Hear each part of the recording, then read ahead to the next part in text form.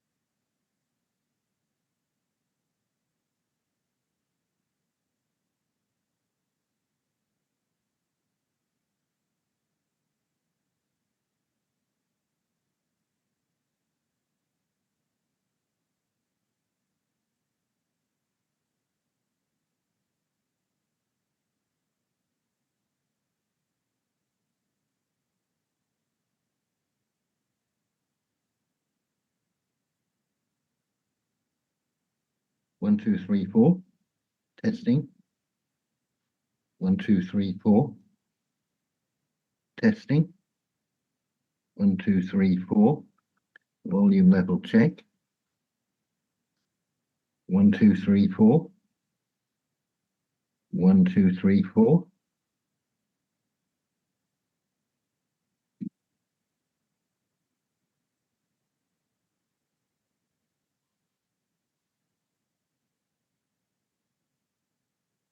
1, 2, 3, 4.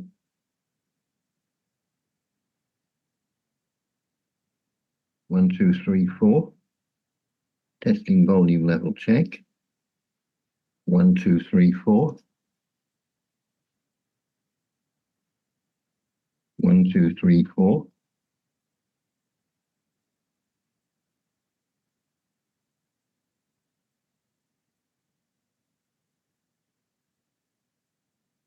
1, 2, 3, 4.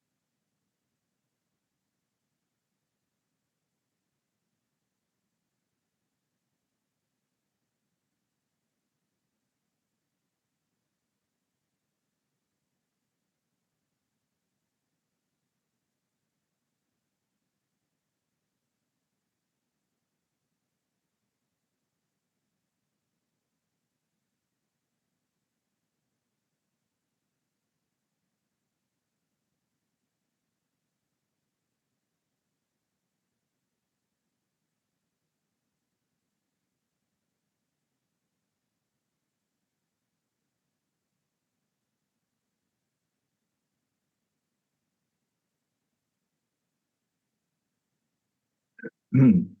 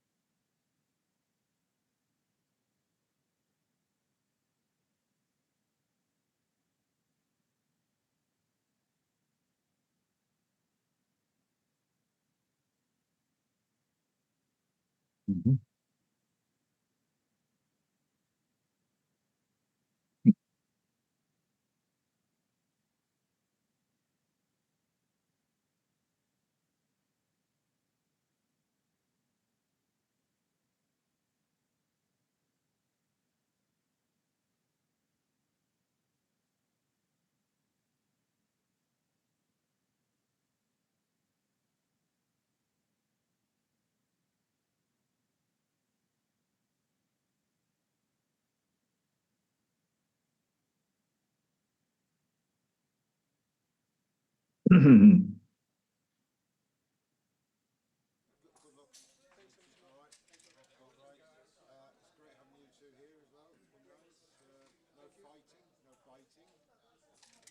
morning, everyone, and welcome to the fourth and final day of the UK Open. So at the moment, we're down to 4 possible winners, and the only undefeated player is Daniel Rosenberg, and there's 3 players with 1 loss, 2 of whom are on the screen at the moment. So based on past events, I think what's going to happen is The three players with one loss will fight it out to see who plays in the final. So, of the two players at the moment, Andre Larsson and Warner Solomon, I think whoever loses this match will be eliminated, but whoever wins stays in, and I think he will end up playing the third of the players on with only one loss. I'm just scanning through, and that will be Christoph Cibula. So they're getting ready to kick off. 9-point match as usual. 6-4 makes the 2-point. Definitely not a bad play. Equal first, I would say, at a level score. So 4-1, I think you have to slot here. The alternative is 13-8, which does look just a bit too passive.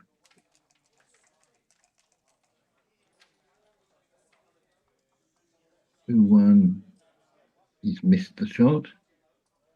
So he's gone for split and down. So making the 2-point gives you good chances of blitzing. So to counter this, White tries to build a prime of his own. And you can see he's managed to make the 5-point now.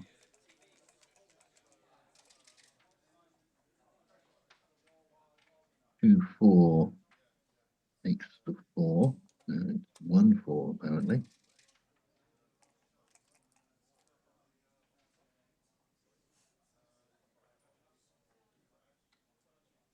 So 4-1. Can attack in board and hit twice. It seems to be what he's going for. I'd have been tempted by 13-9 and 6-5 and concentrate on the priming. 6-5 fans. So I don't think White has got anything yet. Although he's got 2 on the bar, he's got to waste at least half his roll if he wants to cover the 1-point. So 6-1. He's decided on 8-7, which is right. And then the choice is, does he cover the 1-point and go for the blitz? Or does he make the bar point and go for the prime? So, tough decision. Personally, I would pick the priming option.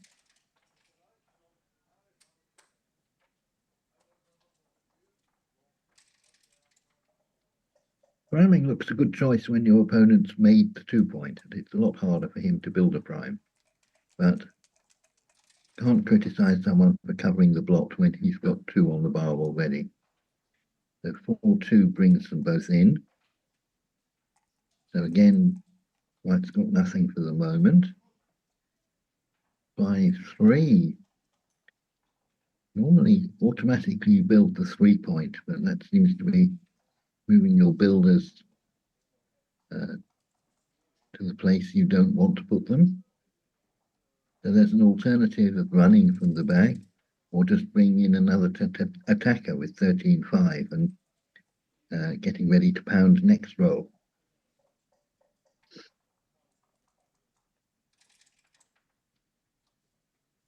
So I'd pick 13-5. This is certainly a reasonable play. So now Blue's got a 4 to hit and a 2 to anchor, and he's rolled 2-4. It's a very good choice. So he anchors to prevent anything going disastrously wrong and hits. So White comes in with 4-1, comes to the edge of the prime on the 5-point. So Blue will be looking to attack that. 6-4, not a good roll. So he can hit once, or he can hit twice, or not at all. And the problem he faces is that White's already got the 3-point board. So it's a very tough play. There's a safe option of 13-9 and 8-2, which Can't be too far wrong. Hitting twice seems to leave 4 blots. So he's looking at just hitting on the 5. And then there's only 2 blots. 5, 6 comes in, hits and runs.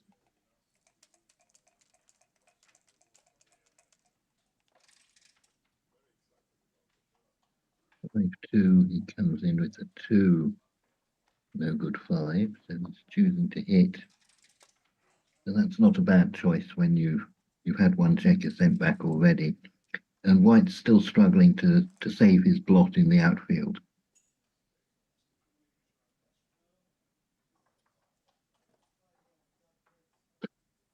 Looks like 3, 2.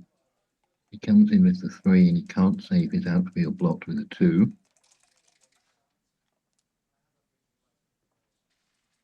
5, 4 seems to miss everything. So I think you just make the 3-point here.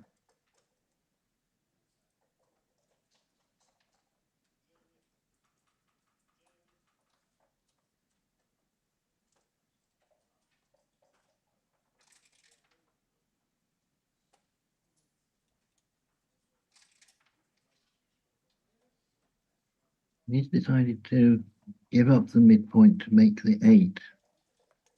So that doesn't look a good idea to me. So he's left a 4 shot, which isn't disastrous.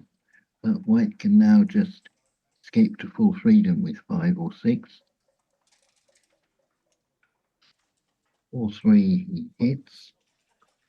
And the 3 really pick one of many options. I think I'd probably pick 14, 11 to try and make it another blocking point next turn. And currently, I think we're out of range of everything. 3, 1, good entry, so he comes in. And I would make the second anchor on the 22 point. Not that I love that point, but if we've got 2 anchors, we can give one of them up to hit and still have an anchor left.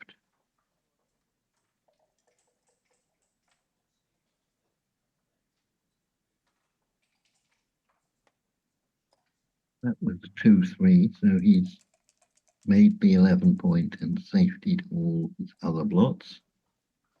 Double 5 for blue.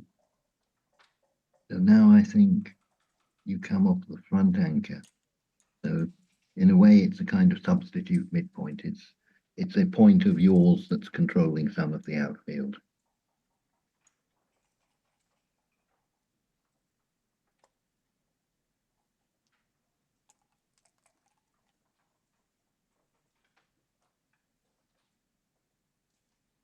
Or 1 just looks like a safe play, 13 to 8.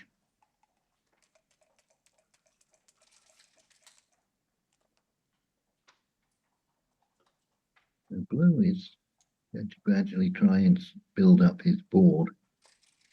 So he's got it up to a 4-point board. The problem is he's only got small numbers to fill the gap. 6, 4 doesn't look like a good number. He can just make the 2-point. That seems to be the obvious play. But if you look at White's position, you'll see he's got 7 points, or as we used to call it, TMP, too many points. So what it means is he's going to have to break a point next time, or just move the checker on the 8-point. So it's a position that's fragile and something might give, and you can see he's virtually forced to leave a shot here. He can play safe by clearing the 6, but I think that's too much of a concession. So this is 13 shots against a 5-point board. I still think it's right though. So if he survives this shot, he should be back in charge. So 6, 1. So if he keeps his 2 points at the bottom of the board, he's got to break his home board. So I think he's got to give up something here.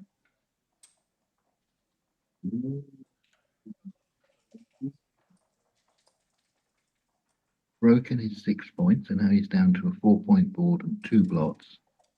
So Andre is sensibly thinking about cubing here.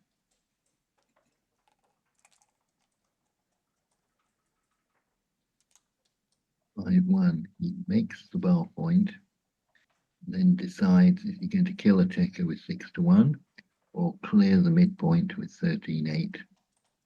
I think he should clear the midpoint when there's 2 blocks in board. But on the other hand, it's blue's turn to move now and something's got to give. So 6-4.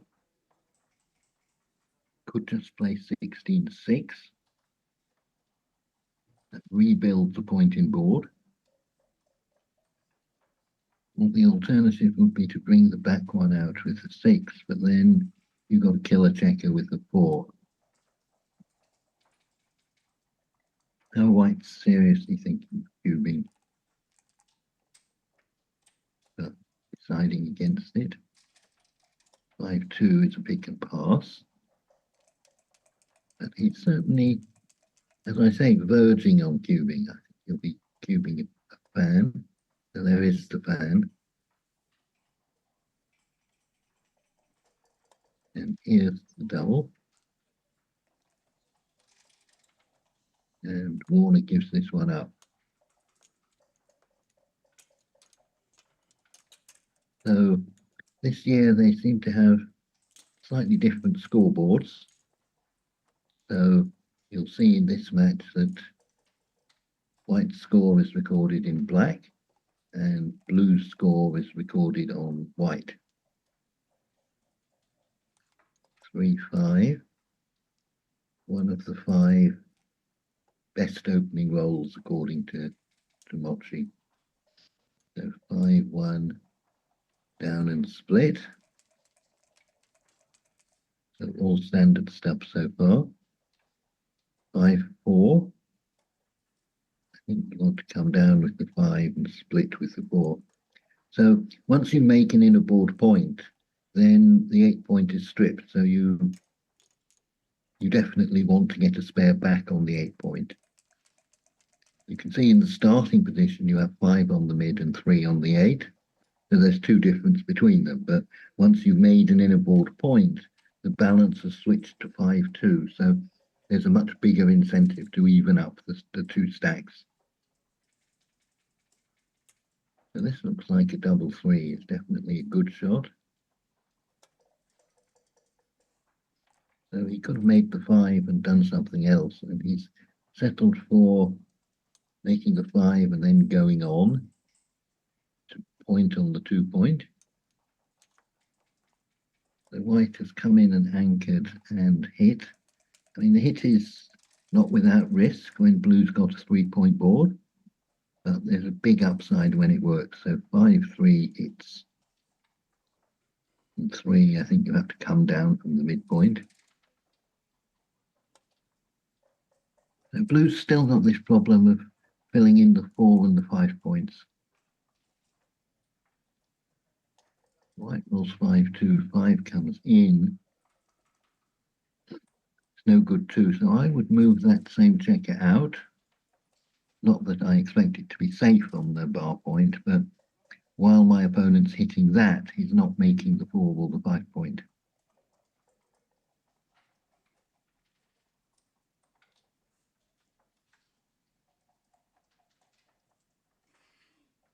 So playing 2 down from the midpoint gives him a good 6.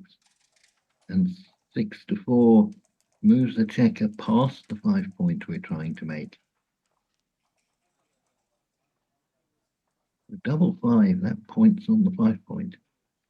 Actually a good shot, but quite a way to go round to get there.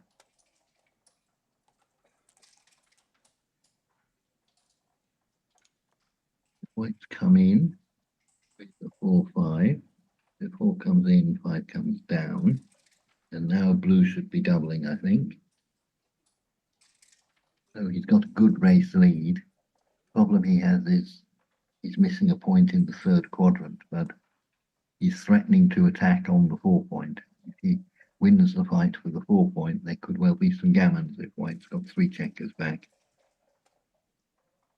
I would give this up, and he has given it up. So scores are now tied 1-1.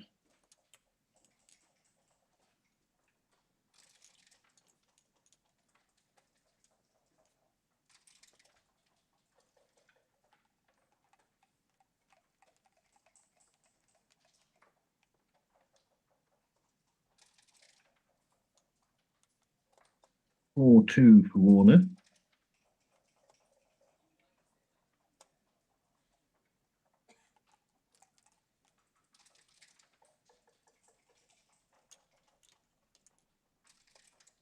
Five three makes the 3-point.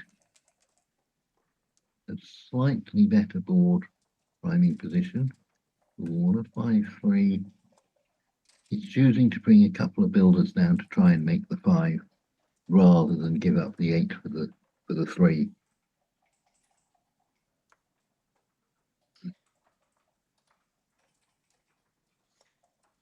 So that was a 1-5, so he's sensibly split with the 1. 6-2 looks a useless roll.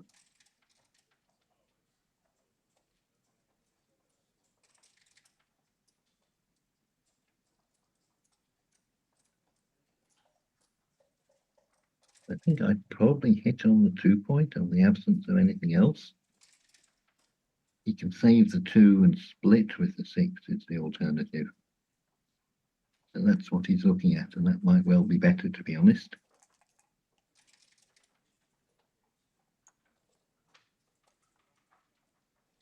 So 4-1, he hits with the 1 and comes up to the golden point with the 4. So black's got a few returns here. Return 6 is usually useful when you come out to the bar point. But he's rolled a 1-3, so he's got to come in with the 1 and hits on the 5-point. 1-6 for white, so he comes in and makes the bar. So now blue's aiming to cover the 5-point. It's a double 4, so he can make both 5 points if he chooses. So he's covered the plot, so that's the first thing to do, and then decide what you want to do with the other half. So making the golden point is the winning slowly plan. It gives you both 5 points and a very good position. Whereas the winning quickly plan was to point on the 2-point. At 6-1, he anchors. So making the 2-point anchor is generally very bad for priming. It means your opponent has utilized all the points he's made to block you in. But on the other hand, if there's too many checkers and there's a danger of being blitzed, then the anchor is imperative to stop you being closed out. So double 6, good for the race, but a bit fast, so he's lost all the outfield. So I know blue has a double here for sure, with the 5 prime.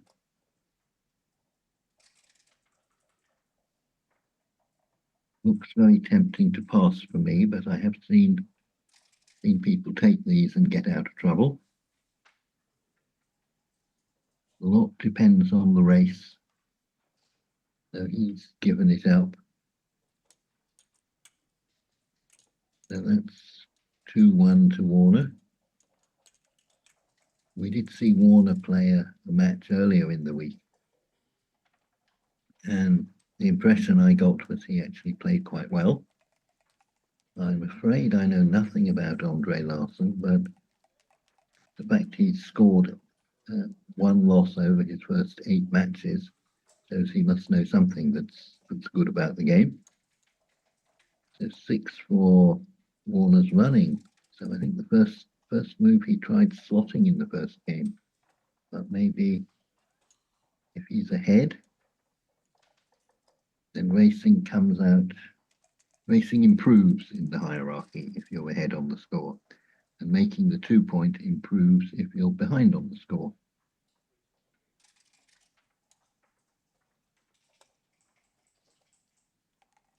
4-2, he just saved his blot. 2-1 makes the bar. So Andre threw in a double four while I was talking about something else, which has improved his game a lot. 6-3. Warner's running his last check, so that looks like the right thing to do. So he can be hit by a 3, but he was missed. The 5-1, he's slotted with the 1, and you can slot with the 5 as well, but it's a bit embarrassing if your opponent can't save his blot. So 5-4 does save the blot. So Warner's position might look embarrassingly weak, but having said that, he's escaped both his back checkers safely.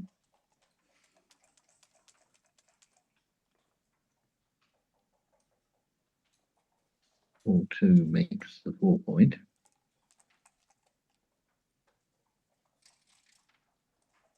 5-6 makes the 3-point. So White's ended up with a 5-point holding game. I'm not sure how the race is. So 6-2 is one of the most awkward rolls. So he doesn't want to leave a direct shot, so the 6 has to play behind. So double 4 is coming forward, so I imagine he thinks he's ahead. Certainly he's only got 4 in the outfield, and his opponent's got 5. 6-4 comes down with the 6. I would automatically cover the 2, but not to say there aren't some other good moves as well.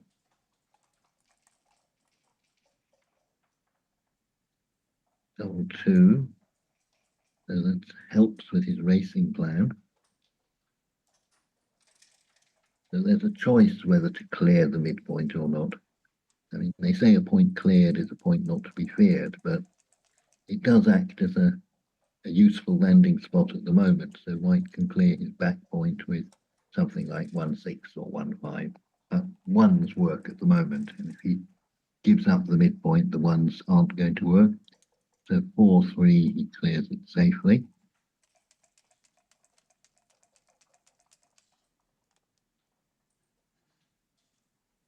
4-2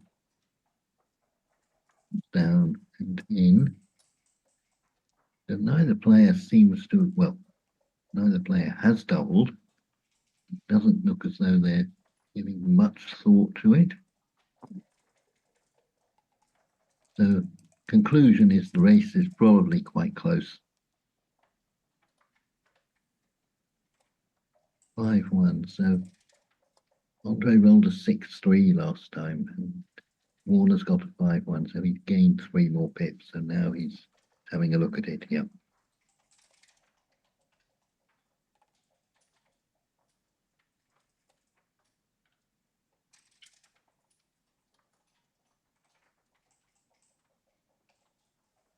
$83.92 is what I've got. So that's the difference of 9. So it's pretty much on the borderline, I would say.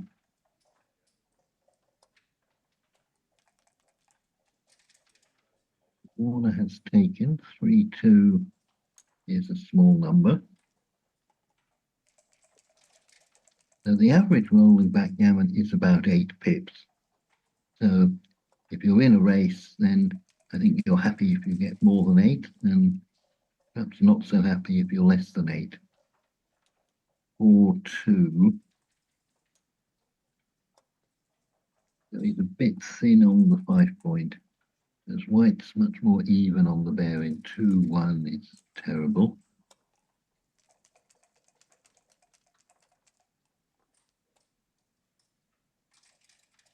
2 then spreads them out with a 2, but he does want to get one or both of those checkers onto the 5-point. 4-2, he can bring them both in, or he can flatten out the distribution, put another one on the 4.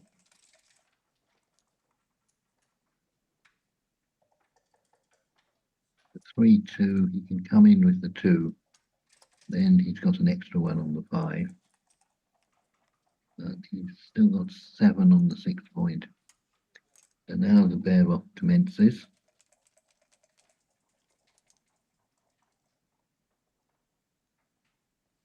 The 3 takes off the 5 and unstacks the 6 and fills the gap with the 3. 2-1 again, 2 off and 6 to 5. So a good rule in the bear off is if you can bear a checker off with a single dice, you almost always want to do it. It's only if you have to use 2 dice to bear a checker off, you want to have a look round and see if there's something else, a better alternative. So that was a 2-1 that he took off from the 3 point, but he could have played 2 checkers to the 4 point.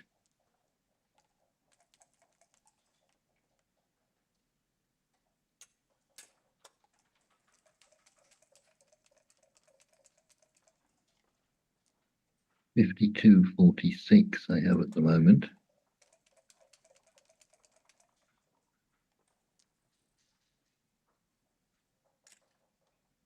I off. 2 is not clear. That's 45 now. 4. A lot of pips. It's only 1 checker off, but 16 pips is almost twice the average. 2 is 2 off, so he got more off, even though he played half as many pips.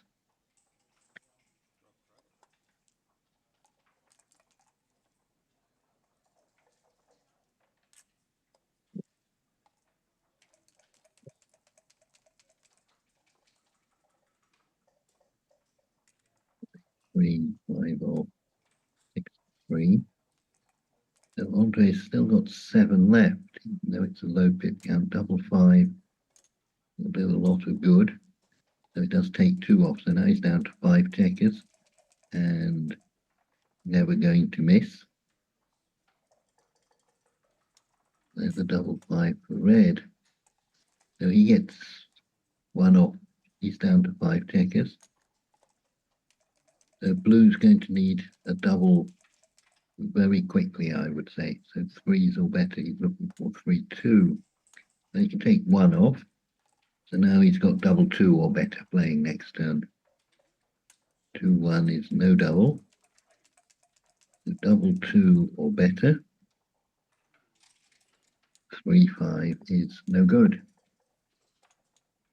So Andre catches up and goes ahead. So now it's 3-2.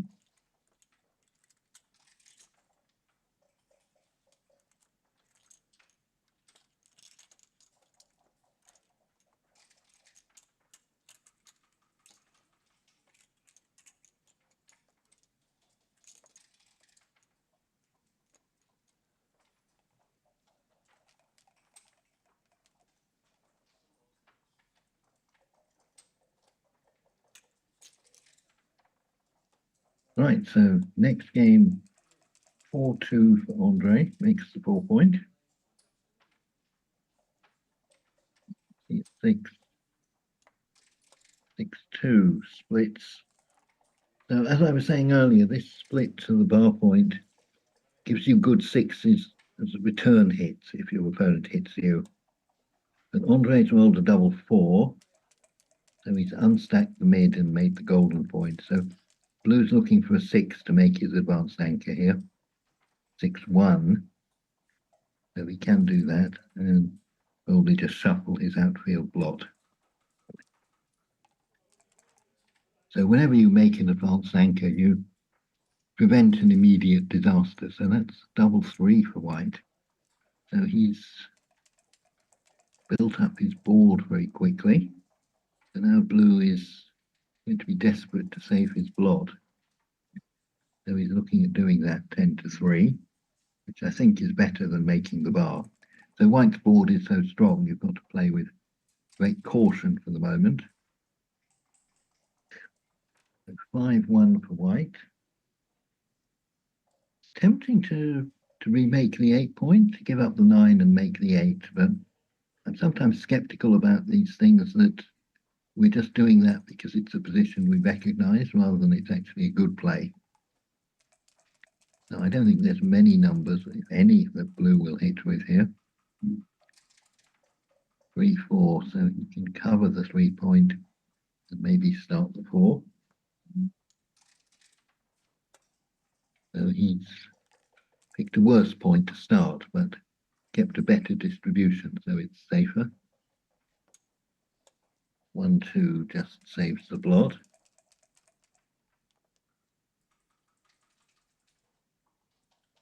6, 4, or 4, 3 rather. 4, 3 just plays safe. So we're in this mutual holding game, and what happens in holding games is nothing happens for a very long time.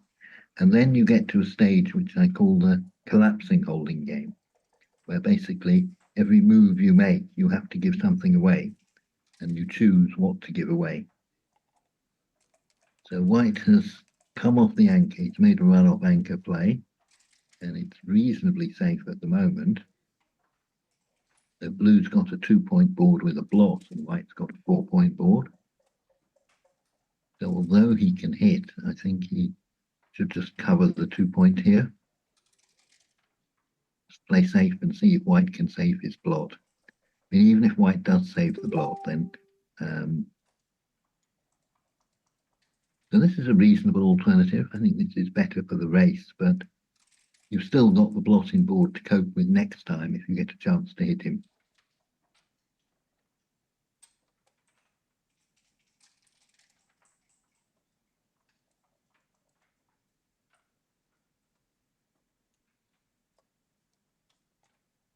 Now the blot has run away. So again, the question is, which numbers will blue actually hit with?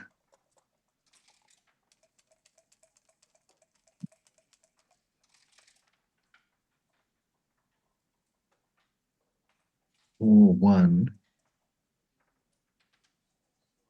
You can hit and save your blotting board, but I don't like getting into this fight when we've got such a weak board compared to our opponents. So white's now coming home. 3, 3, 1. So he can just save the blot on the 11, or he can add the 10-point to his arsenal. And he's trying to figure out if the 10-point is an asset or a liability. And I would guess it's a liability. So you can look at White's outfield points and see if he made the 10-point. He's ended up with 3 stripped outfield points. So that's an indication he might have to leave a shot next time.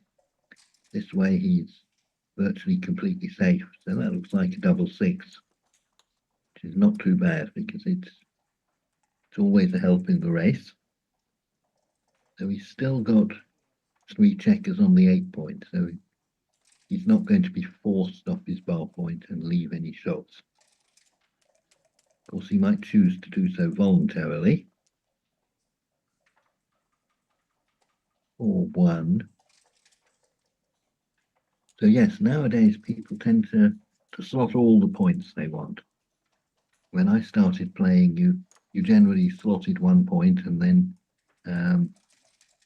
you covered it and then slotted another one, whereas now people have learned from the computer that you can slot more than 1 point at once. So 3, 5, he's thinking about running as there's 2 blots in white's board. The alternative is 8 to 5 and 6 to 1, so saving a 6. So he won't leave a shot next time.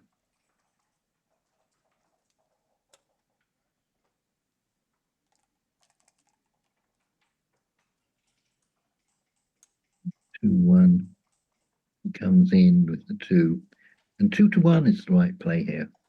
People don't like making the 1 point, but if the 2-point is open, then your checkers on the 8-point are actually aiming at the open point. So you can see when you roll an awkward 6, you can actually start filling the gap on the 2-point.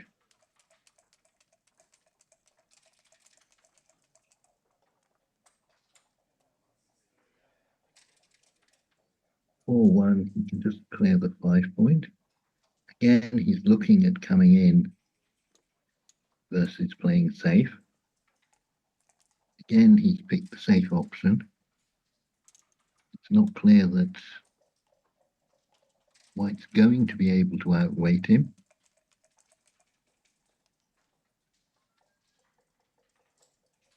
Double two, he's now going for the race.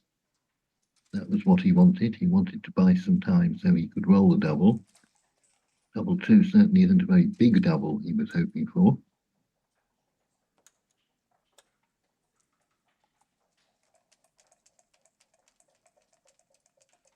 And if you look at the position, you can see what Blue's done is with this extra time, he's played 2 checkers from the 5 point to the 1 point. So he's advanced 8 pips, but it's not really worth 8 pips in the bear off. He's being very shy about leaving a shot. I think I'd be a bit bolder than this.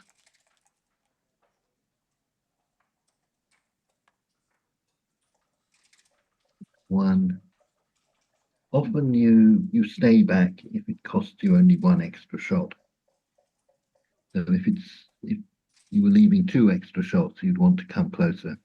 But for 1 shot, you get more chance of holding blue as well. So a lot of blue's ones, he's not going to be able to move off this 14 point. 2-3 he can hit, and then he's got to save the blot. So that leaves 5-3, 6-2, double 6. So there's only 5 shots. Might be able to take if he comes in, but he's stayed out. So now I think it's double pass. There's the cube.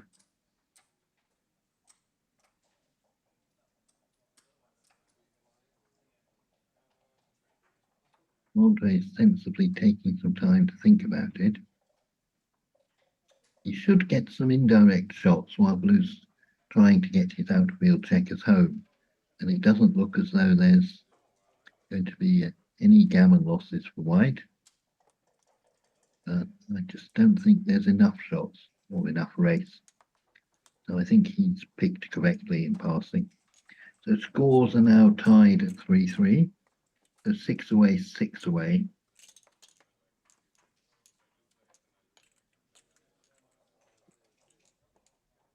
Both of them need an even number of points. So generally when you need an even number of points, you want to double a little bit earlier than normal. So with the cube on 2, it's taking your score to staying on an even number of points away from winning. So 4-2 builds the 4 points, 6-2 splits.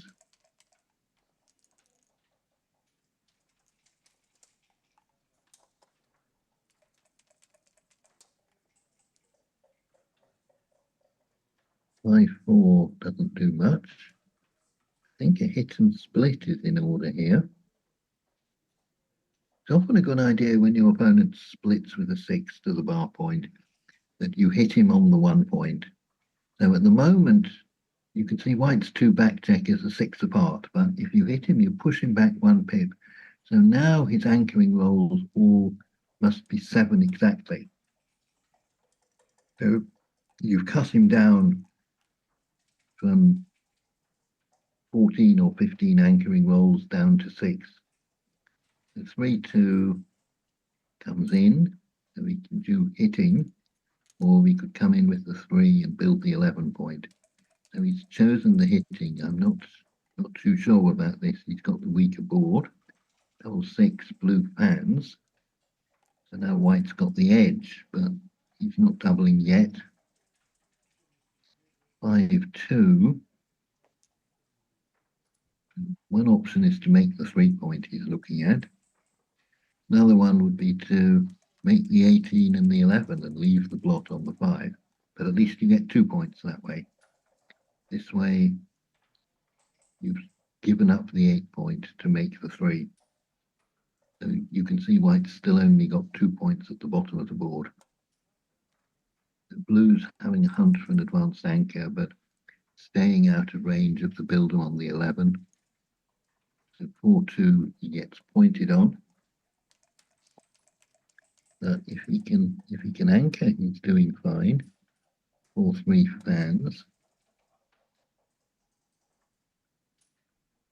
So white has now got 9 in the zone. So he might be able to double. He is doubling, and I think blue has a comfortable take, but he's decided not. I mean, the positive side for blue was he'd got the 4-point made, but the extra negative was his blot on the 1 point. But you give your opponent a point that takes him to an odd number away, it's generally not such a valuable point. So what I'm saying is if you lost 2 points, that's more than twice as much as 1 point. One slots, double one. So with this one, the detail is you're meant to hit here. So the problem is when you hit, blue doesn't have a good 6 from the bar.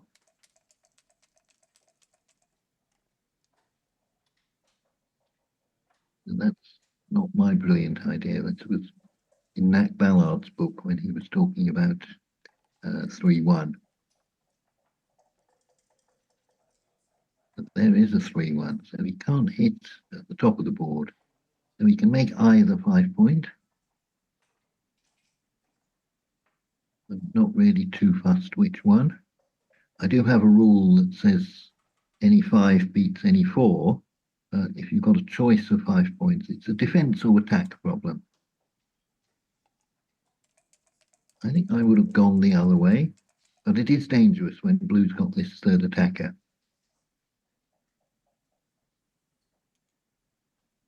So 5-4, he's moved off the bar.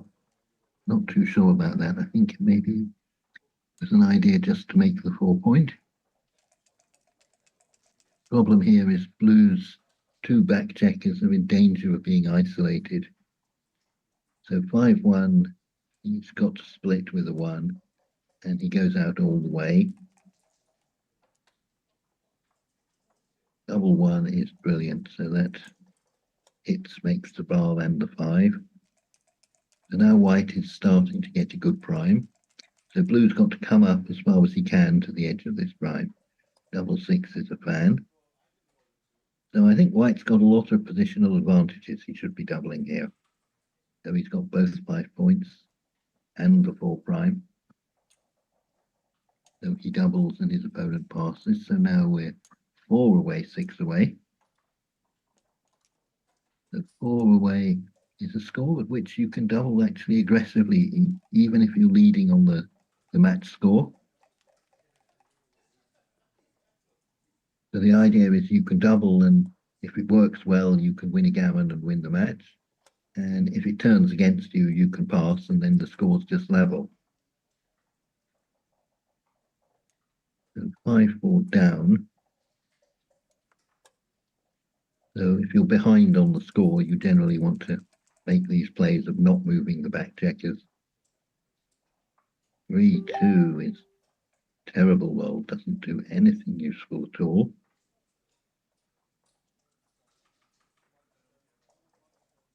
So I'm in a bit of a loss what to do for this. I think I'd probably play 9-6 and then split at the back with the 2.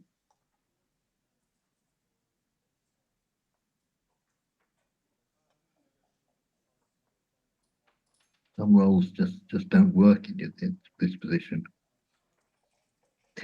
So this builder on the 9 is usually very good. So you've got checkers on the 8 and 9. So 2 dice that are 1 apart you can use to make a point. The trouble is that the point you can make here is the 6 point.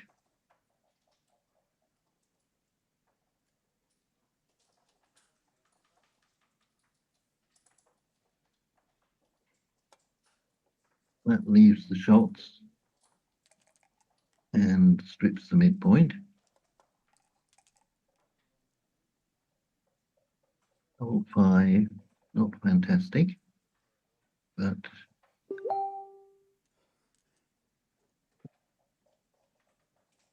yeah, he's making the 3 point. There's an alternative way to do it is 23-13 and just make the 3 point from the 8. But he's used his last 5 to remake the 8 point rather than go to the midpoint.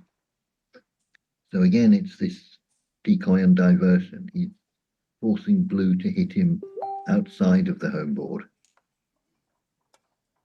So making the bar is very good, but we've had to give up the midpoint in the process. So 5-1. Now we've completely lost the midpoint.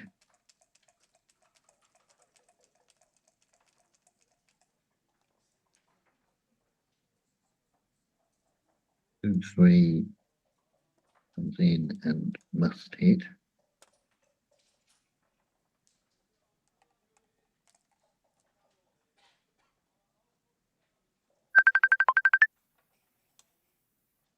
Three, 4 again comes in and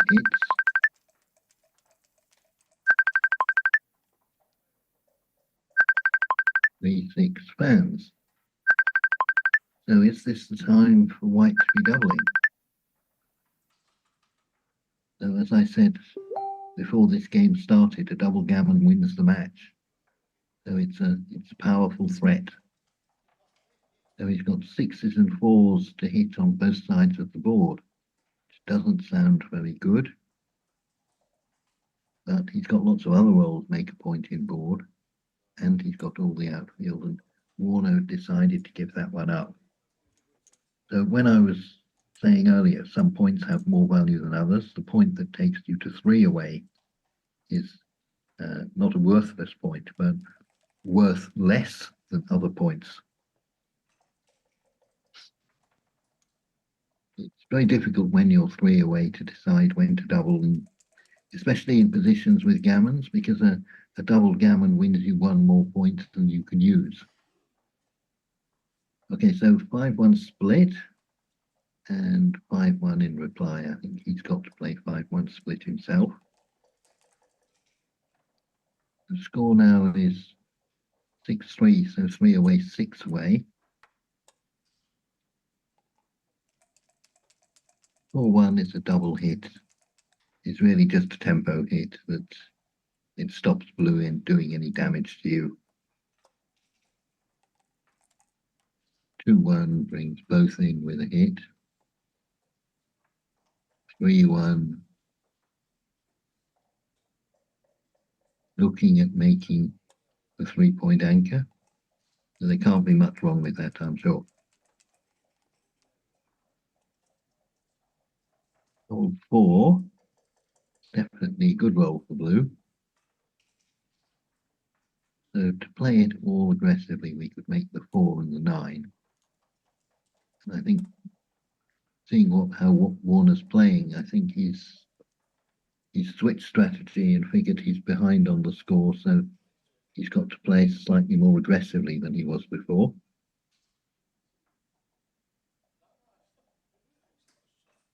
The double 5, he's wondering if there's enough value in making the 1 point.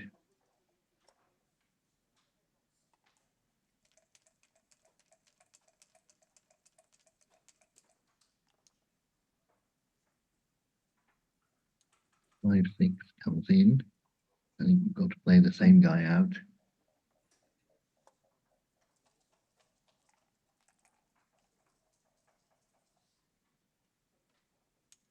4, so he's making the bar point, or looking at making the bar point. And I think he's definitely right with this. So blue's formation was very good at blocking the 3-point anchor. So if he can give up the 3-point anchor reasonably safely now, then that gives him much better chances in the long term. So 5-3.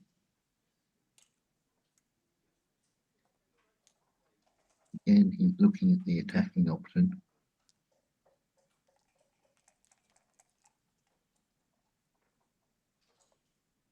4 fans.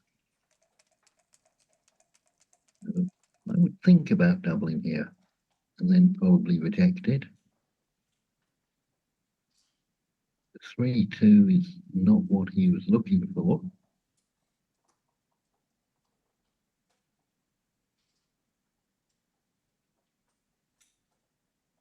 I might pick 8 to 6 and 23-20 here, just in the absence of seeing anything else. And this is a reasonable play for sure.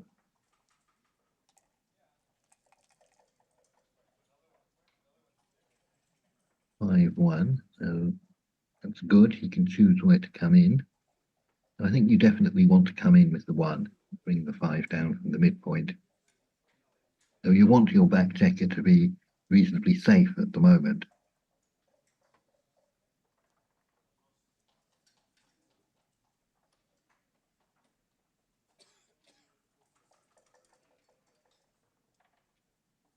I see he's thinking about hitting, right? So we can come in with the 5 and hit with the 1. And we've both got 3-point boards, so it's not out of the question. It does, however, lead to the sort of game that blue would like. Lots of blots and lots of gammons. Whereas the other play is much quieter, just choosing a slow and boring holding game.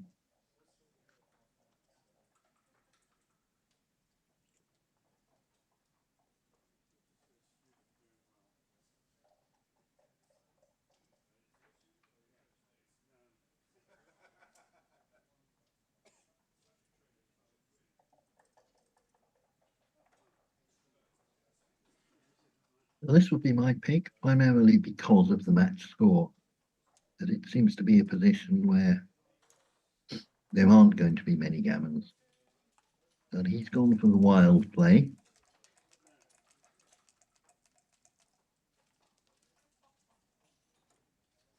5-6 comes in, he's got to hit. So it's the sort of position where whoever fans first will lose instantly.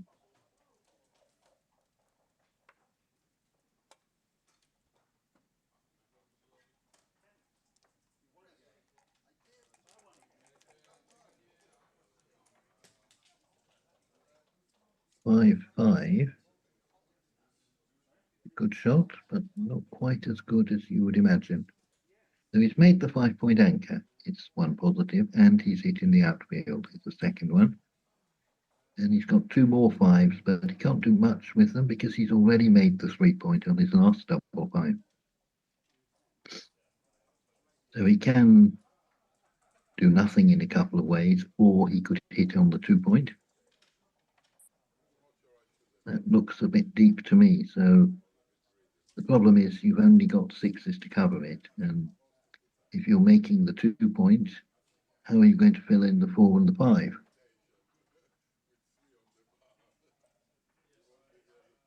Maybe 13-8 and 12-7.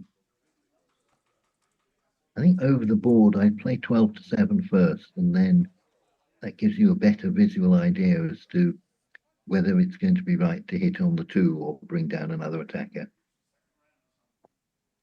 And it's tempting to hit on the 2 because there's another blot at the top of the board that we can exploit when it goes well. But as I was saying, the downside is you're being lured past the 4 and the 5 points, which are the ones you make, ones you want. Okay, so he's picked another play, and it might well be better than my play. So double 5 is definitely good. So he comes in and he can hit on the mid.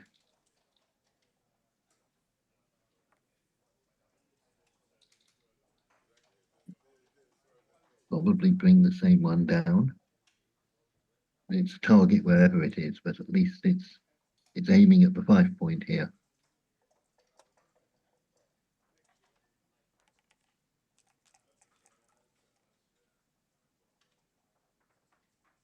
One, 4.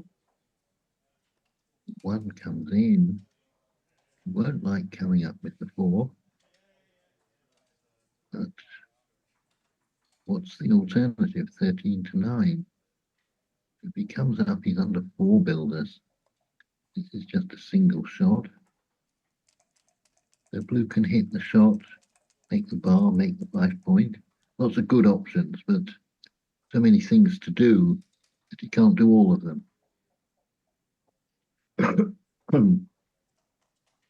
5-2, we can make the bar.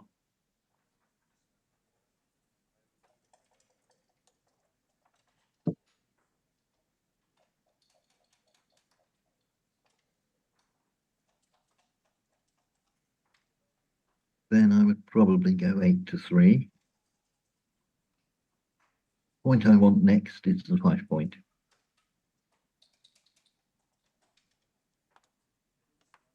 This I think is wrong. So they're actually quite happy with white being on the 24 point. But he can't escape from there now we've made the bar. 2-4 comes in and makes the 9. So saves the blot.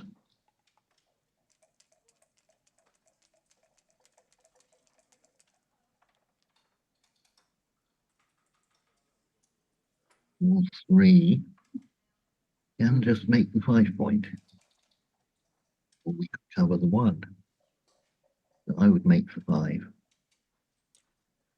I sometimes joke with my students that every game you'll have to waste the roll making the 5 point before you can win. That is a very powerful play.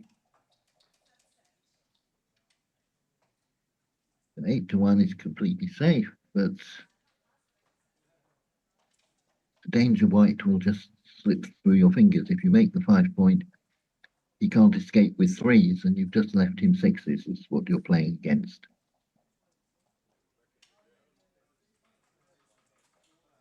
So he's looking at the other one. Nothing wrong with looking at plays. I always think Matt Gaia said something very important, I think, as far as backgammon is concerned, is always look for the second best play. Not that you're going to make it, but at least if there is a play that you've missed, you're more likely to find it if you're looking for the second best play. So 6-1 was perfect or near perfect for white. So he escaped with a hit. 4-6 is in, or 5-6. So it's a 4-6 and he's playing a 5-6. Right, so 4 is in. You can come out into multiple shots or just cover the 1 point. I don't know why you would give him multiple shots here. Not easy for him to hit and safety the blot, but it's impossible if the blot isn't there. So that's a hit and save, and he's just leaving double 5, I think. 3-6 fans. So has white got enough yet? The good news is it's a position without many gammons. So white is in the position to say, I'd like to win 1 or 2 points. Double 1, never very bad. So he could make the 11 point, but that might create some contact that he doesn't necessarily want. So that's getting off the double 5. That I think was why he was doing that.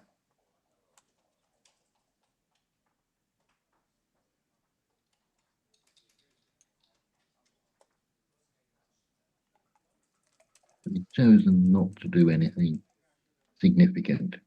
He didn't do anything significantly good or bad. 5-3 comes in.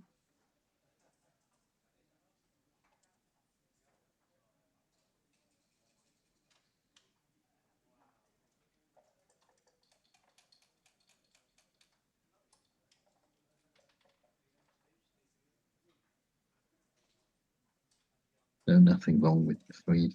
I suppose he's thinking about coming out again. I definitely don't want to do that. I don't mind 6-3 or 7-4. So I've done a quick race count, and I figure it's very close to pip count at the moment.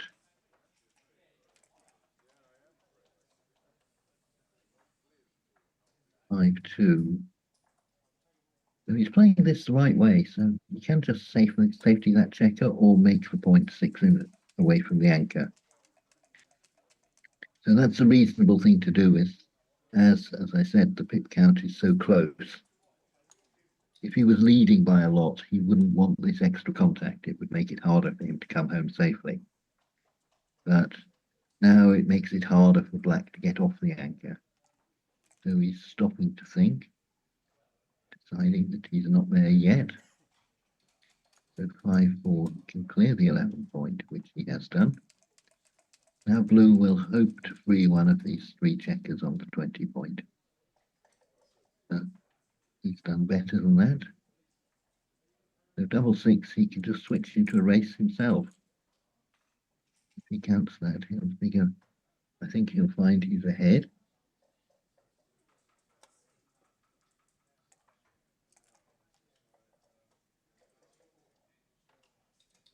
Another double. 3. Make the 4 point. I would probably come off the mid. It does look quite close, this race.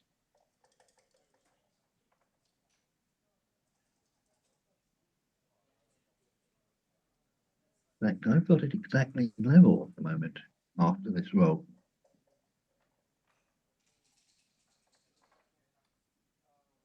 And you might well want to keep the midpoint, but you can't really do anything useful with the threes.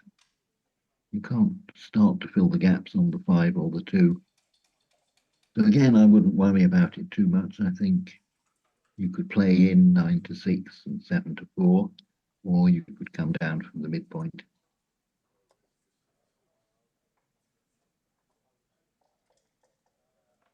And he's doing a count now. 85.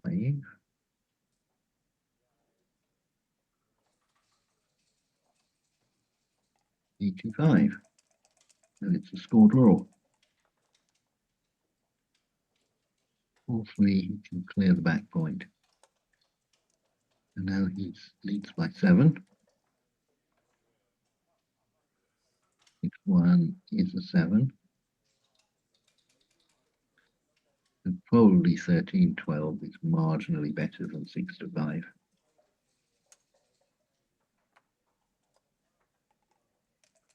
Again, we're still exactly level. 3-1 is very small, but he does get 2 crossovers. 3-5, so that's twice as big.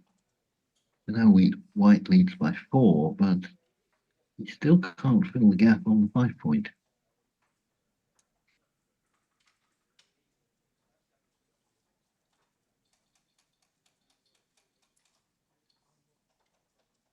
If that's your 5, I was thinking you want to come in from the 12 with the 3. So at least you're aiming at the 5 point.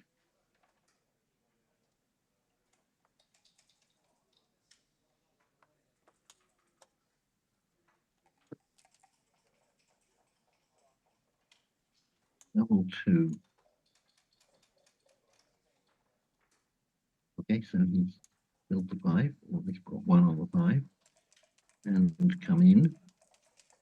Again, race is very close. 5-3 in and off.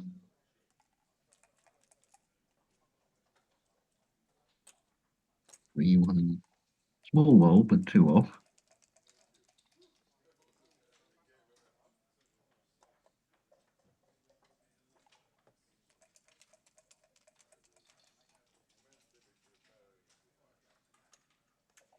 3-4, 2 off.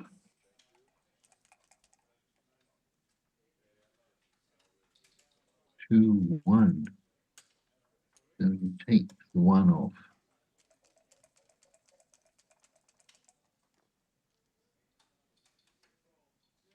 3-1, 1 off. And 6-3. It's a 2. It's a 3, right? So I saw it better than he did.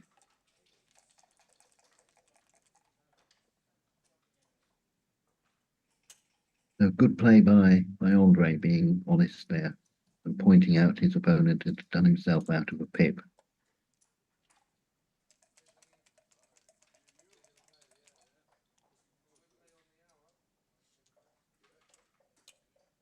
That's a double 5. That should be enough to win, unless white gets something similarly good.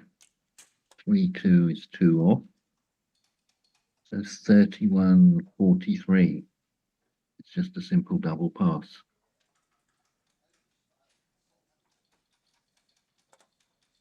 There's the cube and the pass. It seems a lot of work, but he got 1 point out of it. So 4, 6, 5 away, 3 away. They both need odd number of points.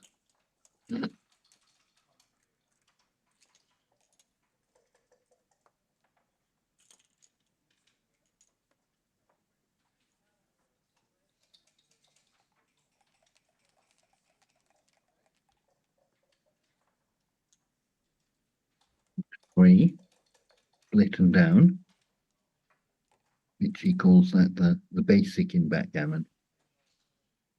If you can't find anything better, then split and down is addressing two of the problems in the starting position. You're unstacking the midpoint and starting to get the back checkers connected. So 5-3 is correctly making the 5 point. I think that's right, that you want to make the better point rather than have the better distribution. So 5-4 is an ugly roll. He can't move the back checkers. So again, he's done this tempo hit to disconnect the back checkers. 3-6 fans. Double 1, definitely a good number. So this looks like the obvious play that you hit and make the 5 point. So blue's now got 2 on the bar. 2-4 brings them both in. Well, I don't think white's got anything here for 2 reasons. One, because of the score, and the other because blue's already made the 5 point. Double 5 is a bad number here, I would say. So it's a lot of pips. It moves a lot of freight, but it doesn't move it to the right place. So that's the best he can do, but that leaves 1s and 4s to hit or 2s to anchor. So 27 good numbers, 2-5 anchors, and then we just come down 13-8. So now we're going to have a battle of the primes. So blue's got less of a prime at the moment, but much better timing to improve it. So I suspect this is a double 3. So Andre is giving it a lot of thought. So there's a lot of good options with this. The one option is, if it is really a double 3, we could play 13-4 and fill in the 4 point and make a 5 prime. But I think this play or some other play he's looking at, that moving the back checkers, I think, is the most important thing to do with this. So this looks like a good play. So he's made the advanced anchor and he's threatening to cover the 4 point next time.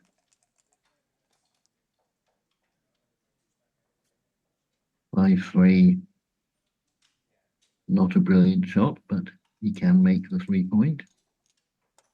So that strengthens his board and unstacks the 6. So now white's looking for 6, but he's had another double 5.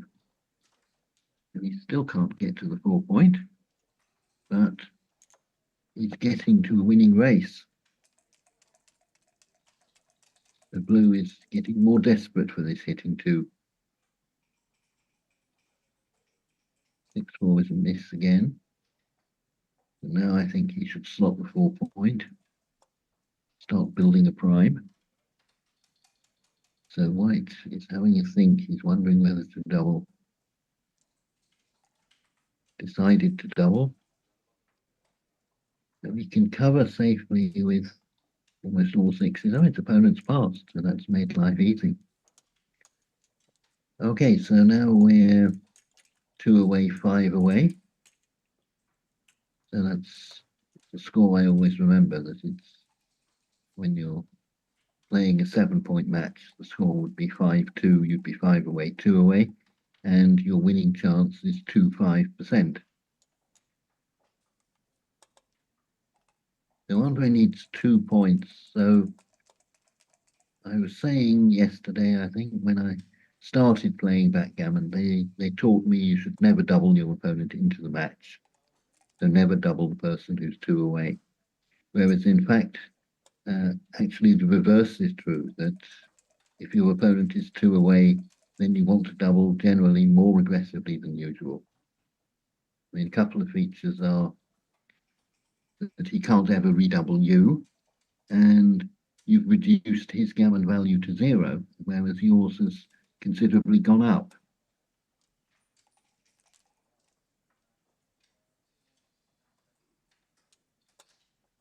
3-4 brilliant shot, makes the golden point. So that should ensure that he doesn't lose any gammons. So yeah, that sort of play, I say, you only lose a gammon when you choose to.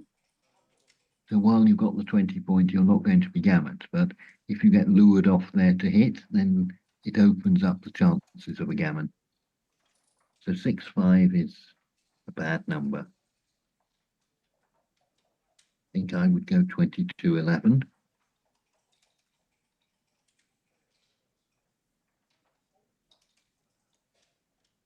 The problem is the 6. There isn't really a good 6. So he's got over it by... Oh, he's come out with the 6, right.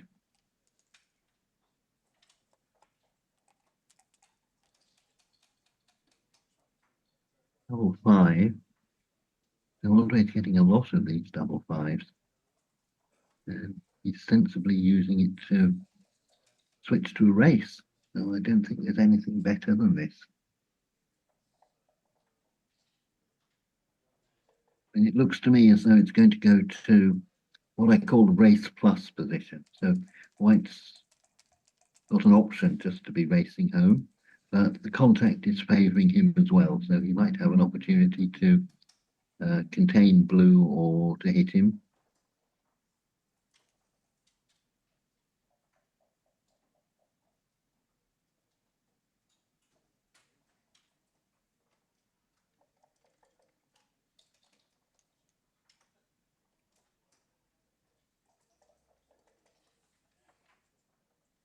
Can't see why he doesn't like that play.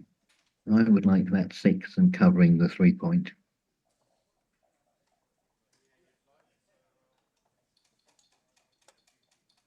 That's what he's settled with.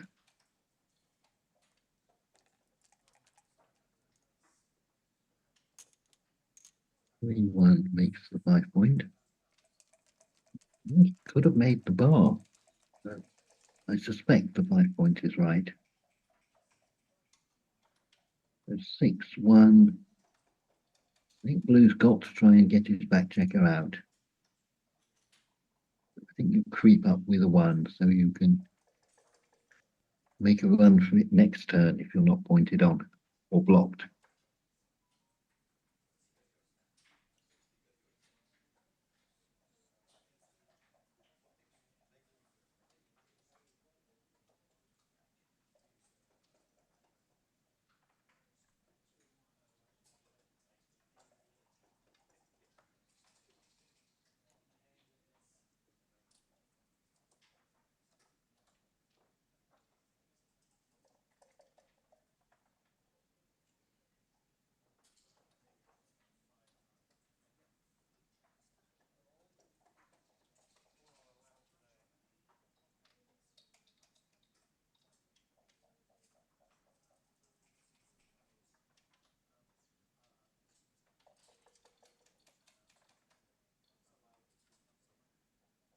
Right, so he's reflecting on going out all the way, but it is into a double shot, and they are what I call free shots, so White can hit them without leaving any automatic return shots. So he's looking at the creeping up. So he's played 2-1s. That's rather clever. So now he's gone back.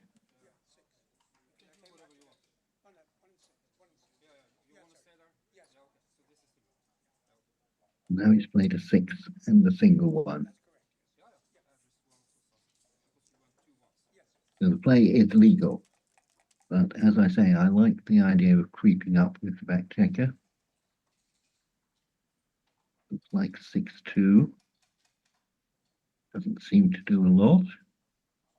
Maybe just 13-5. It's a 4. Maybe it's 4-2. Yeah, so there's a blot at the top of the board, so that's encouraging him to play a bit more boldly. 3-6, he can't move the back checker.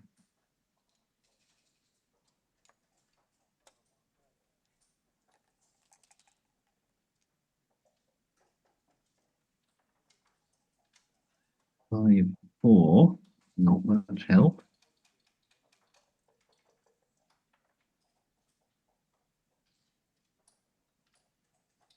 So I'd want to know what the race was like before I made this play.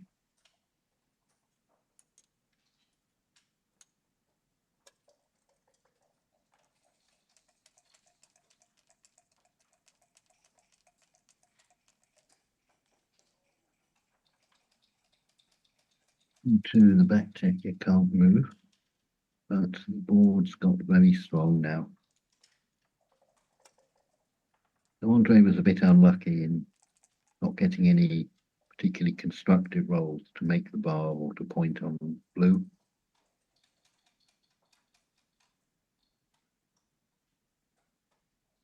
Or two.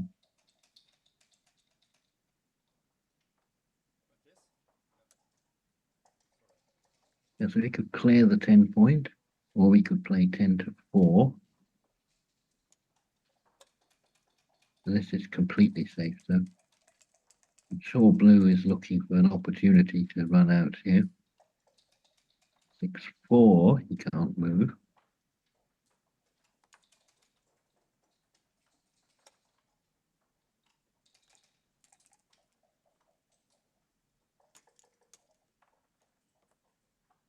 That looks like a pointing number. The white seems to be moving inexorably towards being able to double. 5-4, you can make the ace or clear the midpoint. Making the ace is really trying to win a gammon. Clearing the midpoint is trying to win the game. So I would clear the midpoint here. I think you pay 3-6 as the last shot you're going to give him.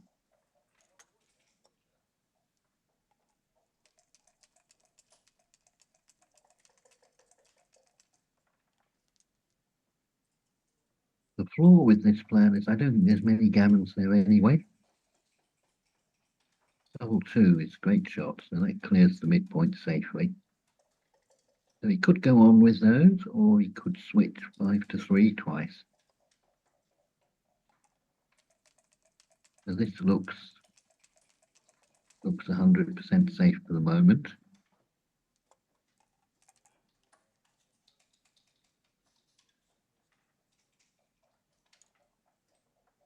One, so it's got to leave a shot for the first time. So he's ended up leaving 2 shots this way.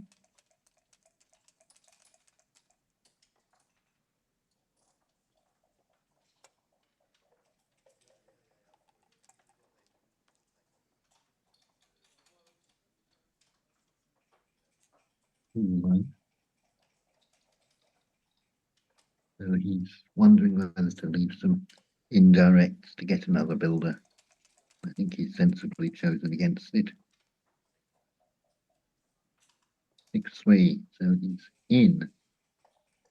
Does he want to run out? So running out, I think, is conceding the game. I think if he stays back, he can probably get doubled out anyway.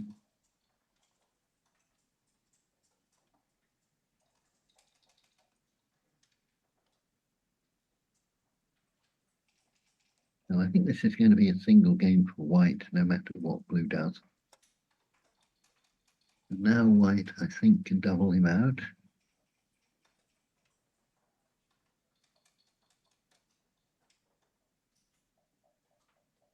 Hmm. 66 against 91. A massive lead. So fives, we've got a safe five, 6-1. 6-1 leaves a shot. 6-5 will leave a shot. I think this is double pass.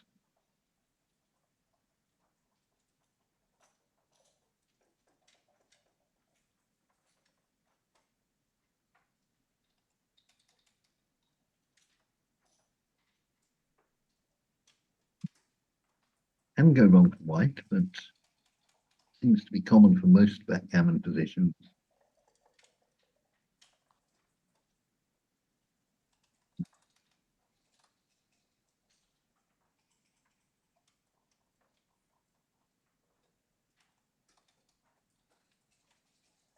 I think they've played reasonably quickly so far, so he's certainly right to use his time for a crucial decision like this. Zooming in at the clock, he's got 4.5 minutes left. The opponent's down to 3.5. So it's gone double pass. So now we're into the Crawford rule. So 1 away, 5 away. So that's a score I call gammon go +1. So the trailer has to win one game and then he's at a gammon go score. So this game is basically pretty close to a DMP, that all you want to do is win the game. That gammons have very low value for either player.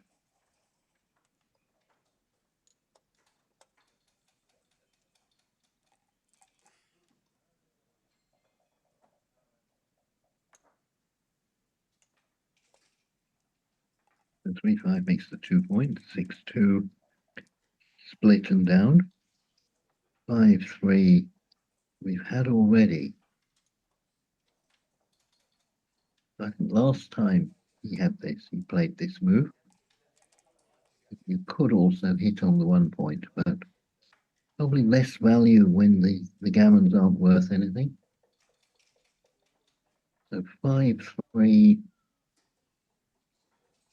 could save some blots or make the 3 point, and I would make the 3 point here. But as I was saying, getting gammoned is just the same as losing, so you shouldn't worry about it. So this is saving the blots. So you don't get hit, but very difficult to improve your position from having a stacked up position like this.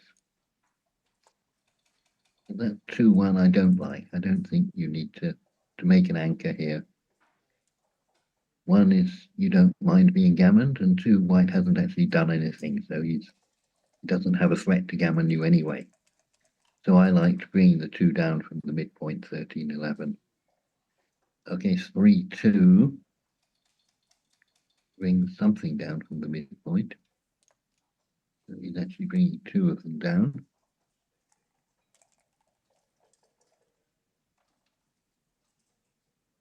5-3. So he can make a point at last.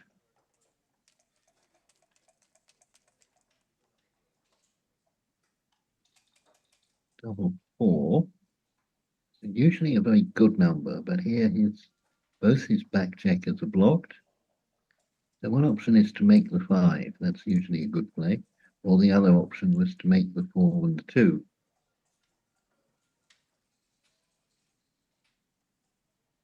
And again, I would follow the rule I was saying earlier, that since the gammons don't have any value, this is a much more gammonish position. We're making deep points and potentially blitzing rather than just making a priming play that's also good for the race.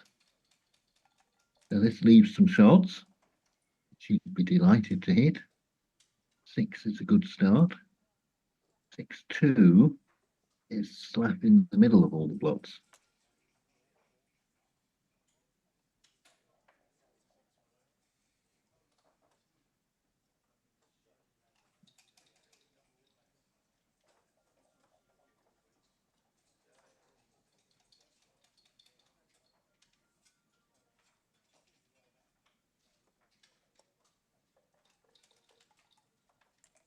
That's safer in less direct shots, but a block deep in your board is problematic. So double three can do some switching. We could just make the 5 point. I would make the 5 point here and then look around for the fourth one.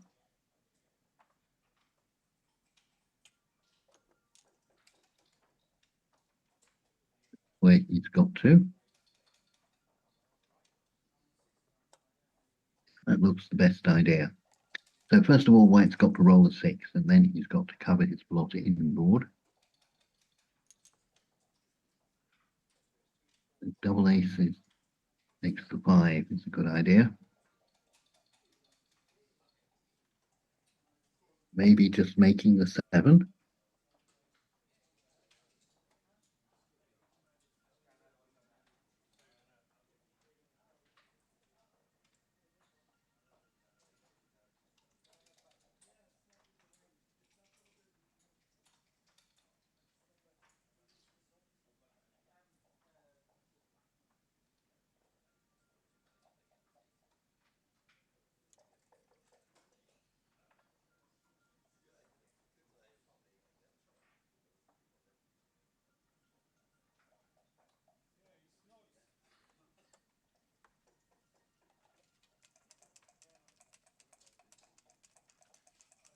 Blue wants a 6 for sure.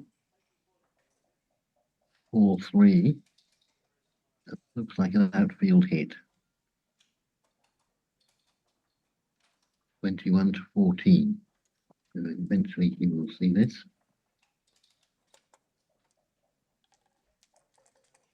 That should be enough to guarantee the win. White fan, so blue should be hitting on the 1 point if he has the chance, but he doesn't. 2-1, save the blot, and the 2 is optional. That's probably the best 2. Double 6 fans. We got 6 and 10 to hit, or 4 to anchor. Then we roll 5-2.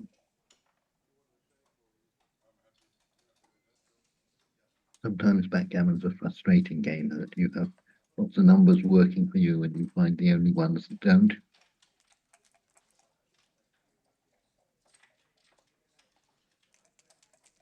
Now he's got 5s and 6s to hit. 6-4. So this is a good choice. He can make the 6 rhyme or he can hit. And I think you should still hit here.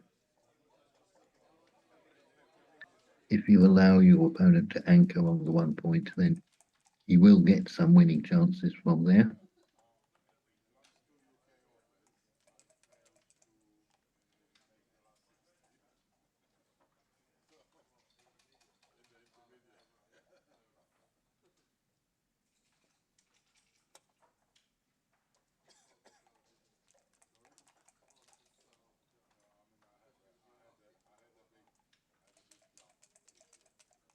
Now he's got 3s and 5s to hit. 5-4. There's very little risk in hitting, and as I was saying earlier, it's probably well worth stopping white anchoring on the 1 point.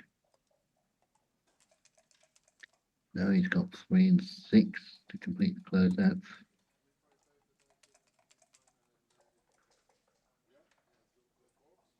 Double 5. Let's do the closeout.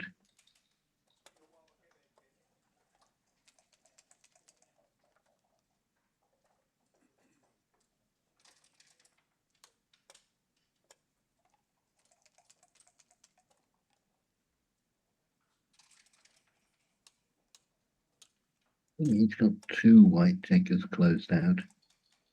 I was thinking a backgammon might be valuable at this score.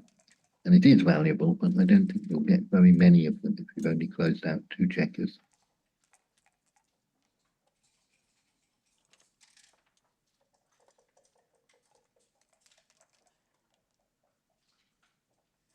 That's the backgammon disappeared.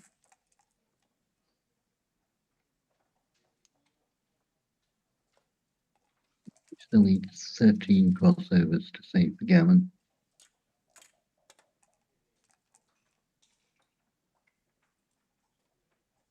2. There's a lot of crossovers. Whenever you're saving a gammon, you almost always want to go directly to the 6 point if you can. So you make a crossover and you waste 0 pips while you do it. So that's why it's almost always correct.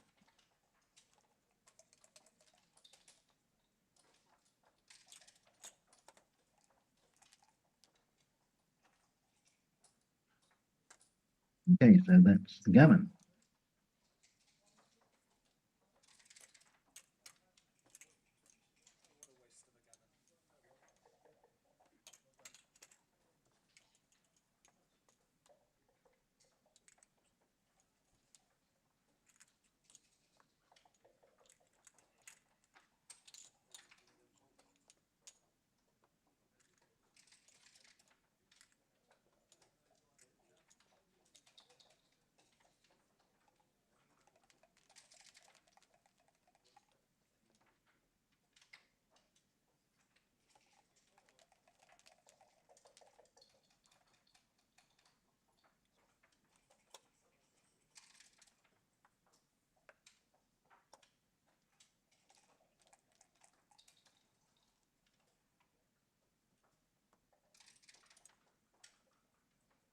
So Warner seems to have elected not to have doubled immediately.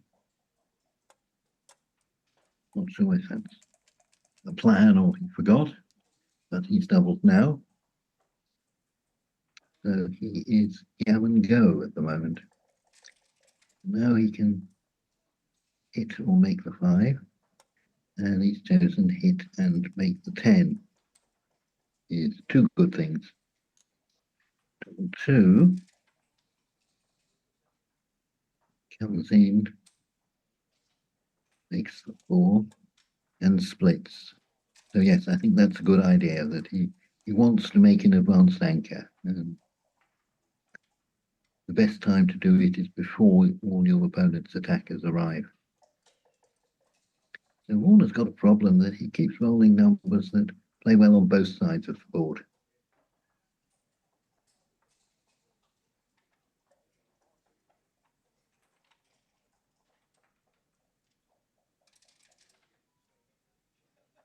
So I'm not sure about this play. My automatic thought was to look at making 2 points in board first. He looked at making the anchor first and then making points in board. 5-3. So that makes an anchor. So that's definitely good.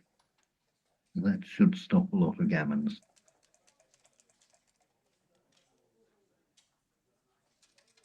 5-4.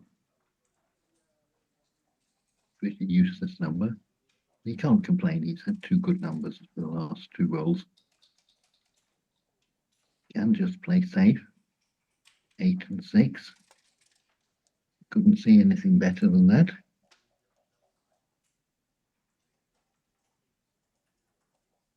3-2. Make the 3 point. And 8-6 I like, yes. So the checker on the 24 isn't really blocked at the moment, and it might be causing blue some problems. The 3-1 makes the 5. And now white should probably start to get that back checker moving. Unfortunately, he doesn't have another number if he plays half as well with that.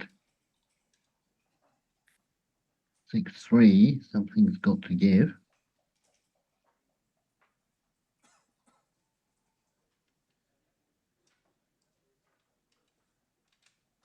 Doesn't look like there's a good play at all.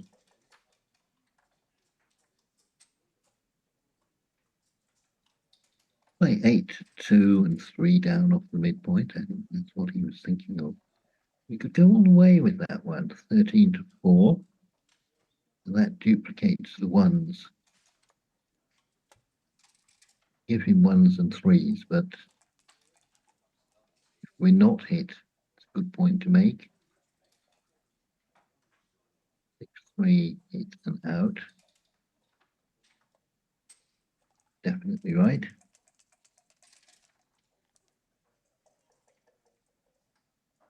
6 in. I would come down off the midpoint.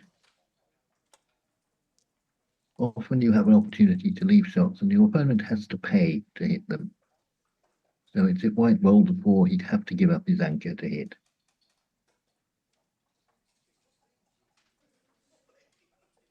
6-2, it's difficult to find a good 6. So he's trying the same trick on blue and saying blue's got to give up his anchor if he wants to hit. 6-5. So he can cover the bar or play safe.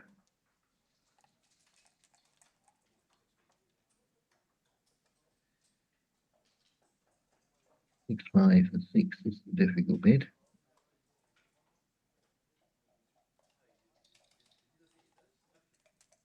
So we're stuck in some sort of mutual holding game where white has got the worst of it because he's got the most backward anchor.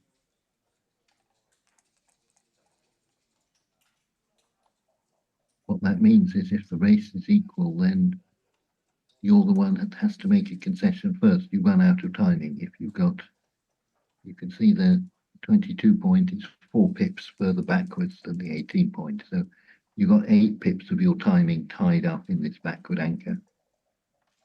Right, 6-2, difficult. Let's say it's ugly.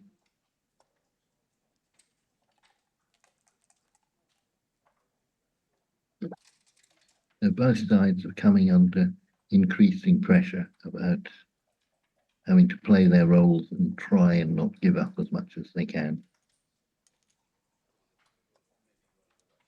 So that plays safe. That might cause him a problem next turn. But it's blue's turn now.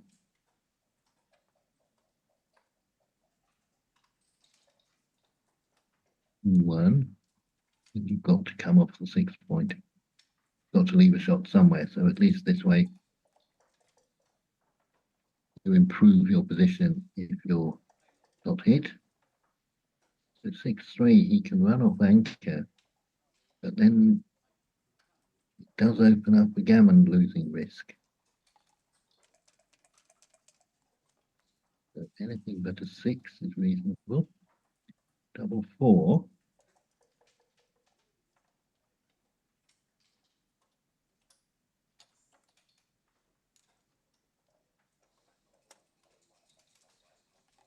Covers the blot and makes progress for the race. 5-1 can't come out safely. So I'm pretty sure you've got to start moving these outfield checkers towards your home board. So in the event of a disaster when you get closed out, you're not going to get gammon so much.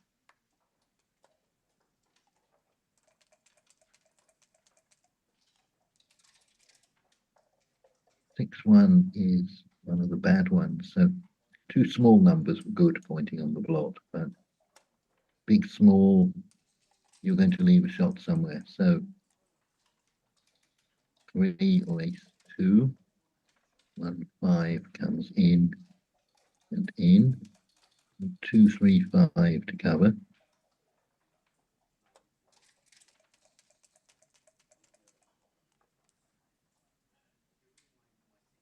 3-1. We can cover and hit. Yeah, so there's 2 blots in white's board. So if you close out one checker and the opponent's got the rest of his pieces home, then you generally get about 5% gammons. And you get another 2% gammons for every pip they have in the outfield. So here you can see white needs 2 sevens, 14 pips to get his outfield checkers home. So each pip costs you 2% extra gammons, so that would be 28% gammons for trying to bring those 2 home, plus the 5% for the one closed out. So blue's about a 2-to-1 underdog to get the gammon, but he's got stuck on a couple of double 2s, so he's had to open up his board before he's got many checkers home. So 1-2 is an awful lot of progress for that checker.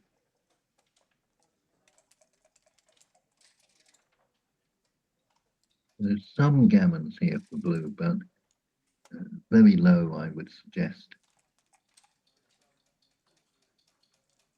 But when you're white, you feel very desperate to come in.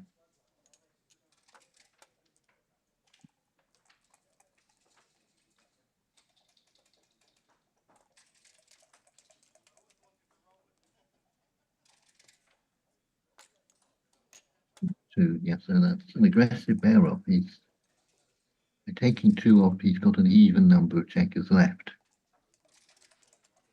So 5-2 came in. I wouldn't have come out. I'd have spread out the ones on the midpoint. So 13-11, but this double 6 does it all on its own.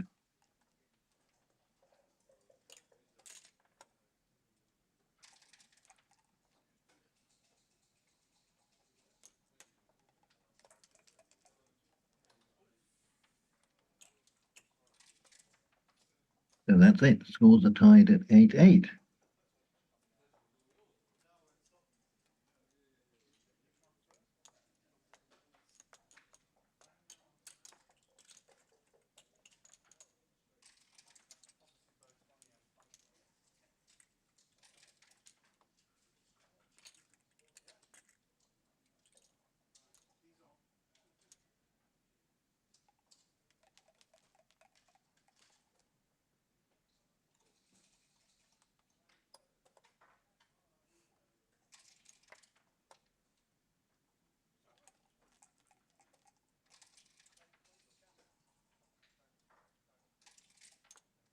So 3-2 split and down.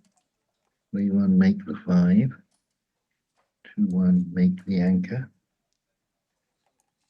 So DMP games generally races work very well. So usually it's not such a good plan because you don't win any gammons in races, and sometimes you lose gammons because you're just racing and not developing. If you're just trying to win a single game, as I say, races work well.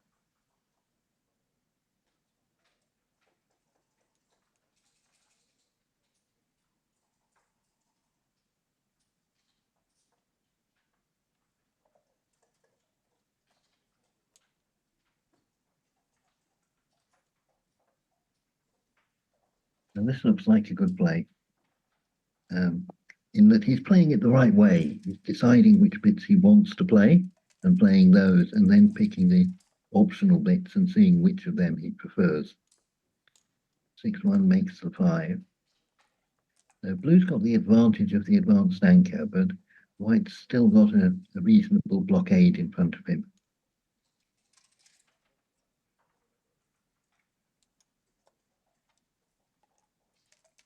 So he makes the anchor, leaves the shot for one more roll. So 6-4 misses. So maybe we just go past.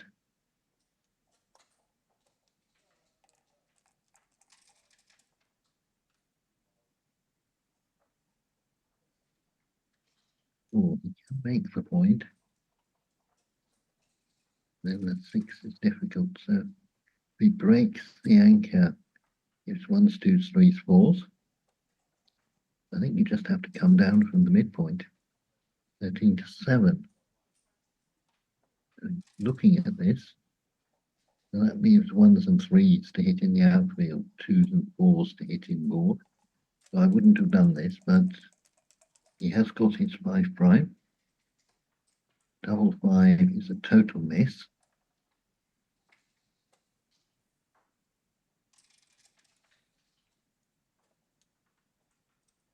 The white is very happy with his play after that roll.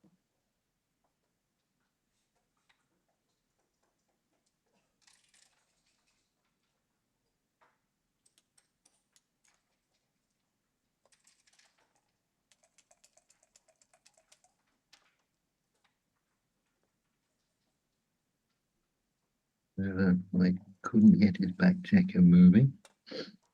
So it's now been hit.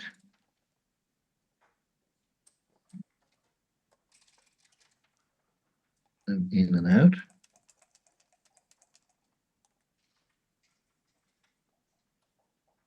5-4, it's a miss.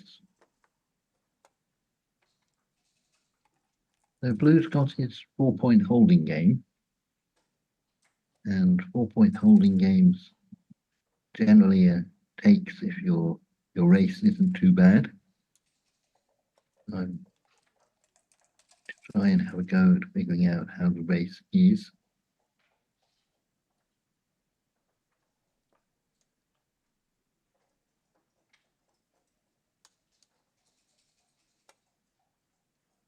No, I don't like this plan. I think he should keep his board as strong as he can and then use the strong board to help him escape.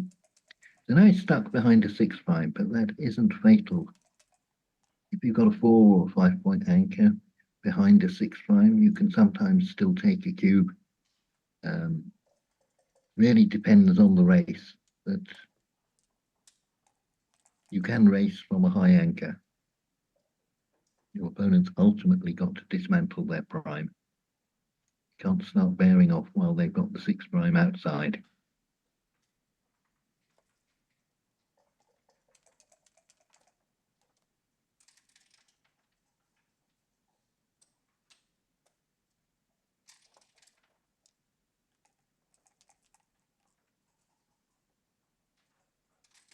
So I've got Blue as having a slight pip lead at the moment.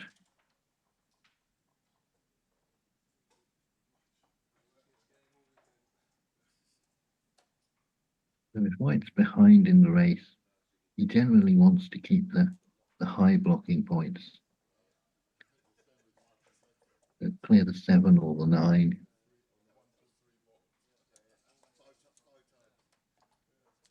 Seven is the safest one to clear, but harder to develop the game after that.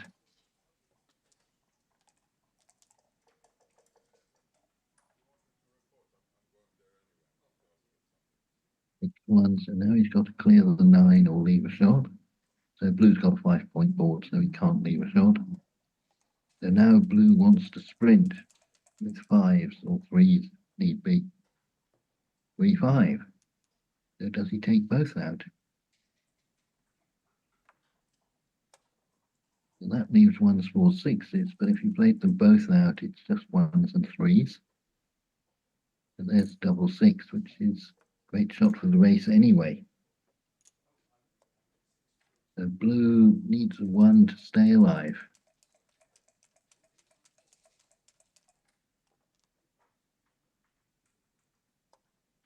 Two. White has 2s, 4s, 7s. 2, 6, so that's a cover.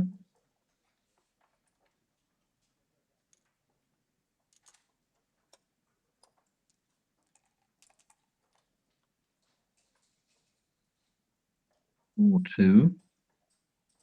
So he could just clear the 6-point. Well, this is 100% safe, so can't be too bad. 5-2, he clears the 6 now. So now he's got 3 doubles, will leave a shot if Blue doesn't come in. The double 4-5-6 are problems. 6-4, not a shot, but now 6 shot leaving numbers next time. But Blue's not come in, he's topped the dice. It stayed out. So 4-5, 4-6, 5-6. 5-2 is his roll, is safe. So I think that just about sews it up. But Blue is staying on the bar, hoping for a shot. Double 1 is perfect. So that leaves him 4 on the back point, so he's safe.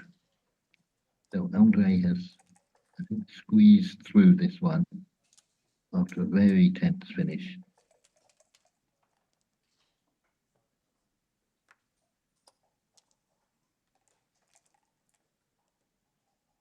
Bad luck to Warner. I think he played well in this, but obviously didn't get the luck in the last game.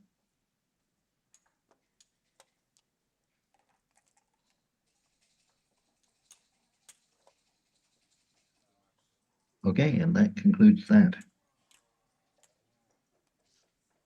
So very tense match. Hope you enjoyed that one. I certainly did.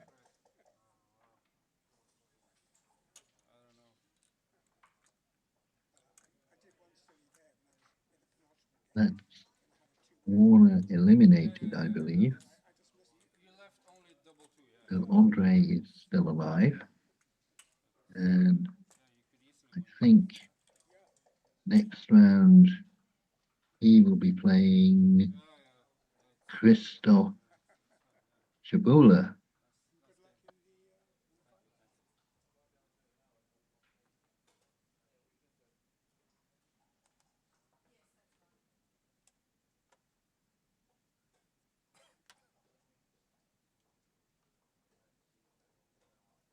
Right, so I thought Daniel Rosenberg was going to get by last time, but he played Christopher Chabula and lost.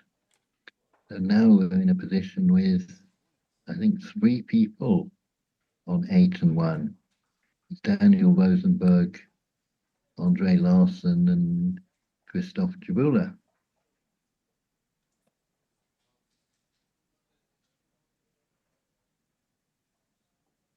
So that's it for me. I hope you enjoyed that match, and hopefully I will catch you later.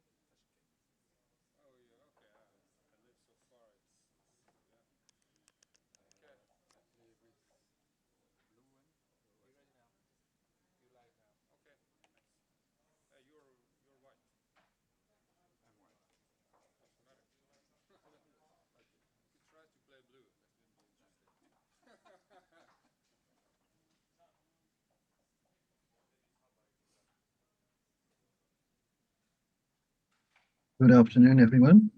Welcome back to the final day of the UK Open.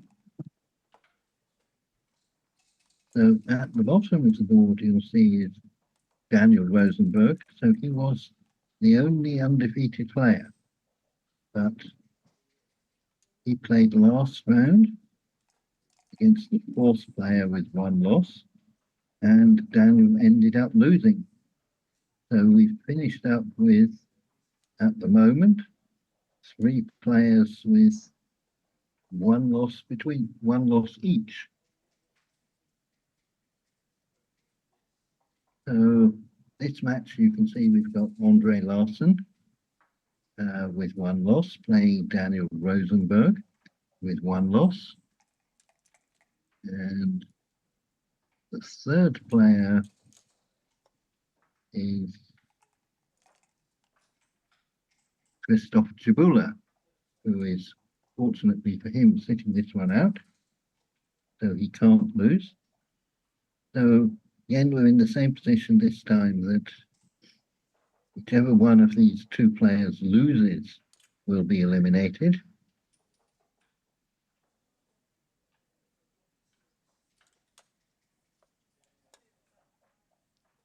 Now, as usual, it's a 9-point match. So both players have managed to make the 5-point.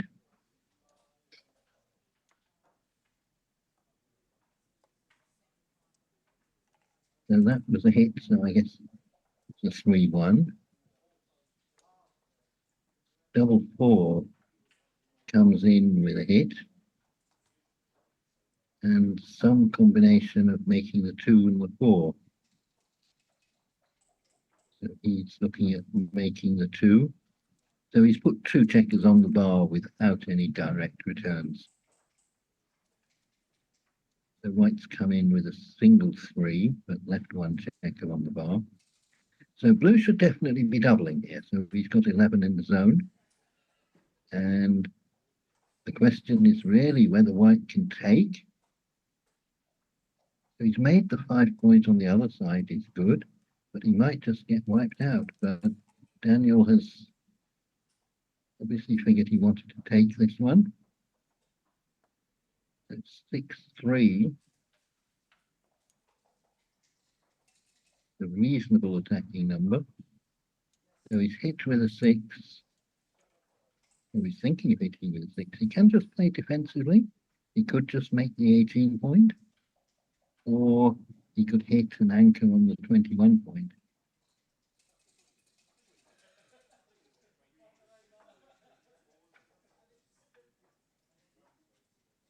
So he's got a 3-point board to 2, and he has doubled already, and white's still got a checker on the bar. So I like hitting and anchoring, which is what he's looking at now.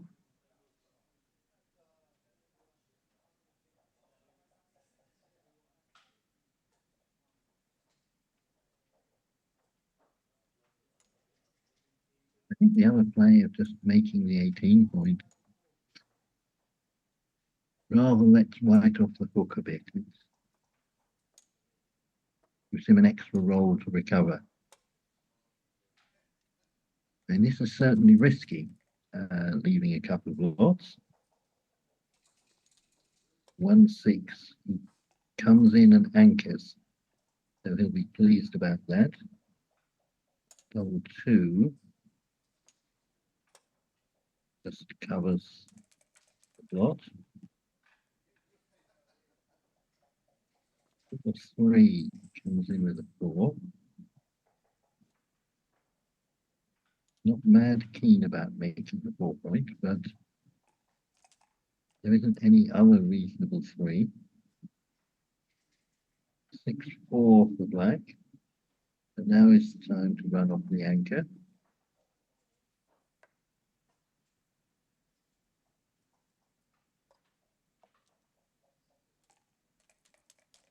And now white has a potential of attacking, but the downside is he's outboarded 4-2. This, this looks like a 6-1. So I think with this roll, you've just got to play safe and just play 13-6. Oh, there's an outside hit. So that's what he's thinking about. So that leaves 2s, 4s, and maybe 5s as returns. So as usual with these positions, this is the play that will win most games, but runs the risk of getting gammoned much more. As I was saying, I missed this move, so I didn't actually say it was a bad move, but I did like the look of 13-6.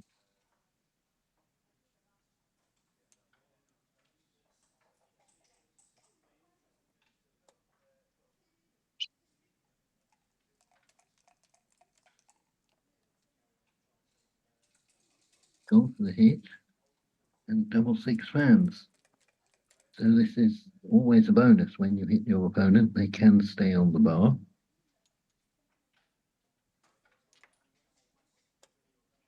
3-2 remakes the 21-point anchor and hits again on the 4-point. 2-6 brings 1 in. So white's still got to keep rolling. It's got to cover the 4 to start with. 6-3, 13-4. So now white's beginning to get some dividend from that risk he took. So this looks like double aces. So after a little thought, he came in and anchored on the 22. 5-4. It's a good shot, so he's thinking about making the blocking point, and he has done. So I was going to say white had equalised, but after that 5-4, he's got the advantage, I believe. At 6-1, he has to leave a blot.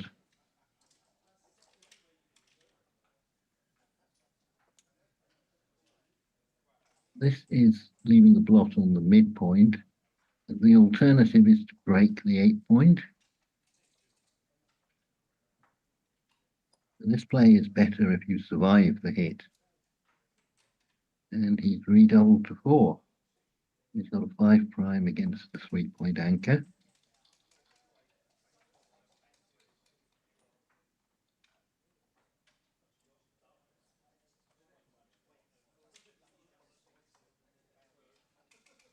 So white can hit with 1s and 9s. So 11 1s, 3-6, 5-4, double 3. So 16 hits. And I think what's also important is his 5 prime will still be there even if he doesn't hit the blot. So I think it's a good double by white. Whether you can take as blue is a different matter. First game of the match, always difficult. So he's taken. So now we're looking for a 9 or a 1, and there's the 1. No particularly good 4. So one of the 2 midpoint checkers from the 4.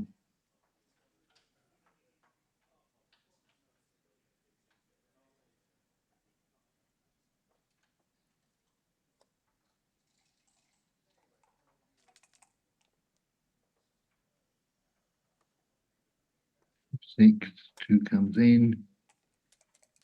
6, he exposes another block to a 4.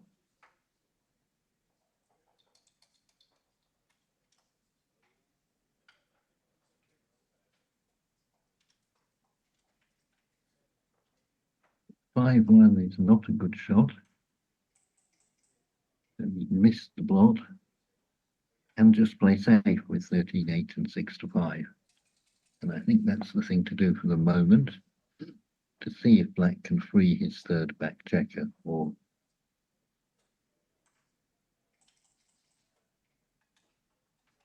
yeah, we can hit with 5-1. We can play 8-2, but don't think it achieves a lot at all. But at the moment, his back check has one escaping number, and it will always have one escaping number whenever it's come in. So 3-1, that's a good number. So he can save his blot with the 3, and then must think what to do with the 1. So I would come up with the 1. I think being split at the back, you probably won't want to come out with a 4, even if you can, if it involves breaking the anchor.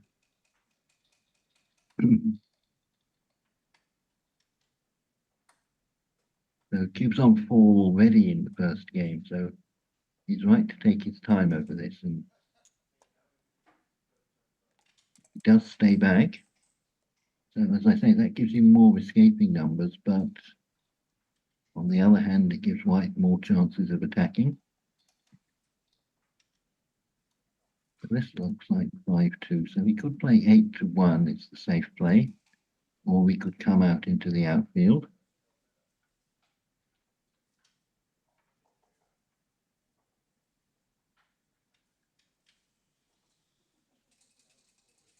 I would settle for 8-1. Far from ideal, but nothing can seriously go wrong if we don't break the anchor. But he has broken the anchor, so blue can now attack with 1s and 2s, or get out with 4s and 5s. Double 2, perhaps too many 2s. So I think there's a good play here is 6-4 3 times, and then 5-3. And that way we've killed 6s completely. So we could use 4s and 5s to escape. Small numbers to attack on the 1 point. And at 6s we don't have to play. Right, so that's what he's done. So white would like a 6 here, but he's fanned. So now blue's got all numbers that aren't 6s working. 2, 3 makes the 1 point. So white's getting a bit more desperate with 6. So there's the 6. 6 and 5. So it looks like it's the same one. I think we're leaving any hits there.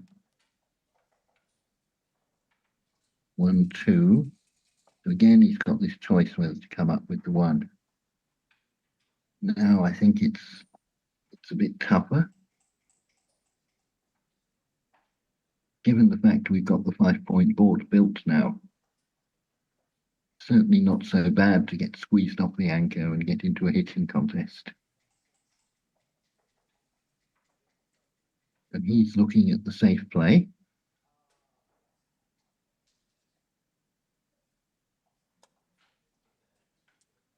And this is a play that's going to lose a single game most of the time, I think.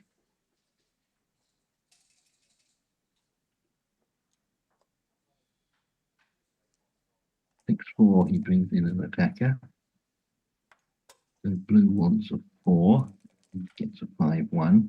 So he's killed 5s and 6s now. 3-4. So that looks like a good play. So white's keeping one guy in the outfield to potentially hit some escapers. Double 3, he loses the 4 point. Double 1, good flexible roll. Maybe you play 8-6. Move 2 pips up in the outfield. That way you're leaving 4-7 to hit you. Or you could come in 8-6 and then 2-1 twice. It looks very neat just to play 9-7 twice, but then you're allowing black to escape a lot more freely. So this is doable play. I didn't like this because we got hit by double 4, but maybe we want to get hit by it. Okay, 4-6, one of them makes a bid for freedom. It's looking for a 2 to hit, and it's got it. 6 is not good, but same guy comes down. So now blue's down to a 3-point board. White can start thinking about making something in the way of trap plays. He comes in a return, hits 4-2, doesn't do much, so he's looking at hitting this guy. I think I'd probably let it go. I would go to the 6-point.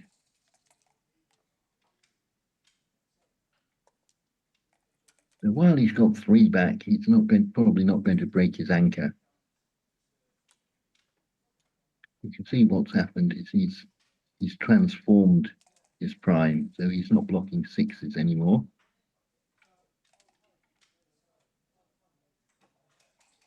3-6 is in and out. That seems to leave 8s.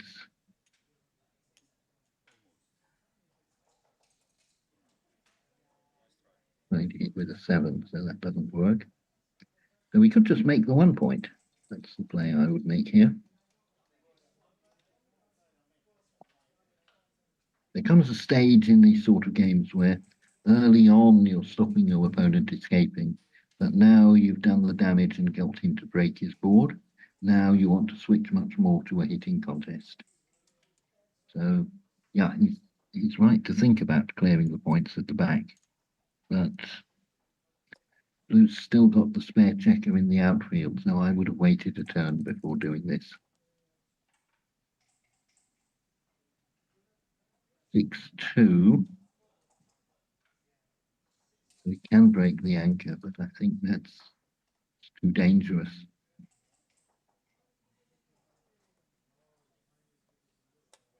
Yeah, so he's gone for the hit, and I think that's right.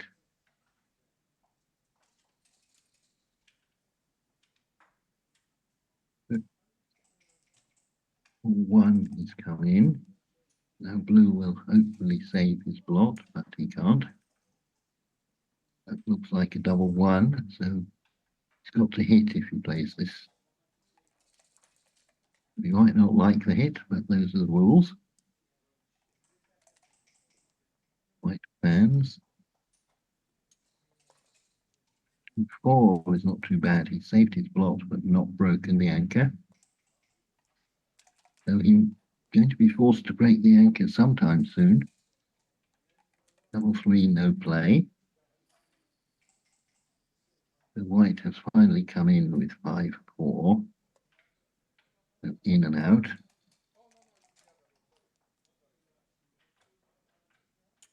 2-1. Nothing.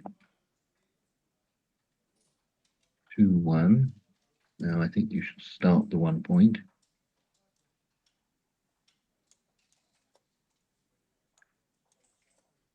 Come up to get hit by double 6s. Or at least to be attacking black's blot if he comes out with a 6. 4-1, he makes the 1-point. Aiming for potential closeout, but blue's rolled another double 1, so he's not coming off the anchor for a while.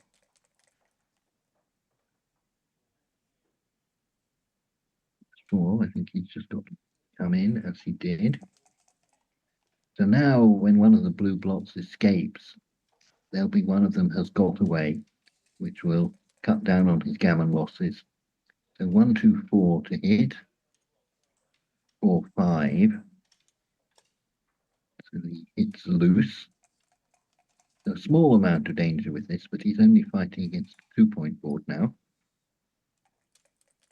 1s and 2s to close the board. 5-2, he does it. So we can see there's only 8 pips to go in the outfield. So gammons might be around 20% or something. But white's correctly bearing off very aggressively because he's only facing a 2-point board on the other side. What that means is if he leaves a shot and gets hit, then he'll probably miss out on the gammon, but probably still end up winning the game. Double 5. There's the 6-pointer takes 2 off, so black's racing to save the gammon, and he might well do it if white doesn't get another double. 2-1 is the worst possible. So at least he's got double 6 working next roll.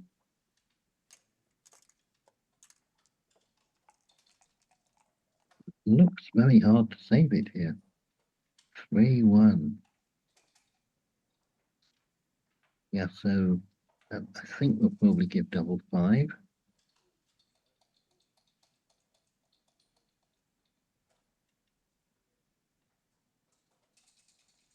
4 doesn't work. Yeah, you place the back one all the way, double 4 doesn't work either. So this is the best play. It gives him 5s and 6s to save it. White's got another double. So white wins 8 points. So that takes him to Crawford, 8-0. I'd ask for a lot more in your first game.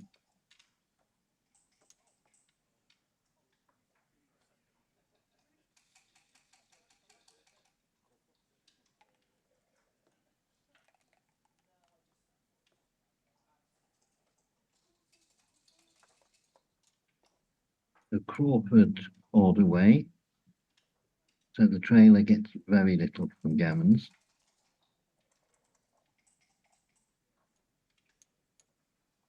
One slot, 4-2 hit and down. 5-2 come in and make the 11 point. So that was a little disappointing. He had 1s, 3s, and 6s to return hit. So 4-1 can hit an anchor, or he could make the bar. Certainly don't think there's much wrong with this play. So that, I think, is a double 3.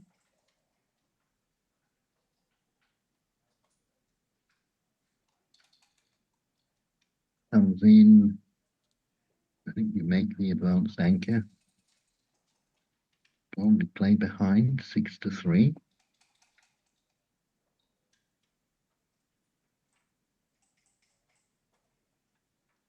I'm going to think about 13-10, but I don't think it's right. Okay, so he settled for playing behind. So black's got 1s, 3s, 6s, 3-4. He makes the 5 point. Not a particularly good 4.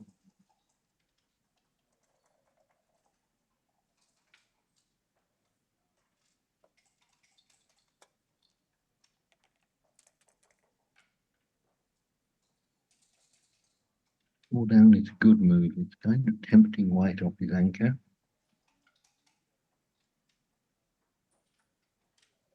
5-4 is the roll.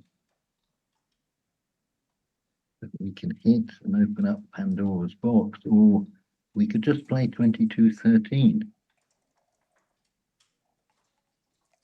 which is what he settled for. So the slight disadvantage white has got is he's back on the 4-point anchor against his opponent's 5-point anchor.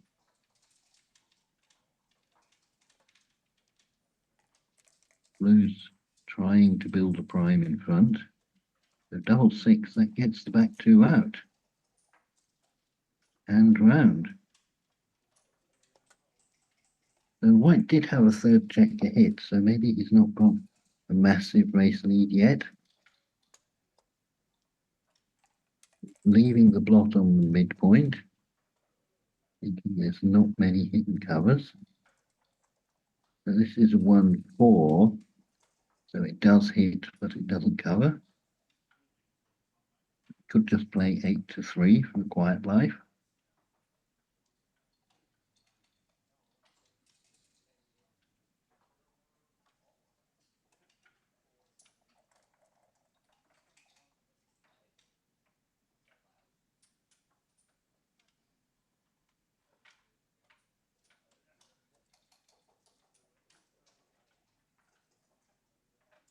And that is what I would do. I mean, I've had a quick look at the race, and it seems pretty close to me.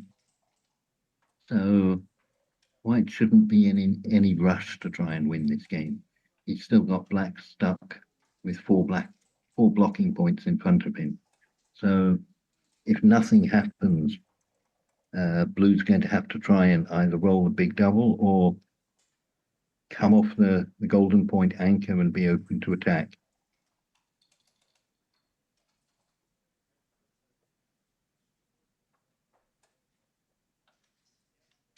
I think if you're hitting, you play two down from the midpoint.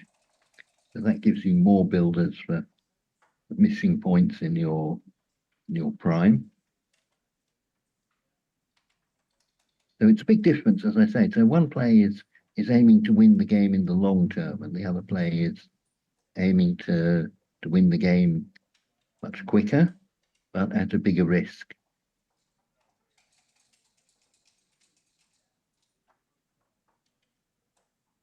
Good compromise, kind of compromise, and play the four down, 13-9 and 3-2.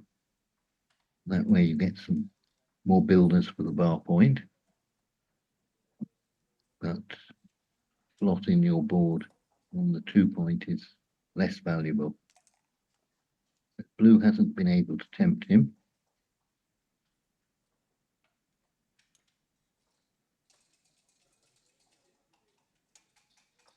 5-1 just stays there.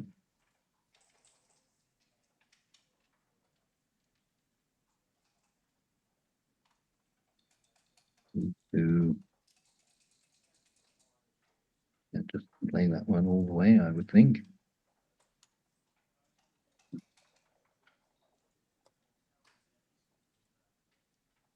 I suppose he's only going to have two builders on his points for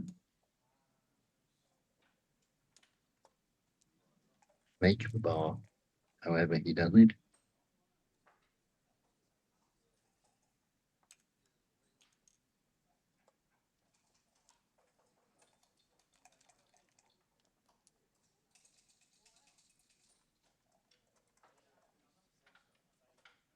Who is he going to save the block yet? He's a bit braver than I am in leaving it there for so long. It's not that there's many hit and covers, but you do feel a little foolish if your opponent gets one of them.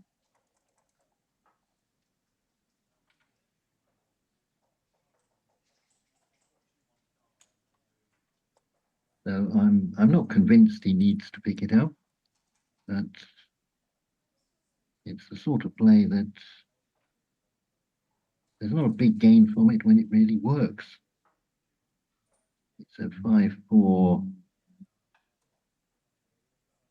You'd think you clear the midpoint safely, but he is considering covering the 2 point.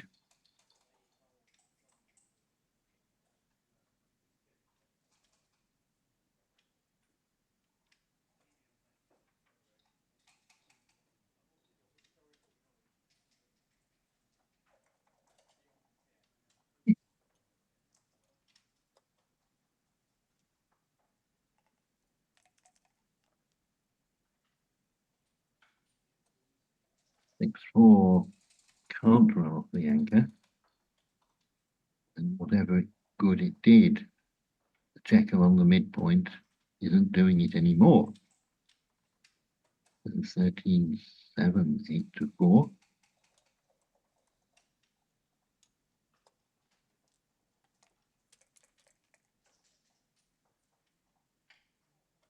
Six five. So pretty sure the 5 should be off the back point, so we're ready to clear it sometime in the future. And cover the blot is good. 2-3, make the 2 point. 6-5. We could clear the 8 or keep everything like this.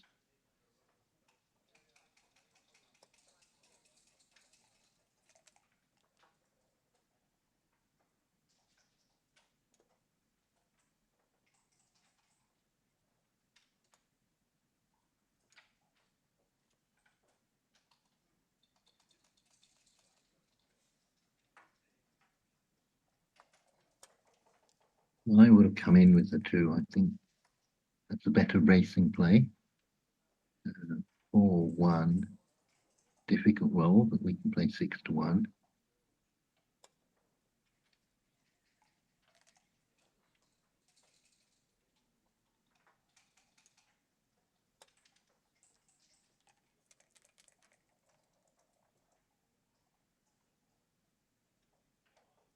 Six, 4, one safe play. White checkers.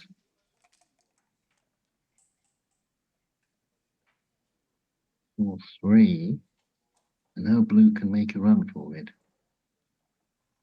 The alternative is breaking his board. So he is running, and the question he's got is, how far is he running?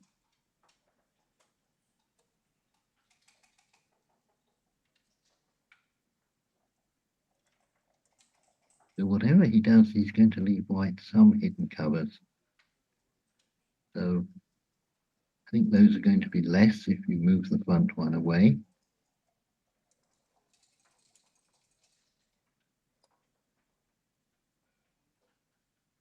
So he's rightly taking his time, because the first game, if it was for 8 points, then it's a lot of the match out of the way on just the first game. So I'm looking at the times they've got left, so 10 minutes and 11 minutes. So plenty of time. So Daniel seems to have lost one of the dice.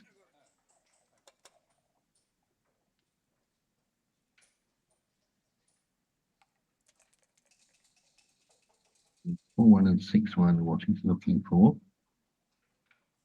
3-1, not a good shot. Could hit and leave a double shot, but I think that's too much. 5-1, so now he's got an option to pop out with the 5. He seems to think he should stay back. So there's certainly some bad numbers here, like 6-1, 5-1.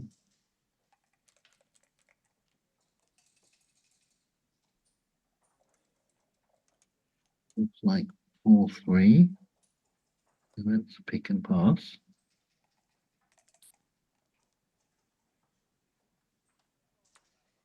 2, blue comes in with 5, closes his board. So 6-4 points. It's 4 something, 4-3 again. So it's a pick and pass. Band, so white's got some bad 6s. 5-2. So 5 is good. Do you want to come closer? Instinctively, I think you want to come closer. It's closer to safety for sure. Yeah, and if you come closer, you're just leaving 5-4 and 4-5. So it's 2 shots either way.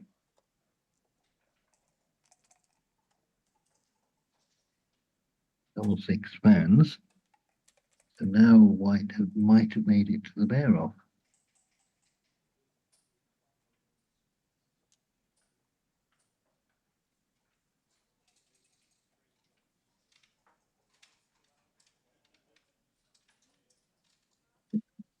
I guess it's a 3 he's thinking about.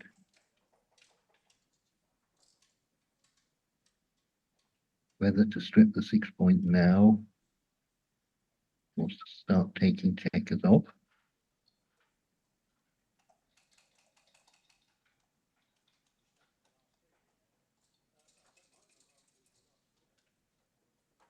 I think he's right to strip it now. There's nothing to do with Gavin's or anything. He just wants to clear it safely. The blue stays on the bar. 6-4 is a brilliant number, so that clears the point. Now blue comes in. That's probably the end of the day. And white's got 14 left or 12 left now.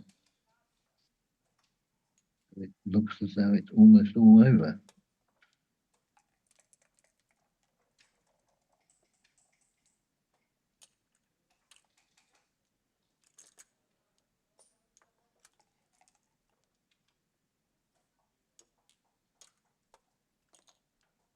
6 for blue. That keeps a little hope alive, but I think that's all it is. Double one, another double is good, but that's not the one he was aiming for. 4, 2 off. So 10 left to 5. 5, 1 is only one checker off. But I think it's all over now. Best play is usually 6 to 5 here to try and get you an extra double working. And that's the end of the day.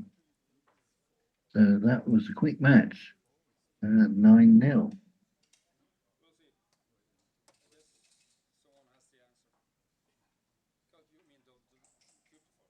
So I think we're down to our two finalists now. It's Daniel Rosenberg and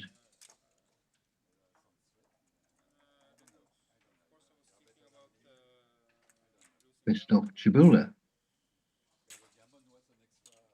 So they should both be on one loss so far. So 9-1.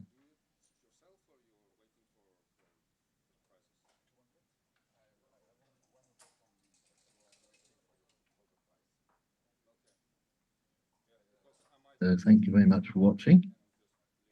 I don't know when the final is going to be. But as I say, I think we're definitely down to two players remaining in the tournament now. So next match should be the final. So thank you again for watching, and hopefully we will be seeing you again later for the final.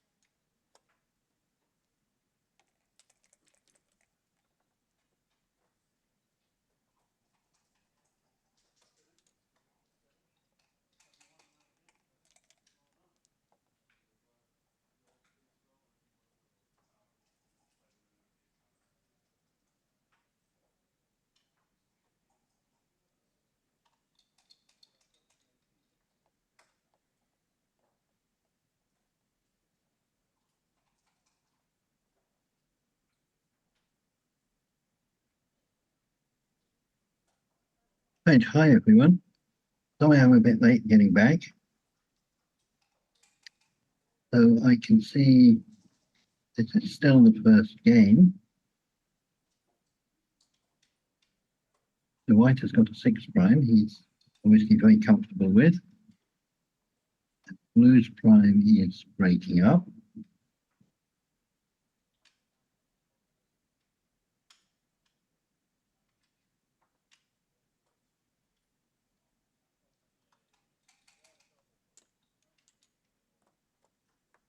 Yeah, so he didn't want to hit for sure. Now white's happy to stay on the bar. So it's a good shot, come in and out and hit. 3 and 4, break the board some more. 2 and 3 will hit up the edge. 5-1. Can hit if he wants to. I think it's right to. There's a small risk involved. 3-4 comes in, hits and covers.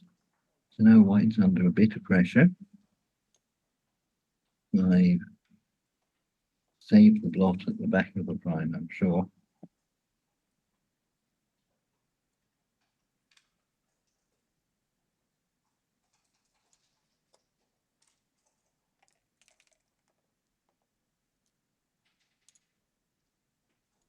Three makes the white's anchor, but might be squeezed off it soon.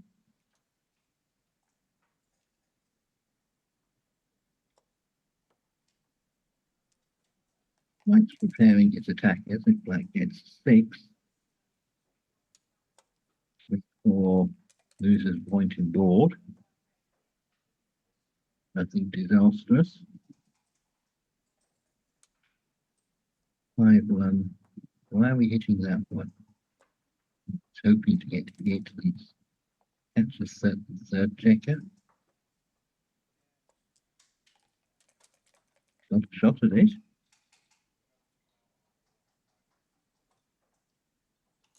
Missed.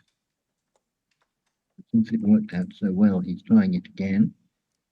But I still think it's a bad idea.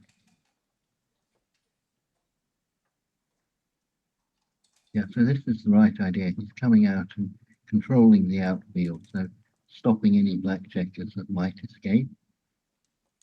2-6, he's got to break the anchor now. But lots of white's attackers have got it already. 4-3, he sends another one back.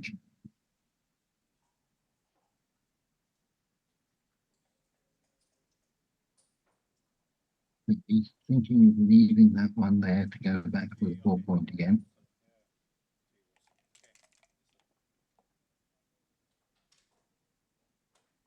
4, that's the worst number. White gets a third shot at the 4-point blot. Misses it again.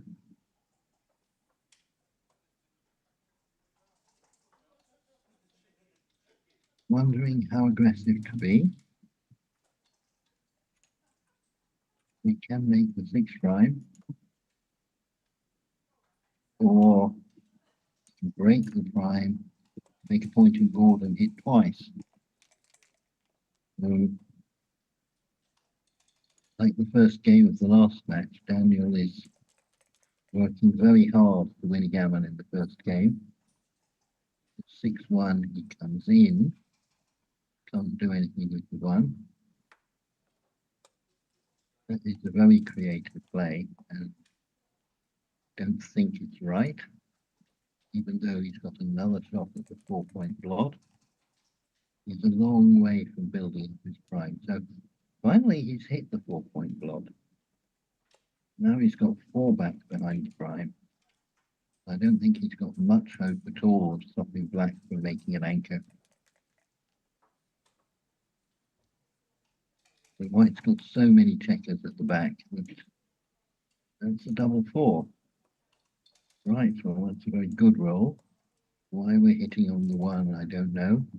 But we're a long way from being able to cover it. So he's got 14s, 15s, 18s to cover.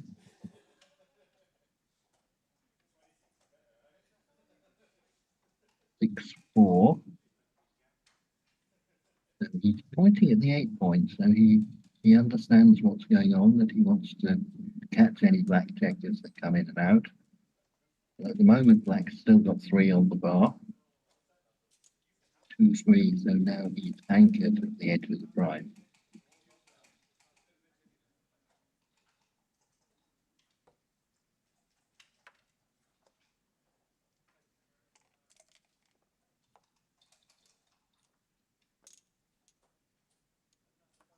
Point double aces. Bring them both in. Bring one up for sure. Probably the second one. It once play a game against someone like this where certainly wasn't a professional game, but got this sort of structure that black's got and proceeded to roll double 6 twice. Seemed to be a good remedy for the position.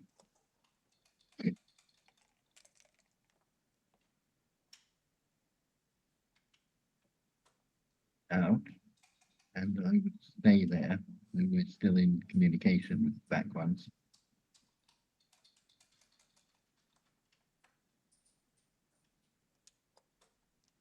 The same way, so white can hit with 4s, 5s, and 8s. And 4 he hits black fans, so now white wants 5 or 8 to make that point. So there's a 4-1. I thought he wanted to make that point, but he's automatically doing it, so he obviously sees the position differently from me.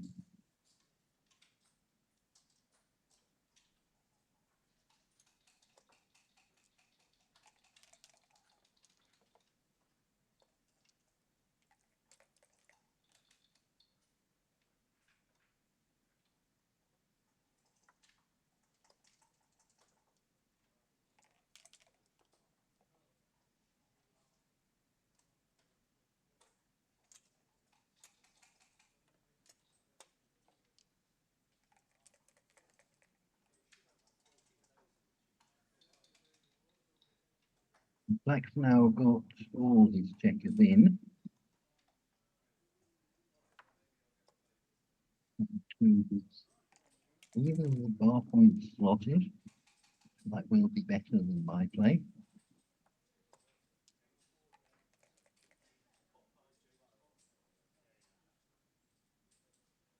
Four, then just about hits.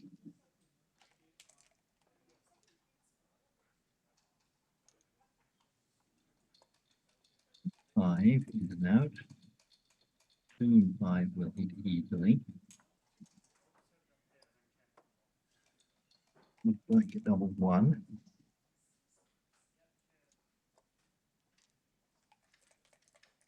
Now we want 4, 11. So there's the 4, so now he's remade the 6 prime.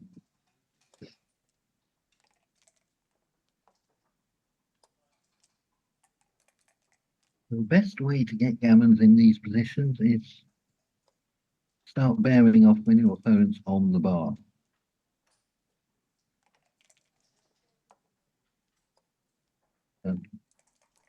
Typically what will happen is black will get up to the 2 point and play a position where he's just got 4 checkers on the 2 points stuck behind a prime.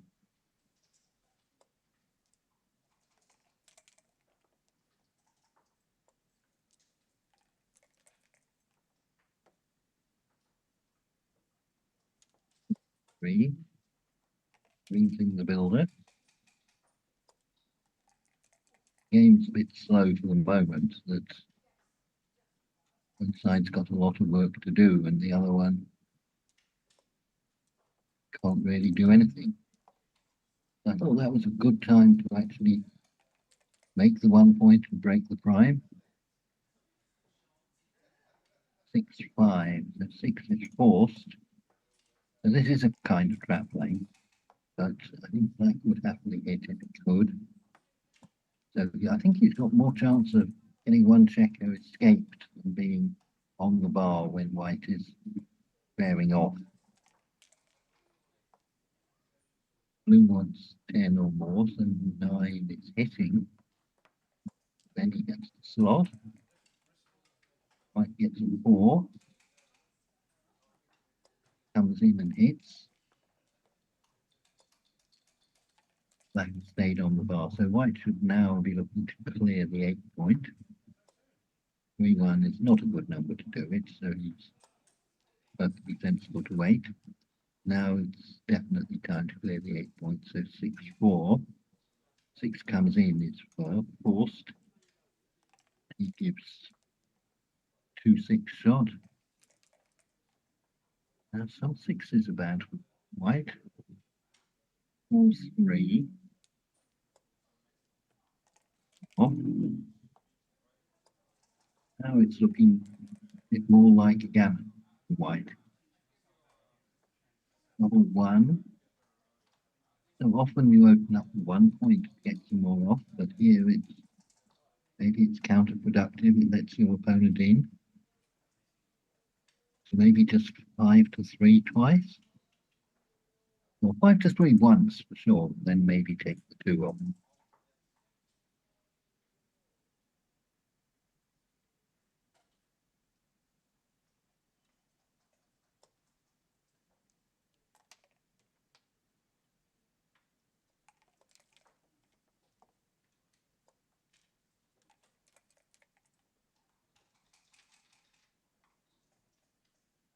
So it's rather thankless task for black that he's really sitting around doing nothing, seeing if he gets gammoned.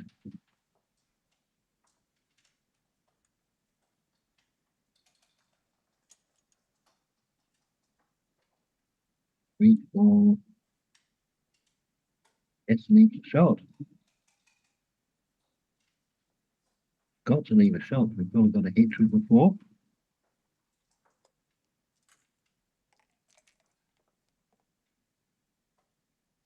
Black comes in with 2-1, so he's not forced to hit. Chooses not to hit.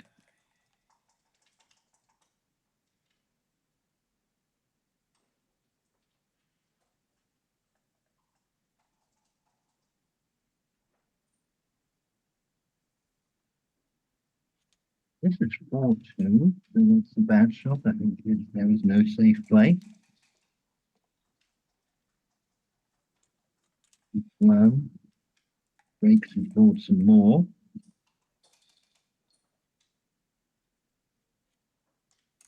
4. Yep, so that's virtually forced. 4-2 gets 1 out. Still a small risk of a backgammon here. 6-2 is only 1 checker off.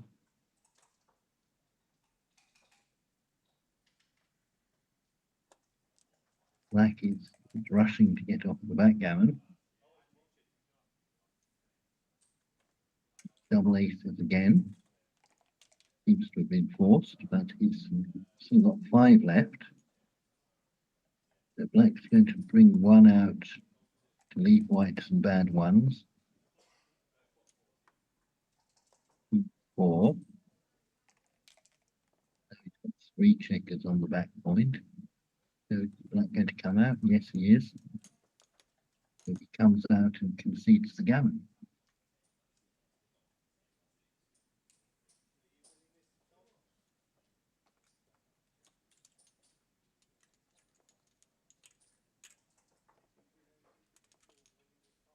That takes the score to 4-0. Not quite as bad as losing 8 points as his last opponent did in the first game.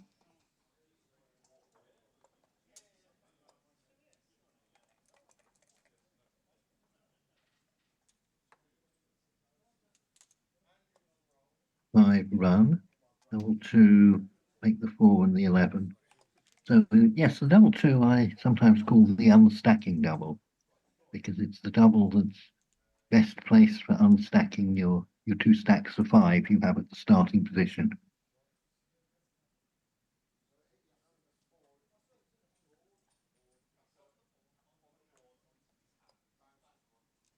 4, not a good roll. He could have made the 4 point, but he's done it already. And 6-4 will make something good. So that's the 4 point. 2-1 makes the bar. 5-4. Not many good plays with this. Trying to see something safe, and I can't. No, I think we've got to run. So that's 1s, 3s, some 8s and 10s. 5-3. It's a hit. Got one of the 8s that doesn't hit.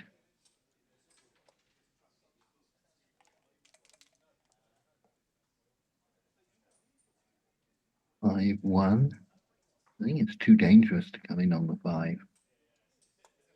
He comes in at the back.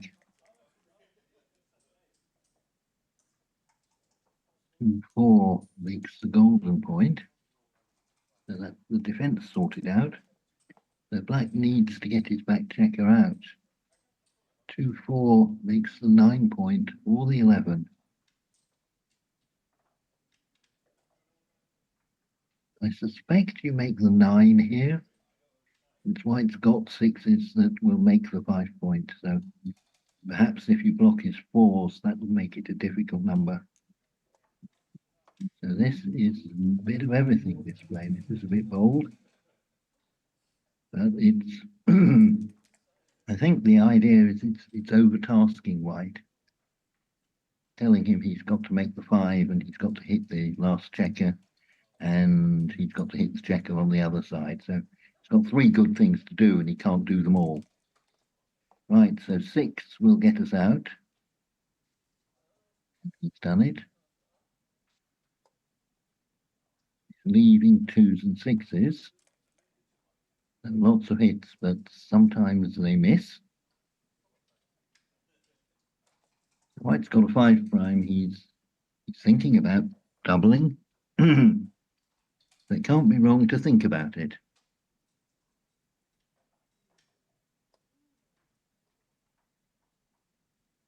So Daniel does double. So Christoph is obviously worried about going back behind that 5 prime. With 2s and 6s are 20. That's 5-1 is 22. So he gives it up. So that is certainly a result that Daniel would like, because that takes him to 4 away. So it's an important point he's won.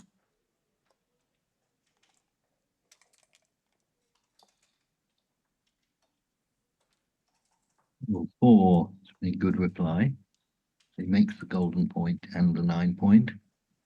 Now white's got to get his back checkers moving somehow. 2-5, splitting with the 2 is the only thing he could do. 3-6 is a point on head.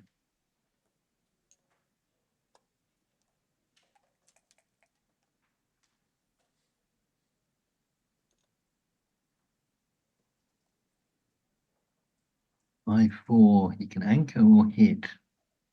So normally I would hit, but with the good match lead, I think anchoring makes a lot more sense than usual.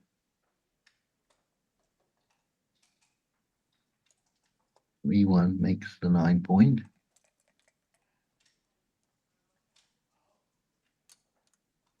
5-3 makes the 3 point.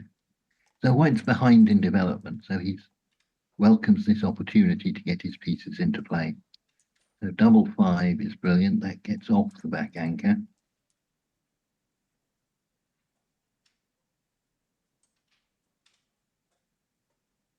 I think this is 6-4, it says, right. Come down from the midpoint and start to fill a point, or maybe you make the 2 point here. I rather liked his first play, aiming to fill in the 4 and the 5. So I would have wanted to do a count, but I think visibly you can see that blue is ahead in the race. But White needs 4 points to win, so that's why he's keen on taking. Would you really volunteer a shot here? I can't see too much benefit from volunteering.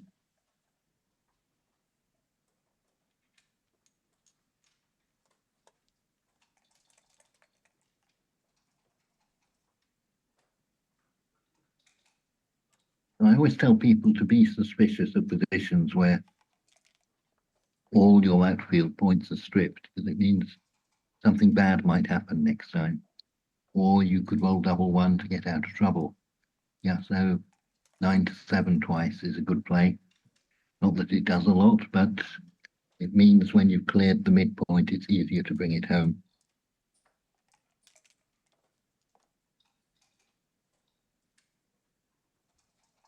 5-1 is a bad shot. Can just make the one, and that's what he settled for.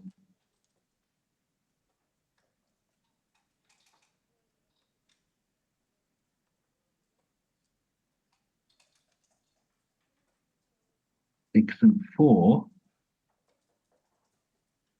I think we're behind in the race, so we don't want to come off the anchor.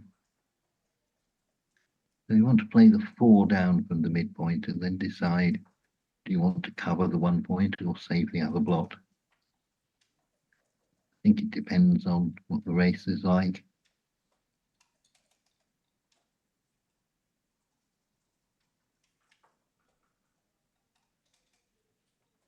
I think I'd probably bring 2 down on the basis if I've made the bar, I might be prepared to hit the 8 shot. If I hit the indirect 8 next turn.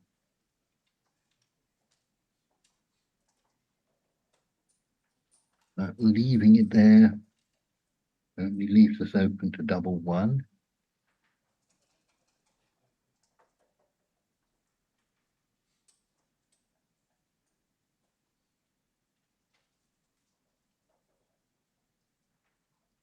It's looking at running, so maybe he's counted the race and reckons it isn't too bad.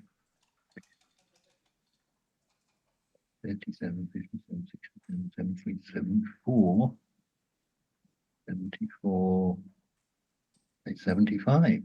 Not too bad at all.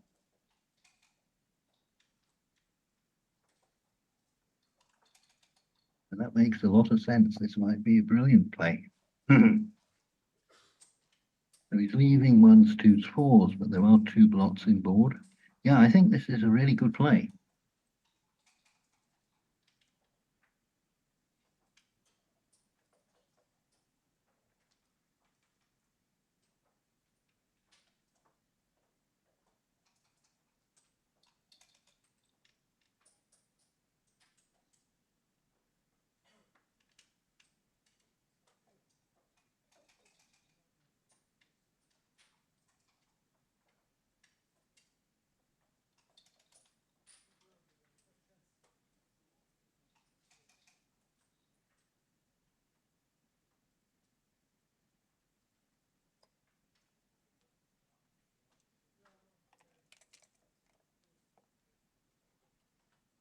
So that's good. He's gone out and done it. And 3, 4, it's the acid test. Will black be hitting? I would think probably not.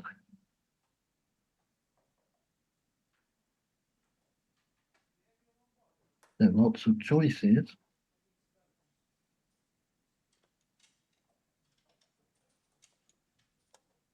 This is the play that's aimed at best for the race.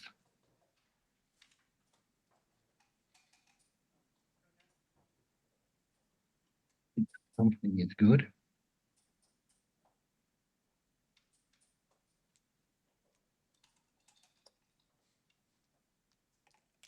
5, right, so he's cleared both of them. Now we're pretty much a straight race.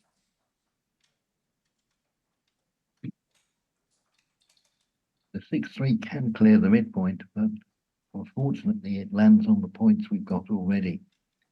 And black certainly wants to be spread out, ready for the bear in.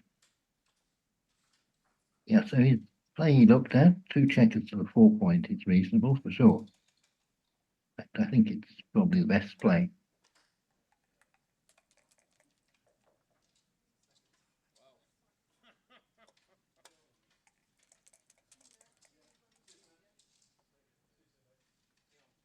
One, not good. 3-1. One, I think you have to play 6-5. And then 9-6 transposes to this. 1-3. Again, not a good roll. And I'd play 6-5 with the 1 and figure out what to do with the 3. That's, I want to solve the problem of the potential gap on the 5, that the gap on the 3 is not a problem, since you can always fill it with from the 6 point. 4-2 can bring everyone in, or he can clear the midpoint. I would think you just clear the midpoint. So this way you've got a potential risk of 6-1. But the opponent's kindly moved out the way.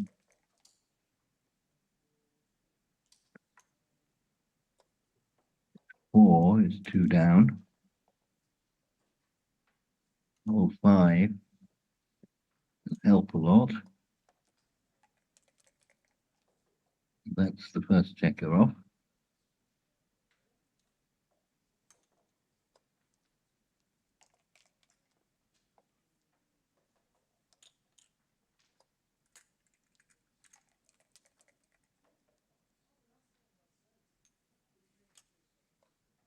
I think blue's got a slight edge in this position. 2-1 doesn't help. And the gap on the 5 point is perhaps coming back to haunt him. 3-3, 3 off.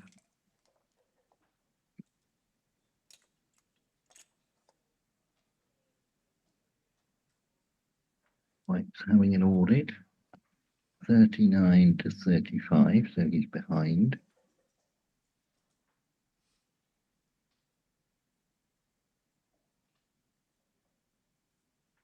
Yeah, so that's can't make it anything different.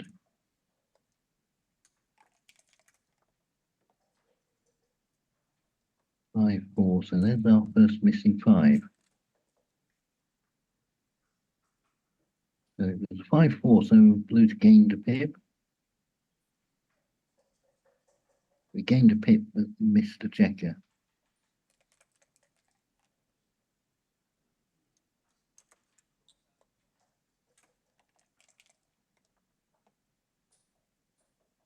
Five one, there's another missing 5. Now it's 6 checkers each. 25-20, so I don't think we're near a double.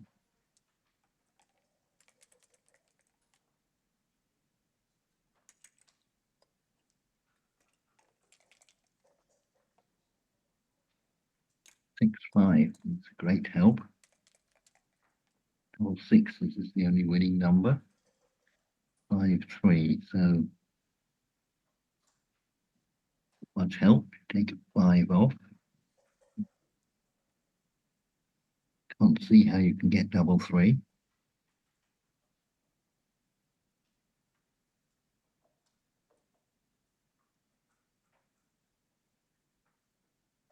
Yeah, so I would play 4-1. I mean, playing 4-1 gets you 4-4 as well, but more chances of getting off in 2 rolls than this play.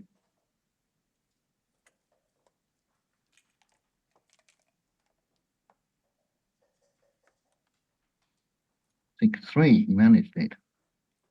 And that takes the score 5-2. So blue is starting his comeback.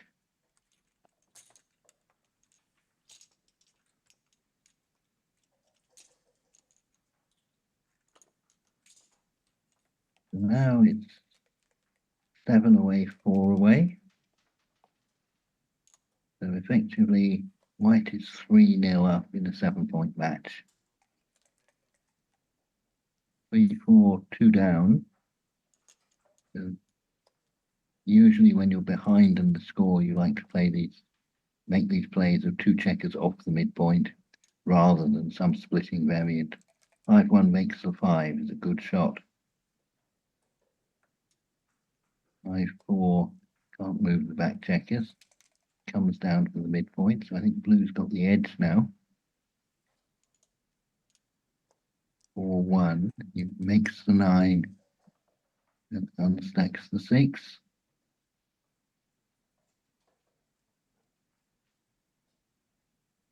This looks like 2-3. It's a really bad number.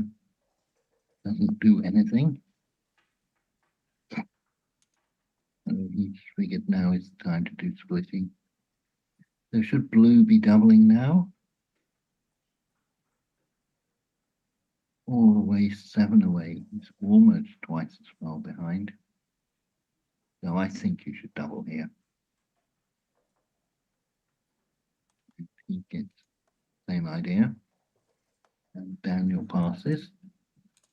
So now it's 5-3. 4 away, 6 away. So they both need an even number of points.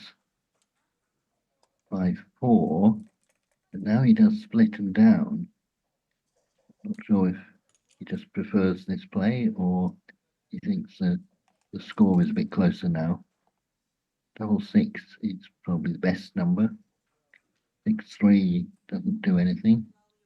You can run that guy, but I don't see what you gain if you get away with it.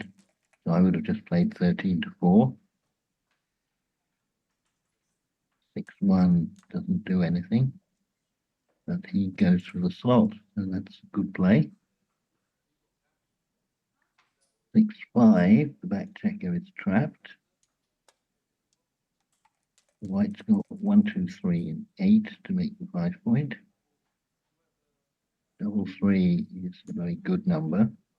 He makes the 5, then he has a look what he's going to do with the other 3. So he could make the 3 point, or he could try and go for the race. This is the more aggressive variant. 3-2, we're covering the 5, probably slotting the 4. Has white got anything yet? So 3-6 and 3 make the prime. I imagine he's ahead in the race. So this might be a bit too aggressive for my taste. But he's got a pass, so maybe he's been able to read his opponent, and both of them seem to be a bit tentative on taking the cube. I'm afraid I missed the first cube, but since it was taken and he lost to gammon, that might well discourage people from taking cubes. Right, so 6 away, 3 away. 5-3 makes the point, 6-5 runs. 1 makes the bar.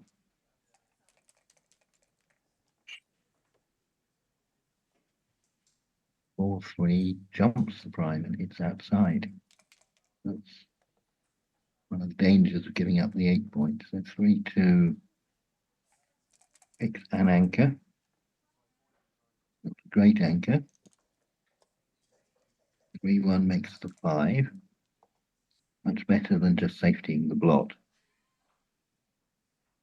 5 point is there forever.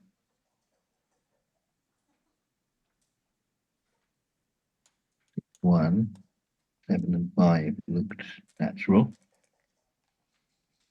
The white's still got this problem of the overstacked midpoint.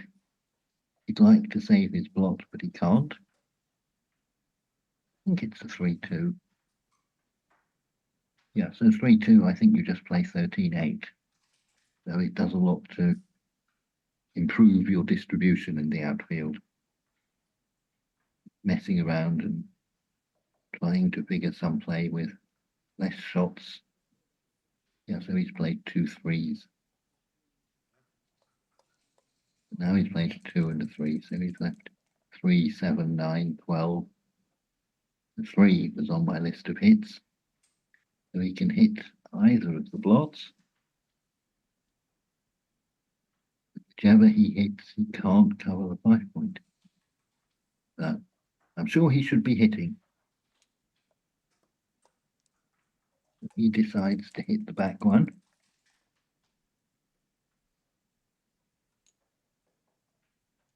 It's 4-2. So eventually he's got the spare onto the 8-point. 5-1. We can make the 5-point with a 1. Throw the 5 away.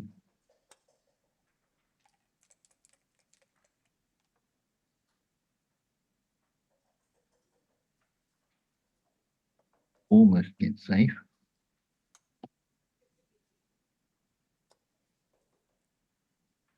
Gets out. It's like 4 and 11. 11, that's my counting, it's 4 and 13. So unlucky he didn't roll a 13.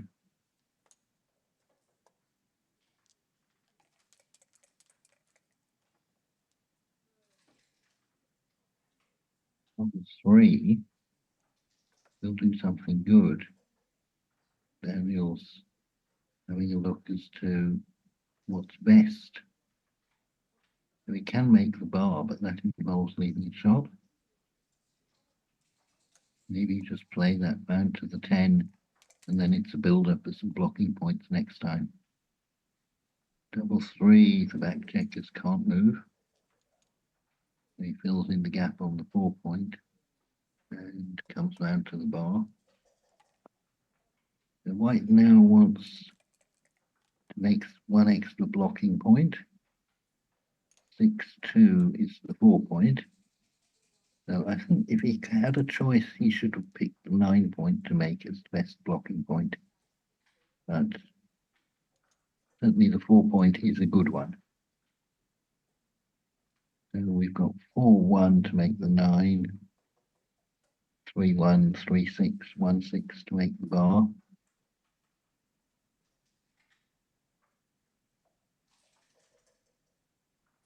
Not convinced you've got a big race lead here. I think it might be a mistake to double.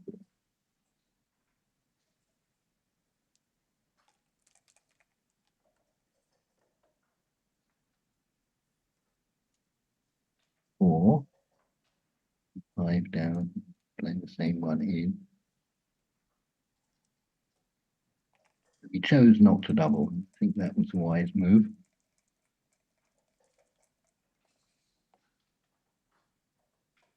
3-5, back checkers are stuck. I think you just give up the midpoint here.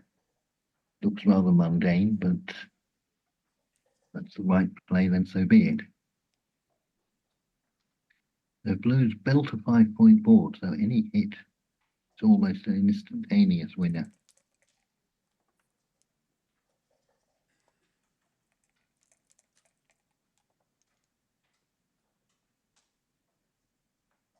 Like 4-2, useless.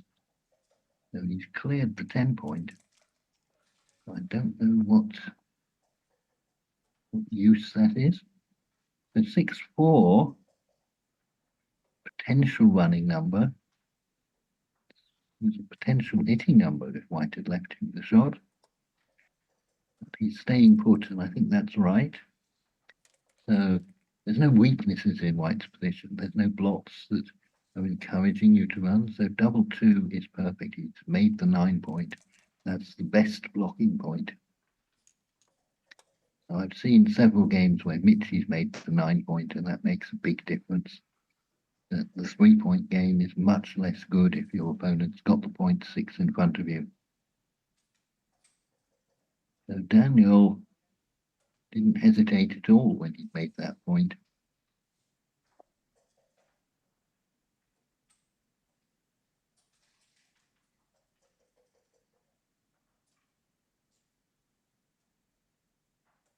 I've got black 3 pips ahead, 92 to 95, but as you can see, it's far from easy for him to get into a race. So if he passes, he's 2 away, 6 away. Not disastrous.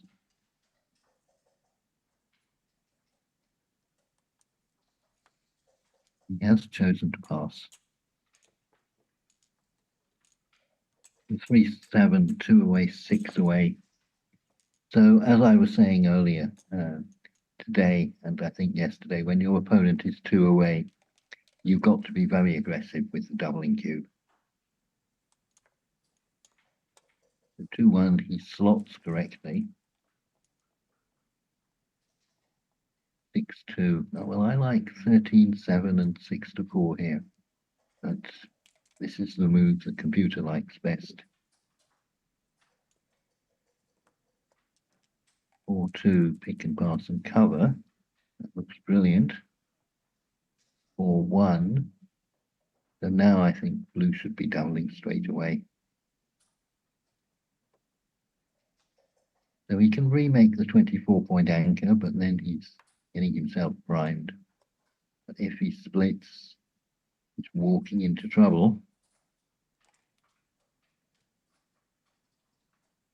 Christoph correctly doubles, I think. Got to try and catch up in 2s or 4s. 8, not perfect, but we can hit with a 2.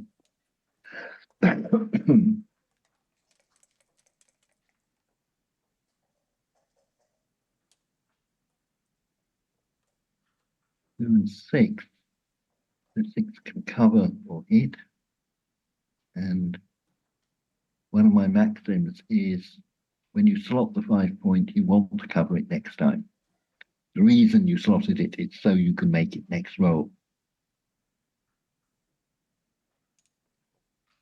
He sees the world differently.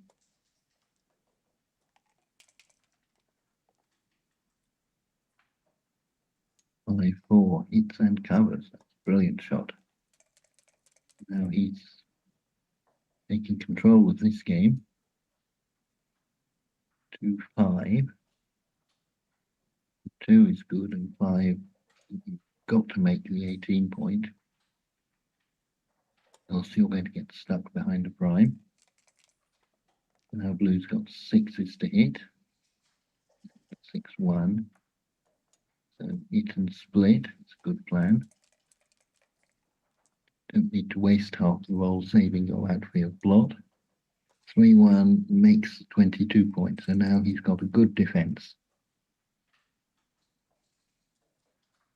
Double 5 is certainly a racing number. How well does it go? Just play 14-4. Now white's got to try and construct some sort of a prime, some sort of a block. 5-3, not the best point, but it is a point. 6-5 is out. Now white's got to try and fill in the 5 and the 4. 5-3, he starts the 5. Double 1 is horrible. So he can't move the mid and he can't move the 8-point. So I guess he's piling off the 6-point.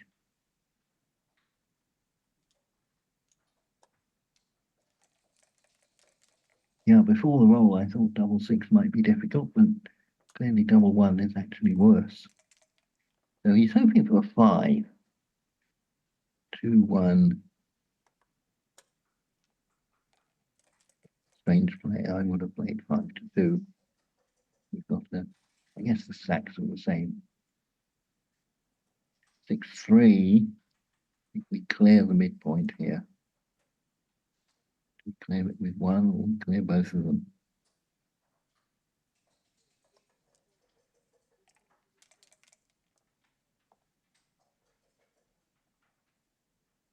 Two, he can handle.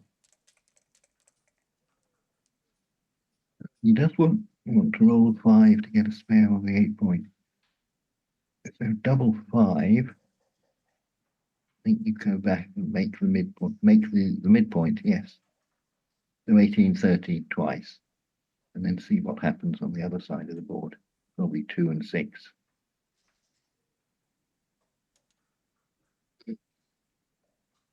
5. Yeah, that's better.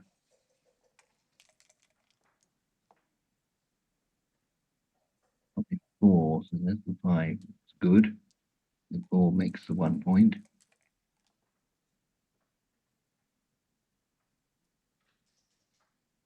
That looks like a double 3. So this is a strange game. So it's not often you get the chance to make your opponent 6 point.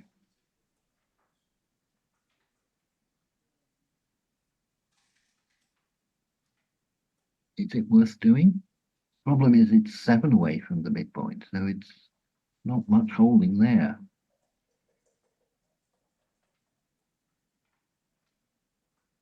Now, I would just sit back. So maybe 13-10 twice and 8-2.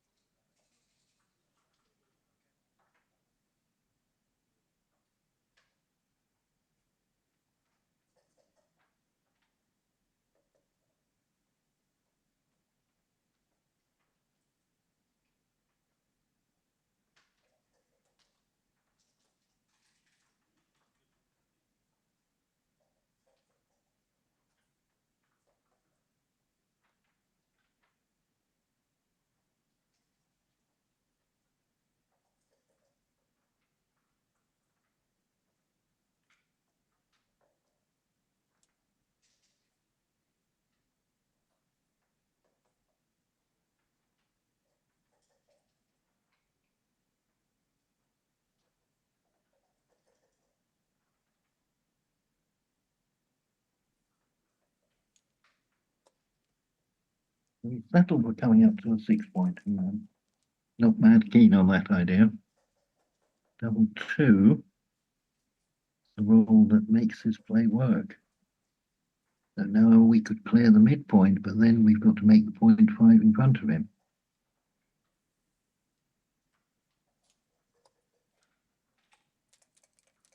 Now the 11 point is difficult to clear.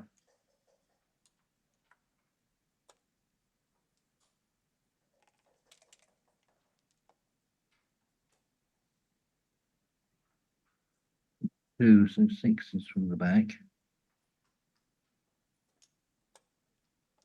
Cover.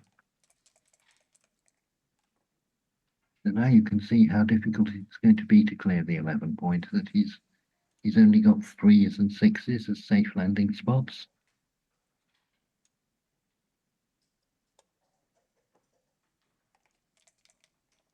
He's got 1-6 for the moment. This is 3 something. 3-4.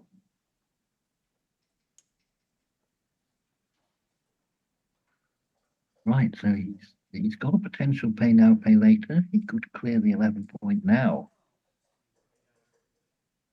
So he's assessing if he waits, is it going to be more shots?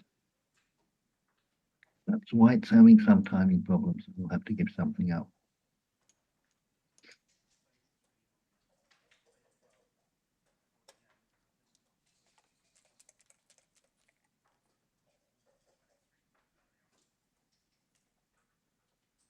Well, good, it makes the 4 point.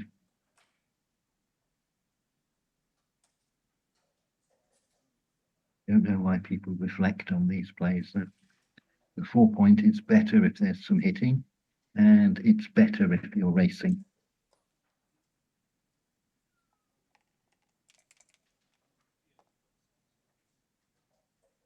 6-1 is a shot. This is minimum shots, so not quite sure about that. I like moving the back checker. So I was giving 4s and 3-1, but I'd have been hit, and he's still on the board.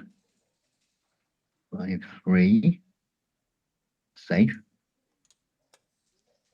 Now, as I forecast, White's run out of time as well.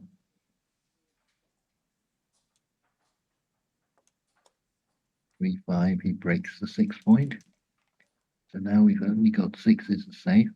5-2, he has to leave the shot. So it's another 15 shots, but the board has gone. 6-1 is the worst, so it misses and leaves the blot. 5-3, he can pass.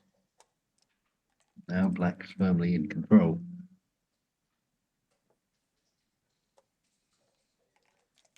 6-2 comes in, but he's a long way behind in the race.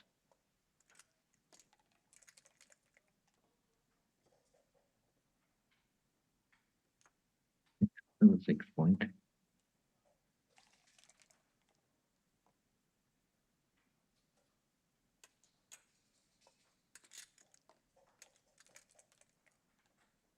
Three off. I don't think there's any gammon danger here, especially after a 6. So it looks suspiciously like a single win. So blue's got 8 left to 12. He's still 2 rolls ahead and on roll. 2-1 is a miss, so now he's got 7 to 12. 4-3 is 2 off. So 7 to 10. 4-3 is 2 off.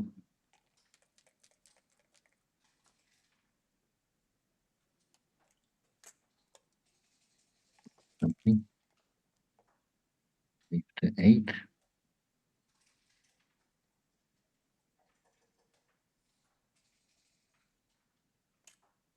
4 off and 1 fills the gap. 4 to 8. 2 off. 4 to 6. There's a miss with the 3-1. We take the 3 off. Then probably 4 to 3. Let's give you double 3 next time. And keeps you spread out. Yeah.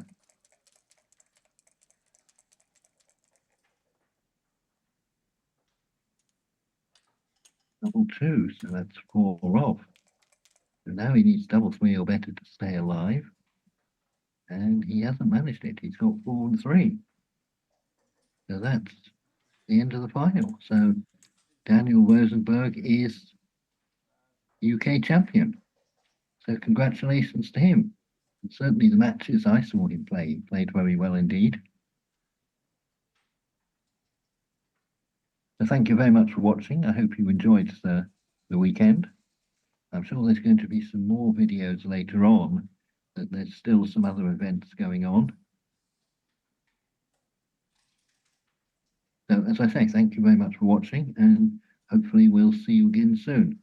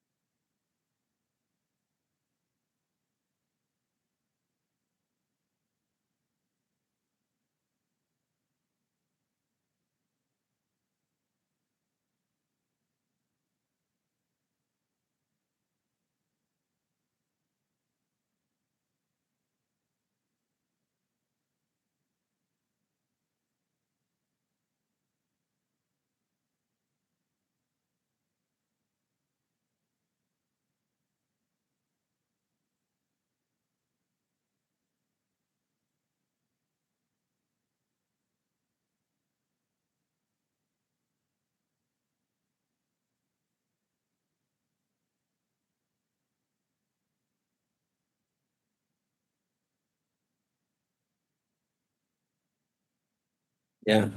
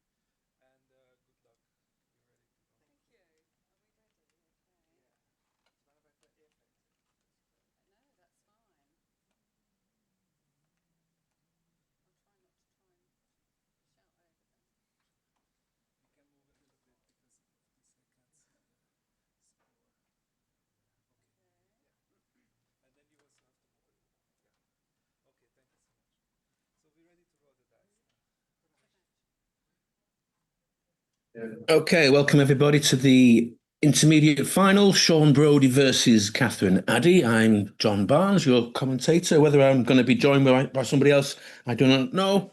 But anyway, I've been told that Catherine, this is her first ever tournament, which is just incredible to get to the final. So well done, Catherine. I don't know either player, um, but I'll try and give some pointers, and hopefully we'll have an entertaining match. And off we go. Yeah.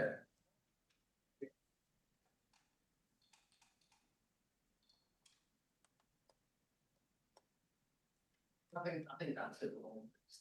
Okay, very nice start. Double six. Standard play.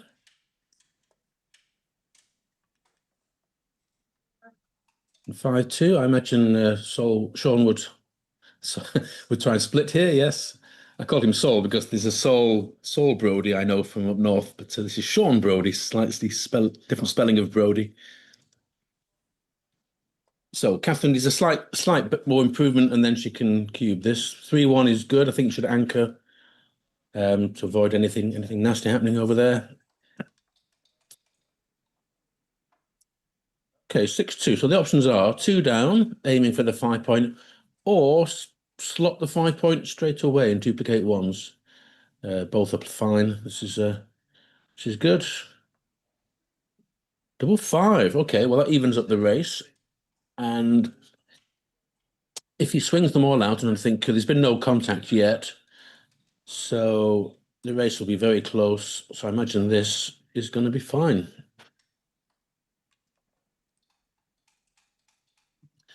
Now Catherine will just build her board.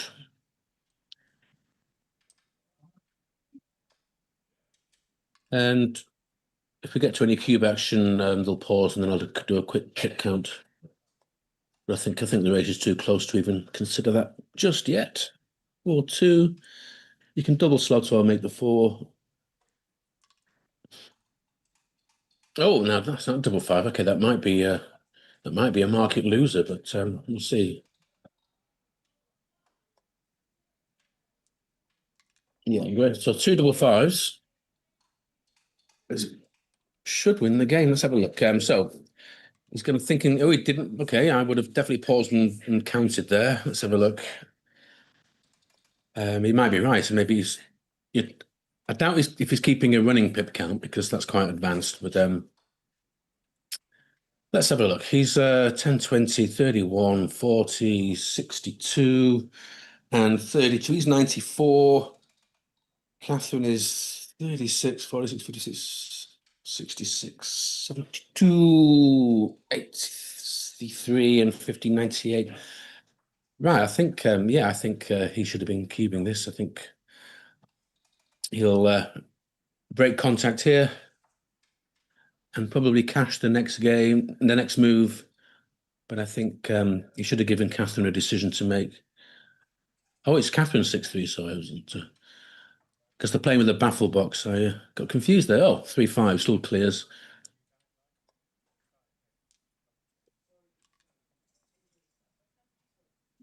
Well, 1. Yeah, don't worry about saving anything, just bring that in. Right, so definitely pause and okay. Now I can't see half the board here, so I don't know whether the cube has already been taken because the top right of my screen is blotted out by something. So see if I can get rid of that. Can I minimize that? Right, okay, so there the cube comes, yes. So that was a little bit late, that cube. But 1 point on the board. Yeah, played very quick there. You don't need to play that super duper quick. He definitely should have paused a little bit. And maybe he could have won 2 points there rather than just the one.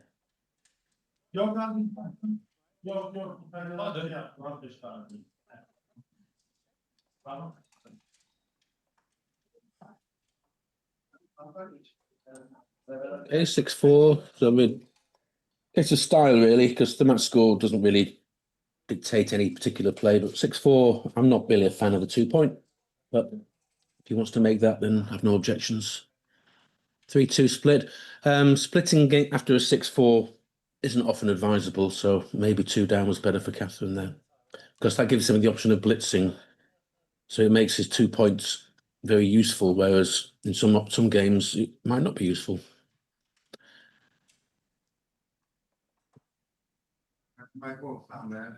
Okay, can't do anything with the 6, so that just pops out.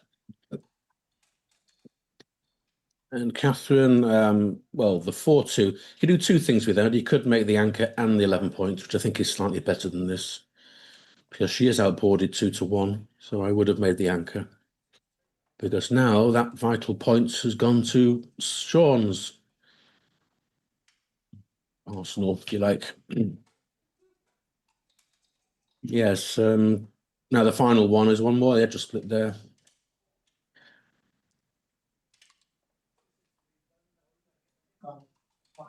Okay, a 1-3. So at least we've got some sort of mini prime going. Right, do something with those back checkers, because the two stuck on the 24 is never good. So we could edge up with the 3 to the 21 and make the 23 points. You could split to the 21 and then the 22. So let's see, he's decided the latter option there. So Catherine's looking to pile in there if she can. 6-2. Well, one option is down with a 6 and anchor. You can be more aggressive, but because of his stronger board, this is probably the play to make. 5-4 does not a lot with that.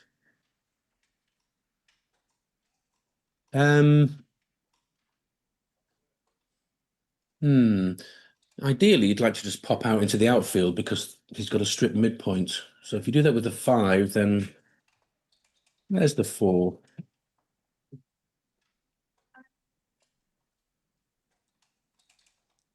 Okay, that's reasonable.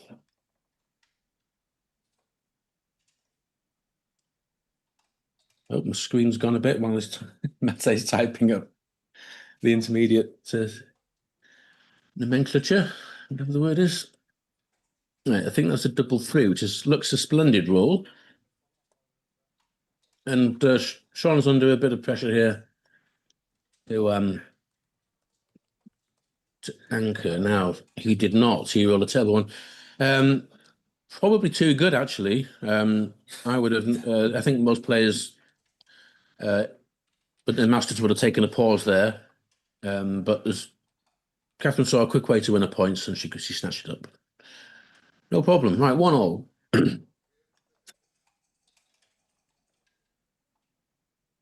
2-1. Now, are we a slot or a splitter? We are a splitter. 4-1 is the supermarket sweep. Just hit 2 off the because there's nothing much better really. It's not an ideal thing to do, but it's better than nothing.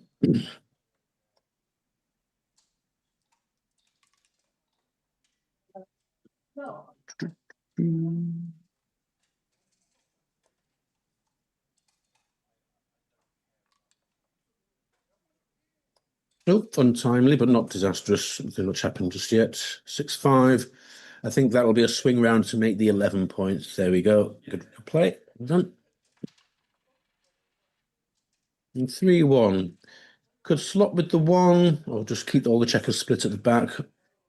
I think coming in with a 1 and down with a 3 is not a good move. I don't think you want to have 3 men on your 24 point.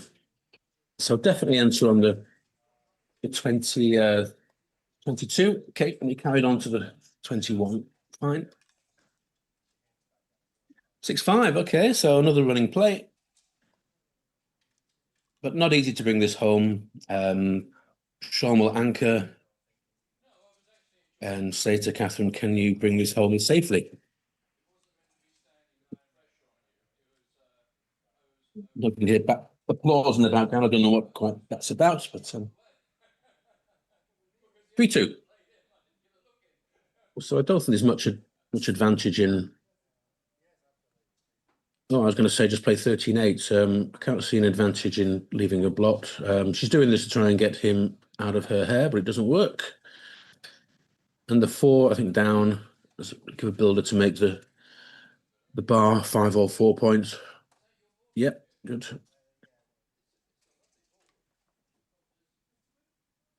And the 6 is awkward. So do you slot a point that you really, really want to make, or do you play slightly safer, slot a point you don't really want to make? I think a better play would be to slot either the bar or the 5. She's gone for that. Well done. Yes, I like that. At the start of a match, you don't mind a bit of jeopardy to try and get. You got to take some risk to get some decent points. 2-1 hits, but he loses his anchor by doing so. And the 2-1 was a decent roll anyway. He could have made the bar. 4-6. Again, an awkward 6, but this will be a hit. But loads of returns. So this will be quite a messy game until there are some anchors involved, and then we'll probably bring the halt to all this blocked hitting. Oh, Maren Rose is here. Did you manage to beat Gaz? I did. Okay, congratulations. I did. Consolation win, always nice. Okay, so I guess this is the intermediate final. Indeed. Great. How are they doing?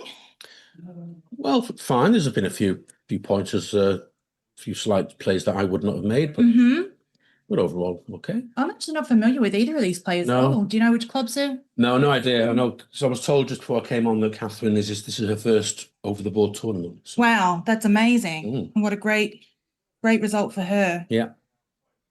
It's really encouraging, isn't it? When it's early on in your tournament career, you kind of have a really good run, and then she's faced with another 10 or 15 years of disappointment. Yeah. But that's still good. Just that one glimmer of hope. Yeah. The glory days. Keeps you coming back for more. Yeah, so. Indeed. Right, 3-4. So it makes it very important 9 point there. That's a nice point to have. 2-1. Looks like. I'd imagine she'll probably put a 4th checker on the anchor, although I think that's a little bit inflexible. Maybe just play to the 20 and then 9 to 7, or play to the 22 and play 9 to 7, but certainly move that one. Yeah, good. Yeah, nice. Thing is, that's still blocked by the 9 point. Maybe your play. That was why I thought maybe, and that's also staying back as a bit more of a goalkeeper, but not sure. Tempting to make a prime here, but it splits your army in 2. So just run out, maybe. Running out is what I would recommend. But it's very tempting, isn't it, to make a 4 prime with 4 men behind? I don't think it'd be terrible, Like not terrible, no. Stanker, it's not like you're. And if Catherine hits, then her midpoint's gone. So it's. I mean, this is an interesting choice. Could be right. 4-1 will. Just pick and pass, I think. I don't think hitting 2 is worth it. Yeah, just bring the spare to the 8. Yeah. And try and fill in that 5 point. Because hitting 2 when the anchor's already there isn't really going to achieve much. No, you can't blitz. No. So did you win the consolation? Is that the actual final? That was the final, yeah. I think they would have liked to stream it, but it was the main was pretty early still, so it's we just got on with it. Okay, because to play with the baffle, if I look away, and then I've got to work out whose role is. So it's the clock ticking is Catherine's, yes. Yeah, Catherine's. Now, this 5-2, the 5. You could just come all the way. I think coming out with the 5, I think, get a bit of outfield control Yeah. there. For this is actually something I always remember from Kent is a 4-point prime is bigger than you think More it than you is. think, yeah. Much harder to Yeah, dump than you think it's going That to was a be. mantra in the 80s. 4's more than you think and 5's less than you think. Yes. Yeah. But it's crazy how often you can't get over a 4-point prime. So Yeah. it's when you got that kind of roll, I think that was probably right. Okay, so Sean had a choice of getting the double anchor or hitting off the edge of his prime, and he chose to hit off the edge. Catherine, fortunately, hit back. So it's a relatively messy game, but quite good fun. This is a nice hit and popping out. Come out, yes. Don't be tempted to hit another man just popping out. No, like degrading that 4 prime is definitely not advancing your position. That's doing good work where it is. And of course, the checker coming out with a 4 means you could make it in the future with a 5 or a 6. Yes. It's attacking the blot on the mid. Yep. It's there's lots of good things. But he's tempted, I think, to hit 2, but it ain't worth it. Because when it fails, you've going down to a 3-point prime is really bad when you've already got that 4 prime made.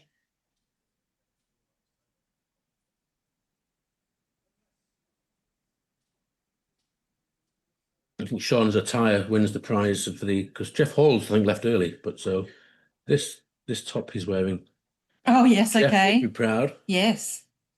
I don't think it'd look that good on Jeff though. Myself. I mean, could give it a crack. Good play, Sean. Well done.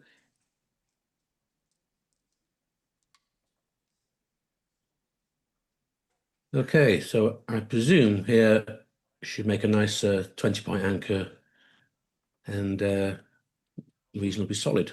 Yeah.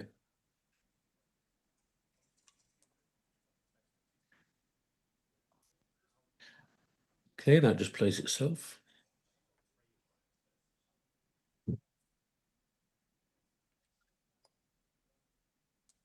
And Catherine would love to pop out with a spare if she could, with a 5. Not quite a 5.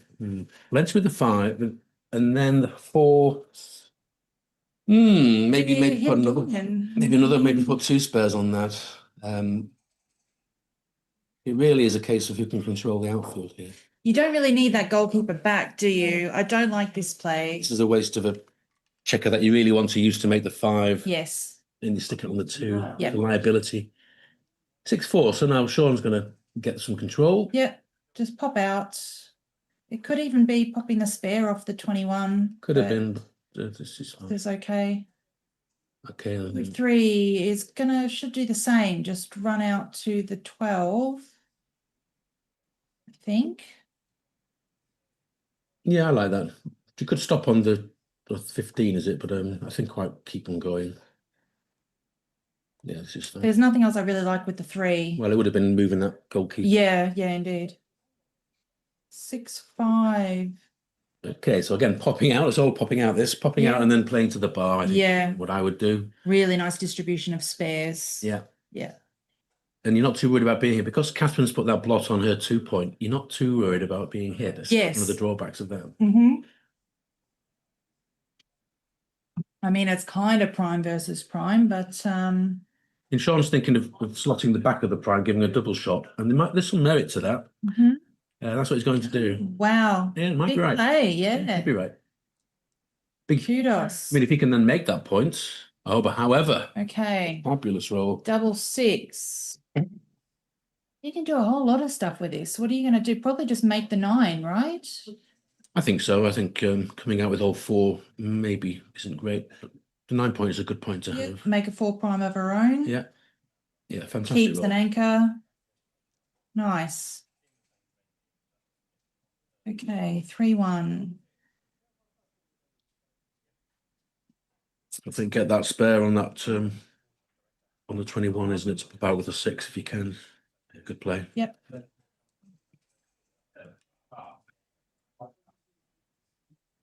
5-3. Yes, this is all about giving your back checkers space to jump out, I think. So I think both players are playing a similar strategy. Scooch up now. Yeah. Over the 3 to give yourself air to come out. Or similar game The plans. thing is, it's like a goalkeeper. It's really to stop them being able to bury like awkward numbers. But if Sean rolls a 6, he's just going to jump out anyway. Yeah. So it's not really doing as much. No, Catherine needs to use all her 15 checkers, and that checker on the 24 point is not doing it. Not doing enough, yeah. Right, but that hits with the 2, and she can make a 3 point. That's a 3-point board. Some returns, of course. Or she could hit on the outside with a move, but this is probably stronger. This is strong. I mean, 3-point board, and then if they dance, you've got 2, 3s, 4s, 5s to make the 5-point. But even here, a 2 will remake that prime. Yeah. I don't think anything better here than just bringing the 3 up. Yeah. Okay, so we're getting some sort of structure to this game now. So 2 for Catherine is ideal. Oh, there's a couple of Well, them. why 1 and then I think the 5-point, and then scoots her up with the back one. Yeah, I think And so. she's very say thank you I'd very really much. love to have 5 of them Yeah. to come all the way up, Yeah, she but would. you've got to make a choice. Yeah, but she's playing it one at a time, which is good. She's Yes. not rushing into it. Yep. And although it's 4 in a row, you got to upgrade to the 5-point, I think. Yep. But yeah, again, That's not the right idea. Yeah, she likes the 4 in a row, but I think the 5-point is the 5-point. Yep.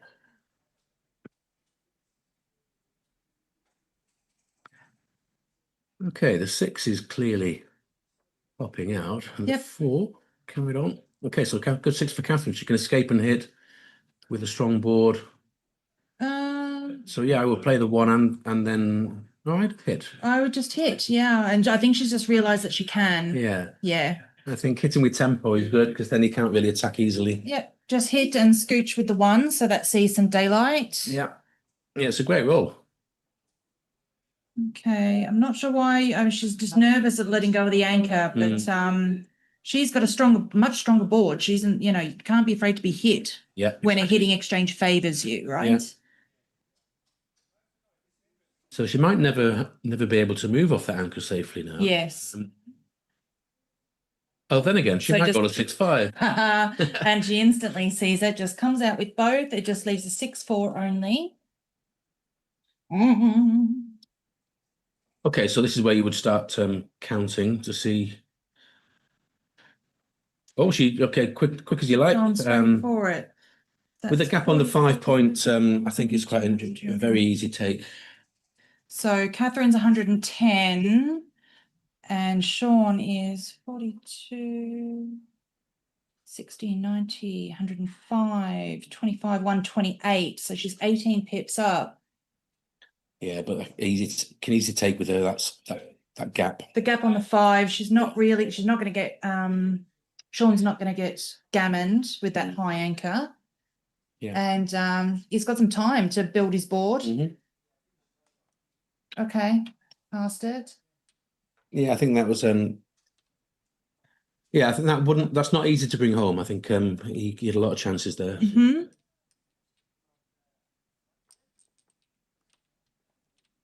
But 2-1, okay.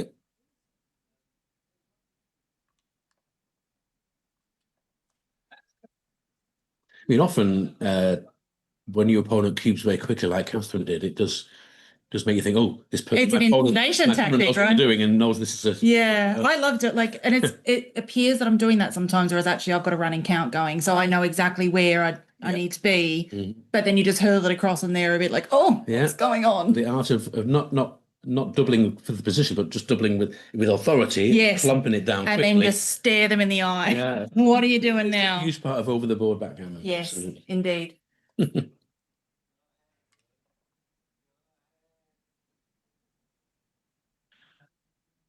4-2. 4-2. So with nothing played. You could upgrade to the 4, but this is a fine place. Yeah. It'll do me. You've got to split because the bar's made. Got a builder.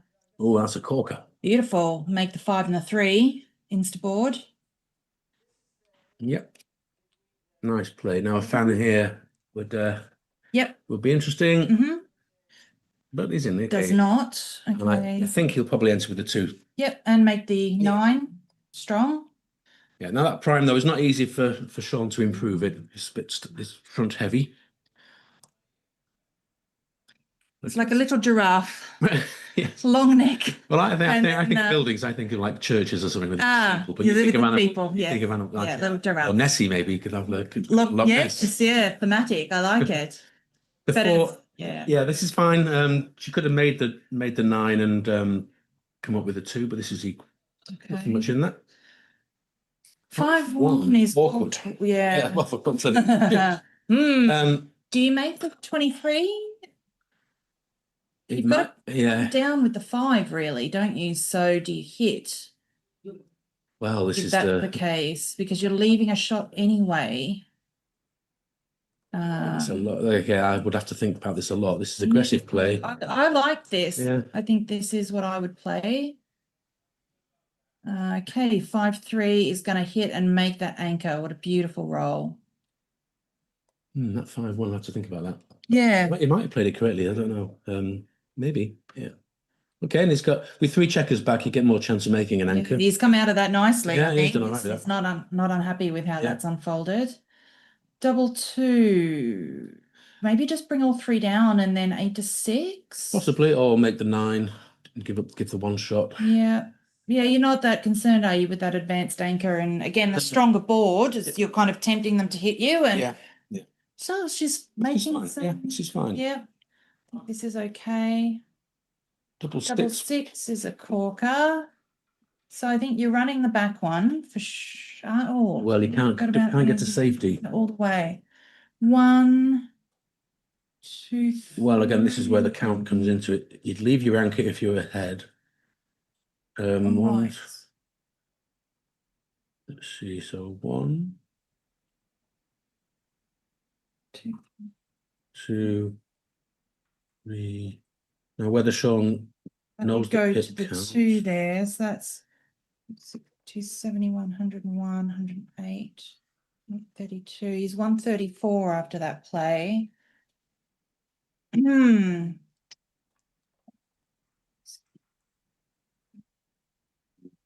she is 119. He's 130. He was down. He's down, was he? 134. She's 119.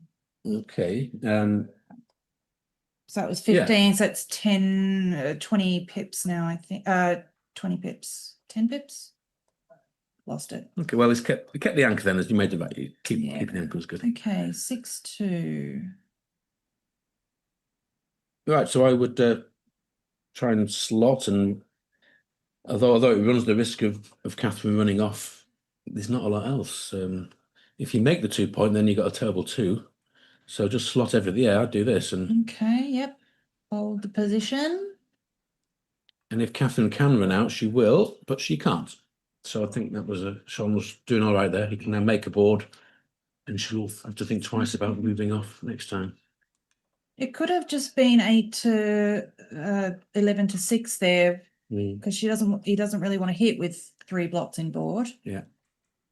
Yeah, that was a tactical idea that spot. So I guess you'd probably do it now, but now he's covered 2 of his blocks. But what else are you doing with a 4-1 now? I think you need the 7. No. All too safe. I think this is too safe. I would just play 11 to 6. 5-4. Would you clear the 8 here? You could clear the 8. The race looks a lot closer than. Well, it's harder when they're playing the fast players. Yeah. It's hard to get the count, but that's a great roll, but whatever. Yeah, I mean, I don't think you need to count to know that you just run with that, right? Yeah, she's placed them 6 checkers away. So if she's miles ahead in the race, then maybe she could have. So she's 84. So she's going to have the awkward point to clear. I do wish to slow down a bit. Yeah. Right. But I don't think you can cube with that 0.6 away. Yeah, that could prove to be a bit uncomfortable. Now here's this is where you're worried about leaving up, but really you've got to play the 4 from the 10 point so that you can clear it with 4-5 or something, you know. But another double 5, right? Okay, so this all over the place. That's right. So yes, she's pointed it out immediately. That was illegal. good Okay, so it's spot. pretty close outside and Mhm. inside. It's well, it is. Okay, She's such 70. close. There's only a few pips in it. Okay, she's slotting the 4. Yeah, like good. she knows some good. stuff, doesn't she? It's clear. 2 in here. This will go down to the wire, I think, this one. Mhm. 5-1. Again, play the 1. Okay, so that time, again, it was 5-4. 5-4, Yeah. but yeah. But I think the first one was the important one, Mm. making sure she had something on the 4 point. Yeah. Okay. Well, that's unlucky, but again, it should. I would play 5-4 with the 1 again. Yeah. Anyway, so scores on the doors. 59, he's she's 6 60. Is she 4 ahead? So Yeah. he's 60. So it's 45, 49, 59, 60. It's 24, 34, 39, 49, 50, 56. She's 4 ahead. That's right. So now she's 5 down. And she's 2 up. So it's too close for anyone to cube. Yeah. She's 2 up. She's 6 down. If I just keep it from her perspective, that will be helpful. 6 down, and she's 18 pips up. Yeah. And if Sean doesn't respond in kind, she should just cube it out. So she's 10 pips up. Yeah, should be Just cube. And he's got those awkward gaps as Yeah, well. five Obviously, is she's dreadful. got a gap on the 4, but he's got two gaps. So 3's not 3-point gaps are Three's terrible fine. because you It's a- fill it from Yeah, the but it's a 6. 5. But That's all. the gap on the 5 is uncomfortable. Okay. Yeah, she See. got it. Good. I think he will drop this. Yeah. And they've both got 9 checkers. She's on roll. She's probably only going to miss once. Good action. So 3-1.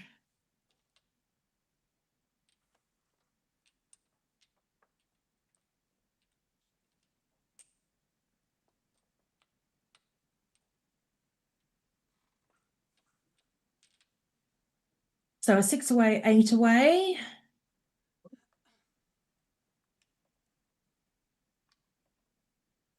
Six, 1. Lovely opening roll, makes the bar.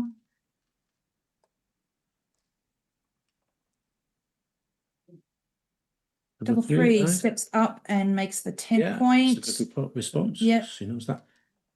Yeah, you always move up when they've made the bar.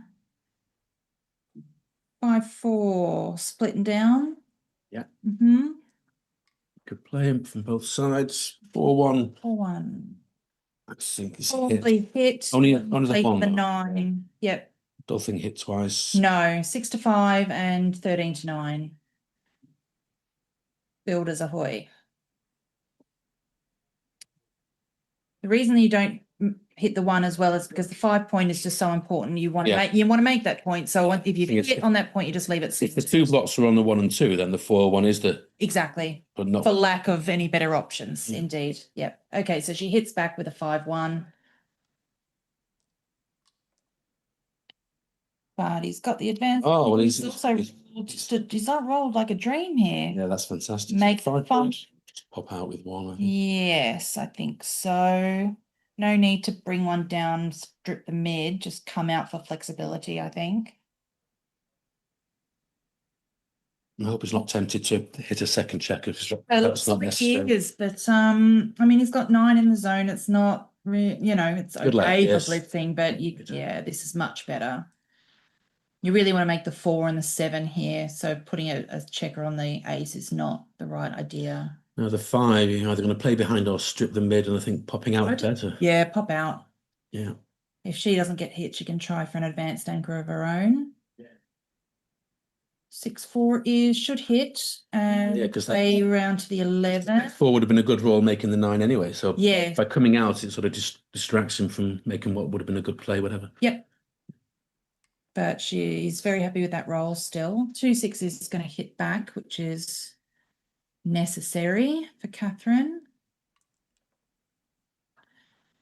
Okay, 3-2 is a bit awkward. Yeah, I think that 18 point is a key, isn't it? If Catherine can make that, she's got a really good game. Yeah. But on the other side of the coin, if Sean could. So what do we do here? I mean, I'd love to come in high, but then the 2 is awkward. It might have been just 11-9 and come in on the 20-22.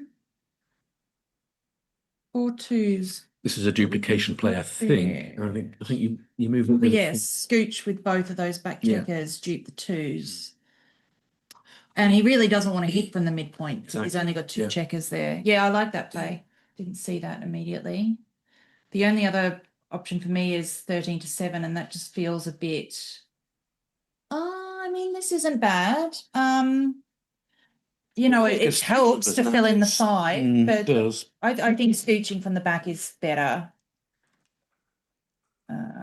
Okay, 3-2. So that's probably just 2 down. Now, does he fight for that 20 points by coming up? Yeah. Oh yeah, could be Could have coming done. up Could have to done, but this get is some fine. action on that Yeah. out of the block. Okay, 1-5 in and out probably. I think so. You are under fire a little bit, but at least if he hits you there, he's not making an inner board point. Yeah, he's got 3 builders out aiming for the 4, so you might want to detract him from Yep. doing that. Mm-hmm. Yeah, I like this play. Yeah, she's playing well. I think they're both playing well actually.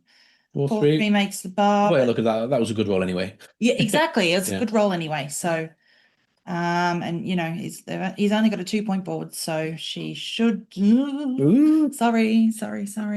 Don't normally have problems coming in on a 2-point board. Well, that's thinking of the cube, which is a Yeah. good thing to think about. Yeah, look behind in the score. He's got 12 in the zone. He is a bit disconnected, but I think I like it. Yeah, she's only got a 1-point board. Quick take, good Yep. take. 7s and 9s are big. 4-2 is also excellent. Yep. Great play by both players. Right, 3-5, that's great. Comes in at the edge of the prime. Yeah, she's playing with just the 2 back blots. Yeah. Probably very. Okay, so he needs to. Oh, what a dream! Well. Oh, 5-3. Uh, Let's make the point. 6-point prime, and Yes. there are plenty of rolls that get at least 1 checker out. So hopefully he won't crunch. Okay, 6-4 just comes around the corner. That's great. Yeah, 4-2, 5-3 consecutively was a fabulous roll. Yes, yeah, perfect. If only you could dial in your rolls like that on a regular basis. And can Catherine counter prime, because that's the only way she's going to come back, I think. Yep. Okay, 6-2 just comes out from the back. Yeah, I like that. That's a good play. The worst possible thing for Sean would be to get primed and to have to break his own prime. So he just needs to make sure he's not going to get stuck back there. 5-4. Yeah, this is probably a little big. I think 3 men back and your gammons shoot up. Yeah, I mean, I guess if he comes in low, it helps with her counter priming. And if she gets it's off the 2-point now. Yes, from the 11. From the 11. Yep. And that blot is still see full that? ball, isn't Yep. it? Okay, she needs a 2. Oh, she's made it. Okay. Yeah. All right. That helps a lot. And you know what? That's not too bad. I mean, he needs 6s or a 2. Yeah, you don't step Big up. 2. Good. Yeah. Okay, she really wants 3-1, double 3. 3-2 is not 2 is bad. great. Point. Just point on head. Hope he comes in low and can't get out. I mean, Sean would be extremely unlucky to win this. Okay. Good. Yeah, she doesn't really have time. Nah. But okay. Oh, okay. Make the 23. I think so. I think ignore that one because you're not going to win this. You just need to get off the gammon by moving to the 23 point. See, the problem with this is that now he's happy to dance. Yeah. Right? Because yeah. he holds. No way she can hold them both in. No. And I mean, she's lucky there that he came in with both because she doesn't have time. Okay, so 4-2. I guess you hit on the 2 and play 6-4. Yeah. And this is a. These types of games are tricky if you haven't played Yeah, enough of yeah. them. It's the strategy of it is a little. Yeah, but her gammons are a lot more likely with 2 on the 24. Yes. If you have 3 on the 23, then she's got a decent chance of getting off. Yeah, indeed.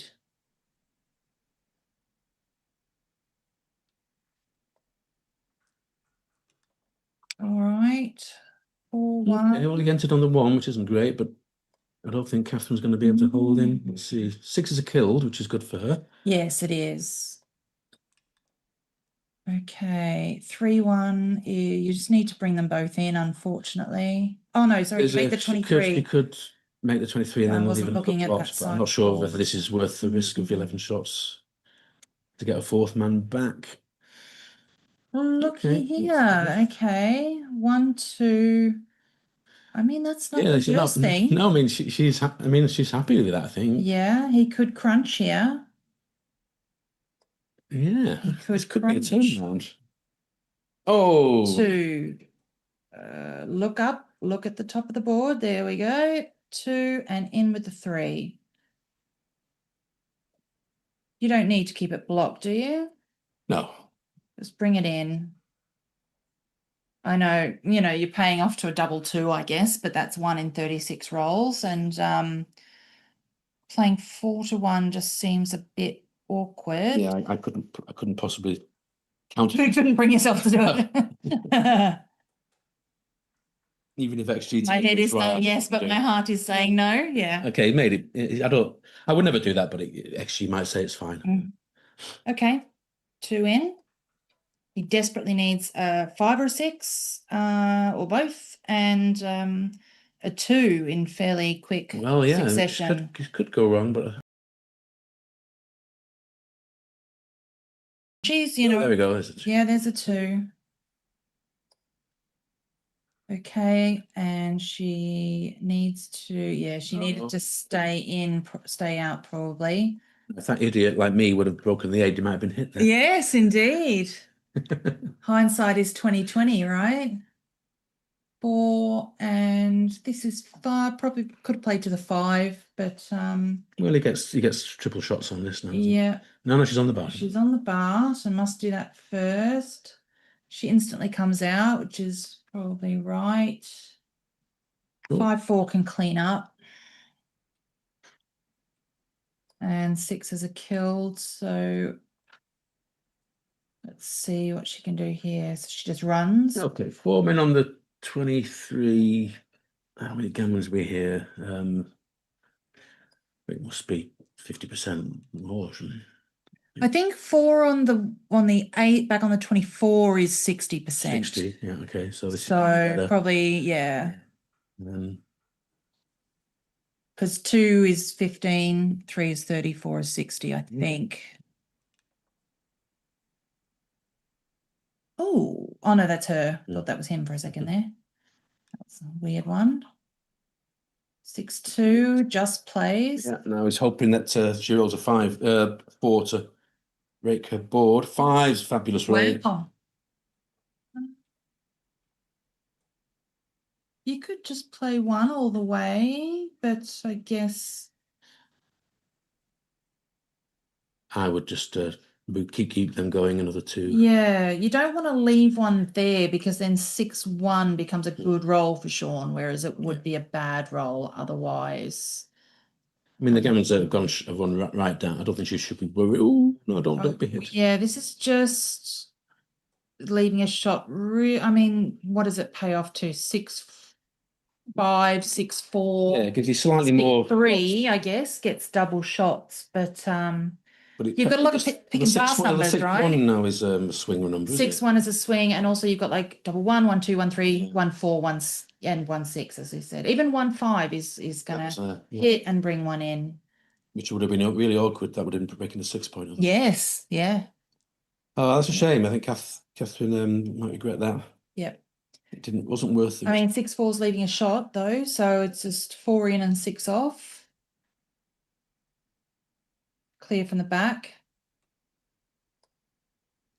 Or clear from the rear. Let's use the rhyming phrase. 2-1. Okay, slot the 3. Yes, very good. 4-2 is going to take a checker off. Okay, the gammons still are lurking there. She needs to get that one back moving quickly. You can just bring that in, yep, to the 4. Double 1. You're going to rip 4 here? Be very tempted to, yeah. I mean, there's no double blotters, are No, there? there's Like not. a 6-3-5-3 is going to leave one blot, but not two. I would just rip 4 because then the gammons just go through the roof. I'd say it's worth the couple of extra bad This numbers. could be right. This is not bad. So what's that? 11 crossovers versus 10. I think you just. I have a feeling ripping was right there. Yes. Gammons are And much keep track higher. of the dice to see if it makes a difference. Okay, so Double 5 that helps. would have been. So he would have 2 fewer checkers if he'd have made the other play. Yeah. Hmm. Okay, 6-1. I think run with 1. Yeah, you run with 1. Roll 2 sets. Yep. I love you.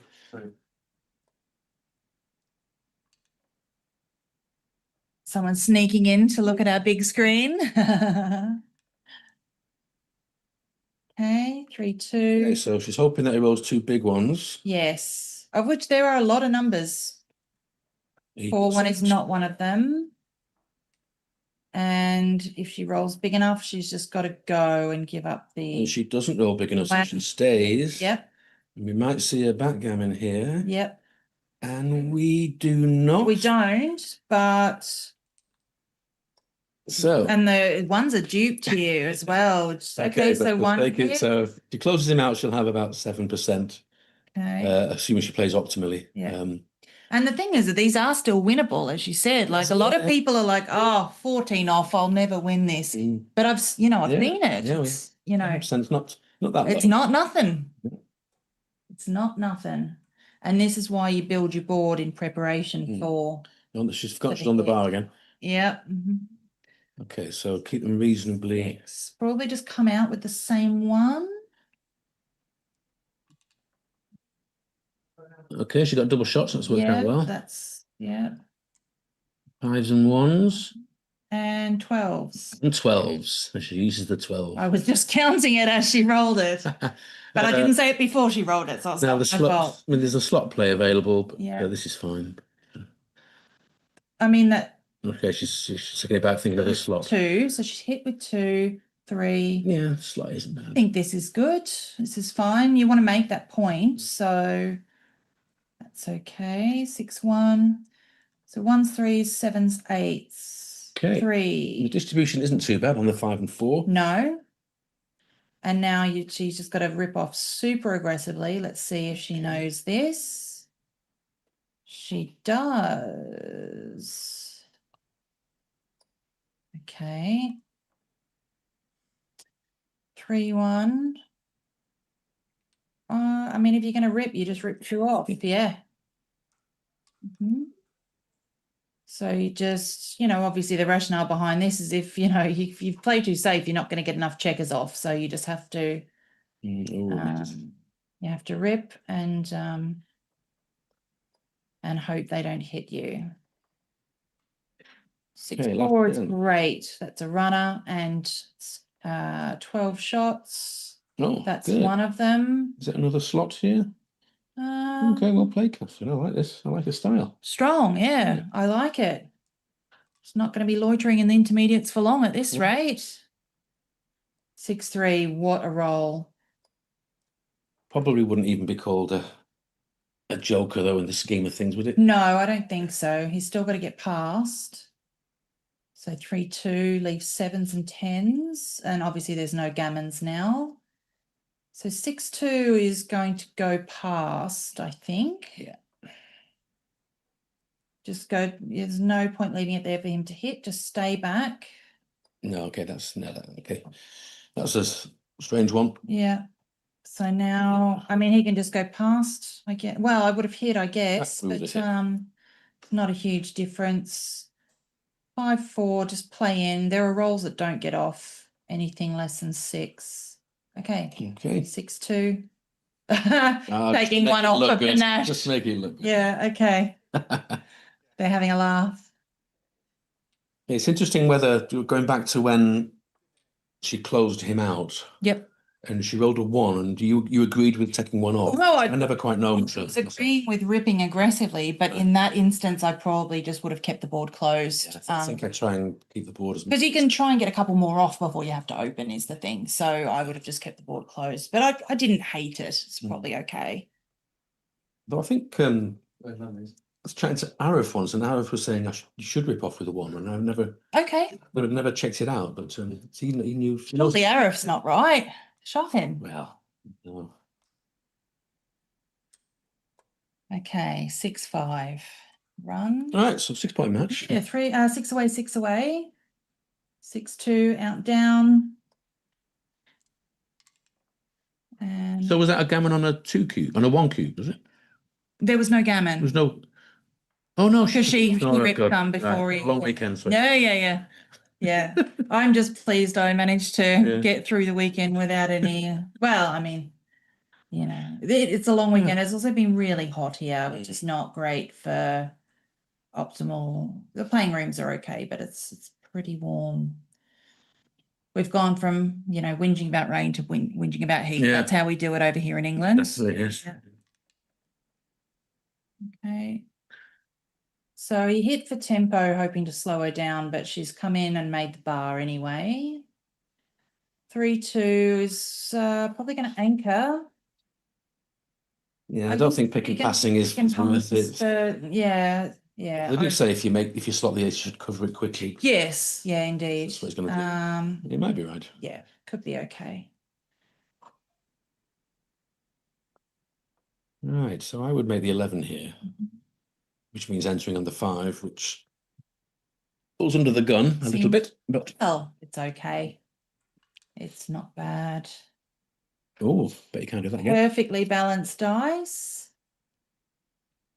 5-2. So maybe just you want to block that running 6, I think, don't you? Make the you also 11. Yeah, you do want to anchor, but I think I like this. Okay, I think I might have anchored. Could be, and just play 11 to 6 or something. Yeah, but it blocks the double 6s. But it did, but double 6 is good anyway. Now you're blitzing here as Catherine. Stop yourself from being attacked. It's a difficult choice, but I would blitz. But see, this is just leaving the poor guy stranded in the back, and look at this. Double 3 is punishment. Yeah, so blitzing would have prevented him having his full role to do nasty stuff. With the third one and 11 to 8, I think. You agree? Or make the 10. I'm not sure. They were both good plays. I like 11 to 8 as an extra builder and just getting that one to see some daylight.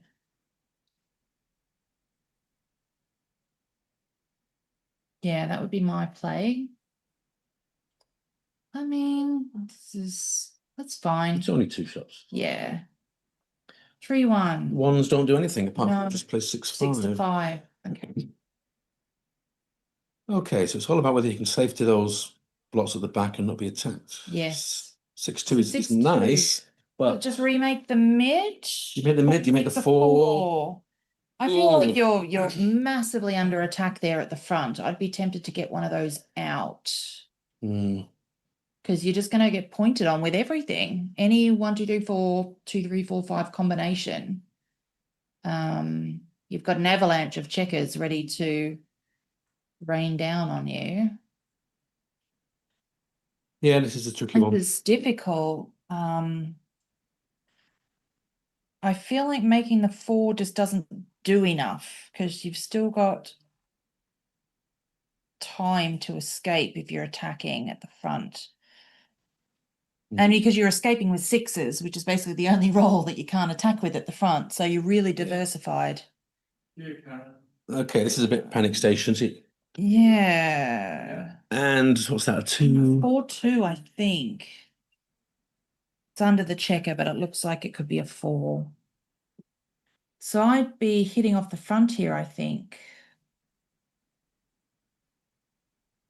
Come in high. I would come in high. That's hitting the wrong one. Yeah, hit the That's wrong one. Definitely hitting the wrong one. You want to hit the one on the 4 point. 3-6 is going to come in and just come out with the same checker, I think. Yeah.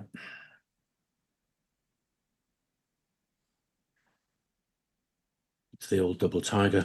Yep. I don't think. And it's like that was just for slotting, you're slotting the point that you want to make next, which is the 4. That's definitely. Yeah, she should have gone to hit the one with the edge.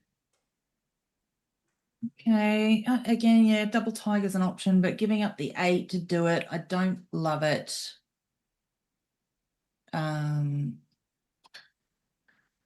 Oh, it's a tricky one. Yeah, I just come out 22 to 16. And in that kind of, it's duplicating a lot of the good numbers on both sides. So it's 2, 3, 4s to enter, kind of 2, 3, 4, 1, 2, 3, 4s to hit. It's true. I'm gonna say Sean's. I'm gonna go with Sean. Yeah, he's got some I gusto. like that. Okay. I would do that. Yeah.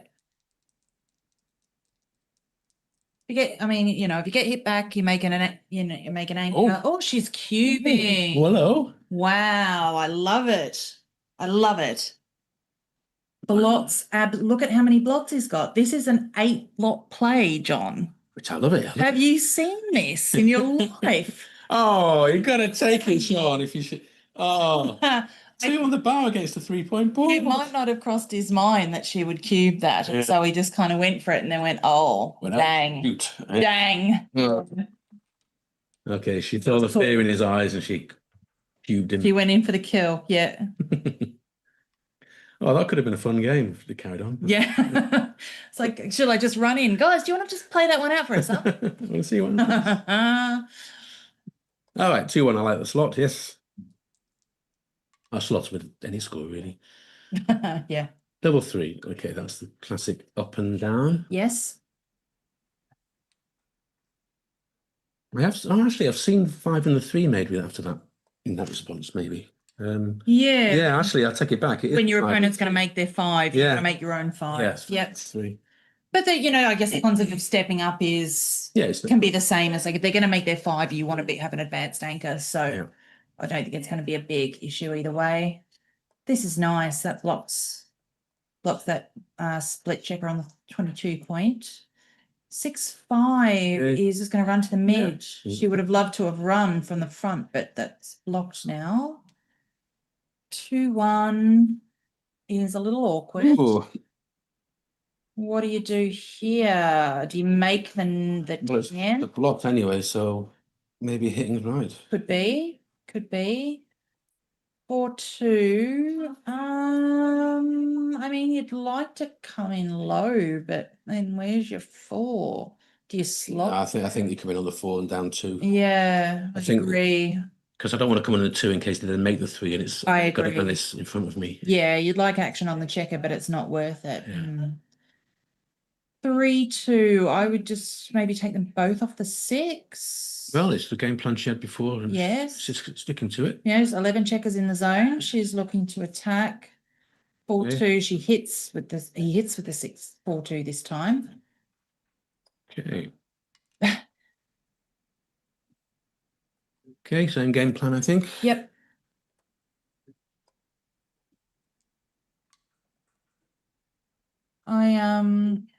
I'm really, I'm impressed with this play. They seem to know what they're doing here. 6-5 doesn't do a lot. Do you slot you don't want to play them both to the 8, do you? No, you might have. Sorry, it's Catherine. Yeah, my bad. Baffle box issue.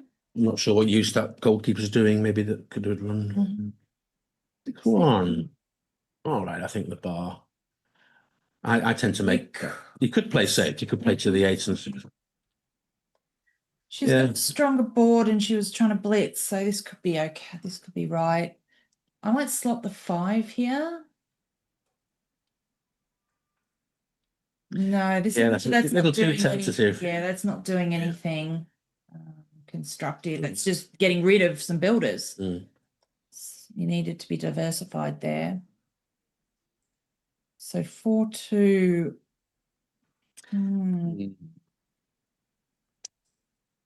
Okay. I don't mind this. I don't mind this at all. Could also be just play in with the 4 and step up.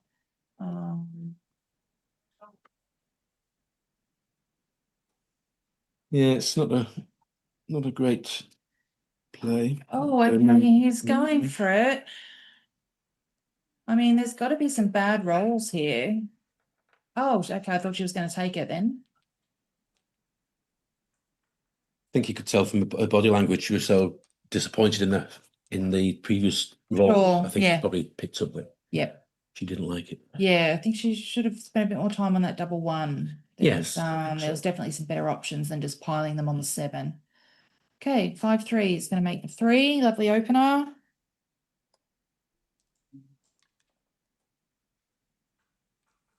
Yes.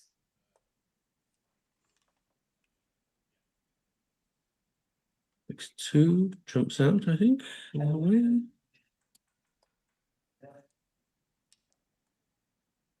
Four's a good hit. She could use the 3 to probably Step up. Yep. Yeah. Ooh. A dance. And 5 away, 5 away. Okay, 4-2. You're going to make the 4 here. think so. Be aggressive. Yeah, I wouldn't Let's bother do making it. the 9. I think you've got to. It's too front heavy if you make the. Yeah, I mean, she's No. 10 in the zone already. I'd Yeah, she's definitely gonna be make making points. another point there. Yeah. 5-6 is going to pop one straight out.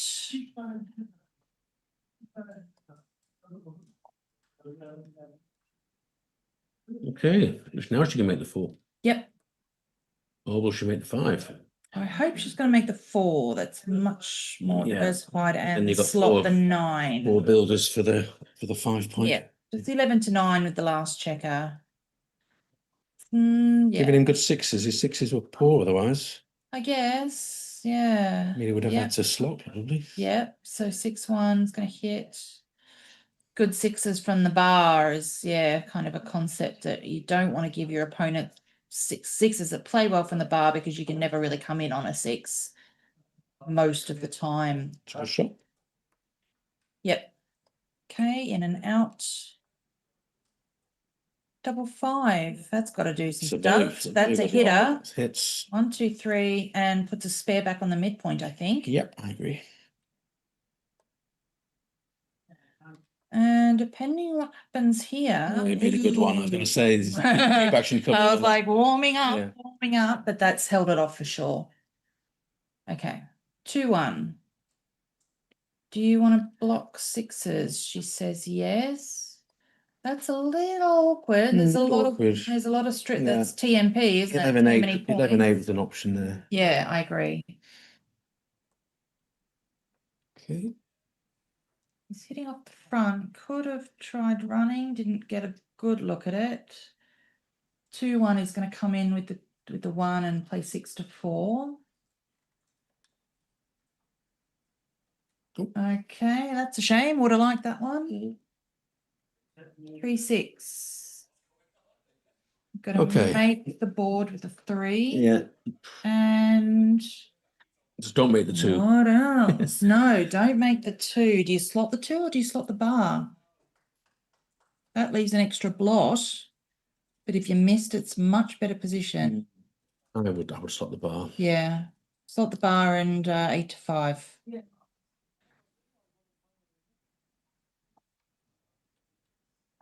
Okay. Good. Well, nice. Good play. And again, she's this worked obviously for her this weekend. Yeah, well, he's snatching that one, which I think is right, because if she doesn't hit, then he had a lot of play, but she's hit both. What a roll. But he's not out of it, even after that joker. It's not. No, that advanced anchor is really important, and it means he's going to be in the game for a good while. Well, why he's thinking here? What's he thinking of? Yeah, I'm not quite sure either. Is she going to give him a... She's looking at him like, what you doing there, pal? In with the 2. There we go. Maybe he thought if he blinked at it a couple of times, the numbers might change. I'm so tired. Am I seeing this correctly? Okay. Now, do you sweep up those 2 blocks and have 3 on the bar, or do you just swing it around? I think so. I knew she'd be so aggressive. I like her style. I mean, that might be a bit over the top, but it's good to be aggressive. Yeah, it's good to be aggressive in that game. It's a war game. And the thing is that she probably know, like, if he makes one of those back anchors, he's going to be in her hair Yeah. for ages. So she's like, if I can keep him on the bar and blitz here, then I'm in a much better position. He's only come in with one. So okay. So now if she's consistent, she'll hit again. But will she? There's a lot of good options here, but I reckon maybe now's better to do something else like this. Come out, or whatever. remake the bar. I like coming out, I think. You're in no immediate danger except for W2. Does Commentator's Curse work when it's still in your head? I don't know it yet.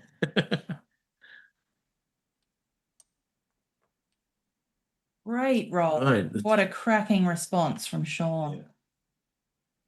Okay, 2-1. Doesn't have a decent Awful. one. She doesn't have many good twos either. What, the 5 maybe? What else are you going to do? Oh. I would not this. think, as you say, a slotting the point you want. 5 or even 13 to 11 there, but I think slotting the 5 was the play. That's okay. Running to the spare to the mid, that's nice. 6-3 is just going to come out, run all the way. Nothing else to do with it.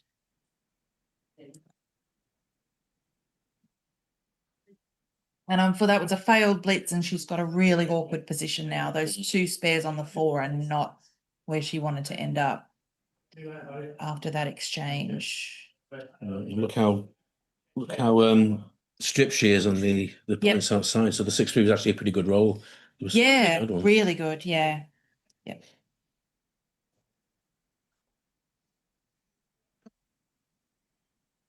Okay, the slot's available.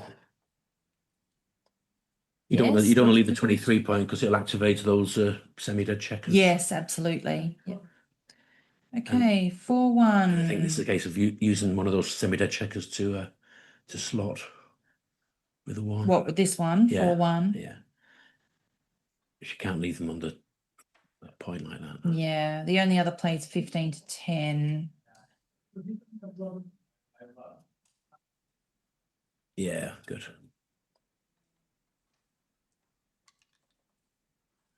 But he hits with a splendid double 1. Wow, look at that. Roll. Up with both and make the 4. I don't know whether you need to anchor. Maybe I think about the last one. 1, 2, 3, and so yeah, you're right. Play 6-5 with the last one. Yeah, absolutely. You've convinced me with little to no effort. Yeah, well played, Sean.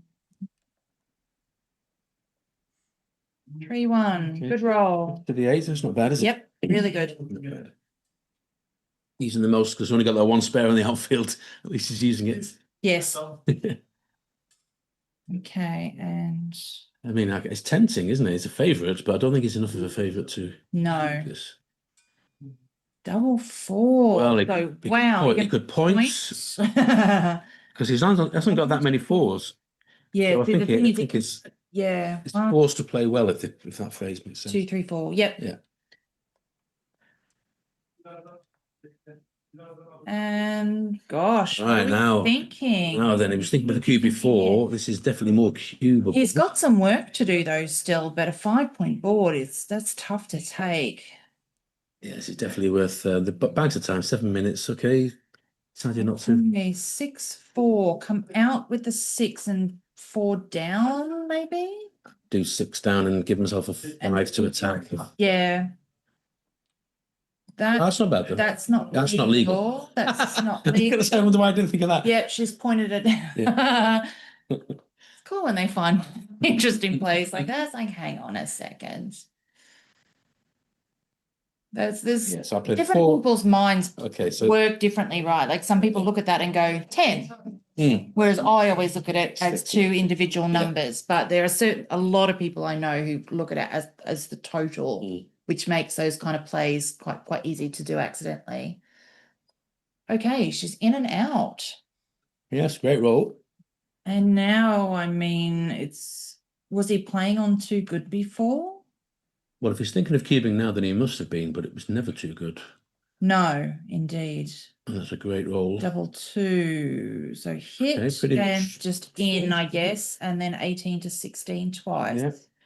Yeah. There's nothing else that makes sense. Yep. I would be there. I'd do it now. I would send it now. Okay.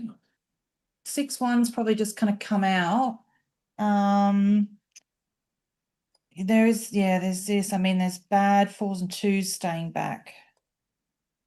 This at least makes. So he's playing this is too good, and now it might be. It might. Yeah. So I think. Do you just clear the 16 while she's on the bar? That's tough. That leaves a lot of shots. She's stripped, and if she hits, then she'd leave some counter shots, wouldn't she? Somewhere maybe. Yeah, this is uncomfortable. So if you clear the 16, you're leaving 2-1, 2-2, 2-4, 2-5, 2-3, 2-5. I would swing around with the 5, and I'd go to the bar point with the 3. Yeah, that's keeping some 2s. Yeah, then you can either make the. Oh, he's doing this one. Okay. If it works really well. Yeah, but if you don't cover like 60% of the time, 70% of the time. Oh, that's fine. Comes out with the 4 and covers. Okay, well that's sorted that issue out. Yes. Okay, and if he gets a gammon here, he's at Crawford, which is not at all a bad place to be. Okay. I mean, slotting tends to be wrong, doesn't it, in general? But there must be some situations where it's better to slot. Yeah, I mean, obviously she doesn't really have much of a board on the other side, so I guess he thought the cost of being hit is not that high. Yeah. You know, it's a risk you don't necessarily need to take because you do just get hit with all 2s rather than just certain 2s. But it's okay. It paid off, obviously. I think we can clear here because she's never going to get off this gammon. Yeah, that's the thing. So gammons are guaranteed, so you don't need to risk bad rolls. Yeah, I agree. Just clear the 6. You know, she's got. Okay, this is fine. So she's got like 18 crossovers, you know, to his 14. So this is fine. It's just leaving a bad 6-5, but the other way was 6-1 and 5-1. 4-3 is going to rip one off and play 5-2. That's illegal. You tell him. She's catching them all. She is catching them all. It's great. You know, it's one of those things, and you see it a lot as well with intermediate plays as well. They focus a lot on their own plays, but not necessarily their opponent's plays so much. And I transcribe for people sometimes, and I see that often when it, you know, pay attention to everyone's plays because the further you get into a weekend, everyone makes mistakes, right? Everyone's knackered, and it's important to. Because a lot of the time shot time. A lot of the time when you make a mistake, it's kind of like, I wish that's what the dice said. Like you think you need something and it's often favorable and it's not on purpose, but it's because that's kind of what you want to see. I think minimizing shots is right there. Yes. Okay, 5-2. Okay, so it looks like it's going to be 8-4 Crawford. Yeah. What a huge gammon that was. Yeah. Yes, really interesting game. Every time I think back to the game, he suddenly got the edge, and then I think pretty soon decided to play on as too good, and yeah. Yeah, I mean, he started quite a few checkers back, didn't he? Even though he had a really strong board, so it's Yeah, but he ended up getting 4 points, whereas we might have cashed and only got 2. Yes. Fair play. I mean, those ones are difficult sometimes. Like I sometimes used to queue when I feel like I'm in a really advantageous position, but I've still got 3 checkers back, and XG often really hates that. You know, when you've still got quite a lot of work to do. Okay, so she's conceding the gammon. 8-4. And we can hear some awards being presented in the background. Obviously, there's a variety of events that are wrapping up. Let's have a look and see what's going on. So we saw the main event on before this. Daniel Rosenberg beat Christoph Sebula. It looks like the intermediate consolation is finished, and London player Burak Karavert has defeated Richard Granville. Intermediates consolation. Fantastic. Masters intermediate, I beat Gaz Owen, obviously. I need to say that a few more times. Just make sure already headline news. Make sure everyone's aware. Yeah. When you beat a grandmaster, you've got to rub it in a few times, you know. Okay, make the 2. Yeah. Mm-hmm. Yeah, this is the right response. Yes. Okay, just playing 8 It's out not down. when you got It's to okay. 8 point, it's not bad. Yep. Double 3. So you can make. I tend to make the bar with these, but you could hit loose and then make the 5. I think Making the bar probably does enough. Unstacks the midpoint. Mm. Yep. Certainly a great way to start a Crawford game. Yes. Okay, there's the anchor. Very nice. 4-1. Just to the A. Oh, do you split both? Split both. Yeah, okay. Yep. Get them moving. Mm-hmm. 2 1s. Okay, make the bar, trapping that back checker a little bit. Okay. And he's got an advanced anchor of his own. Good. So they've got each other's 5 points, Yeah. which is a good place for them both to be. So we'll have 4 or 5 rolls now until someone rolls a big set and gets off them. Just double slotting. Don't mind it at all. 6-4, I would play down to the 7 and slot the 2, right. maybe. Double slot gives him the option of running with something like this because he is ahead in the race. So I maybe double slot was strategically slightly dodgy. Mm-hmm. So what's the options? You've got out with 2, you've got running with 1, or probably to the 7 and to the 2. I think he needs to seriously think about running because he's going to run out of because he is ahead in the race. And which way would you run? Like that's not correct. Yeah, I would cheat like that and put it on the. I mean, why won't they let me put it where I want? It's not. Not really cheating. That was not saying you did it to the game. Not even fair. I'd probably do 2 out.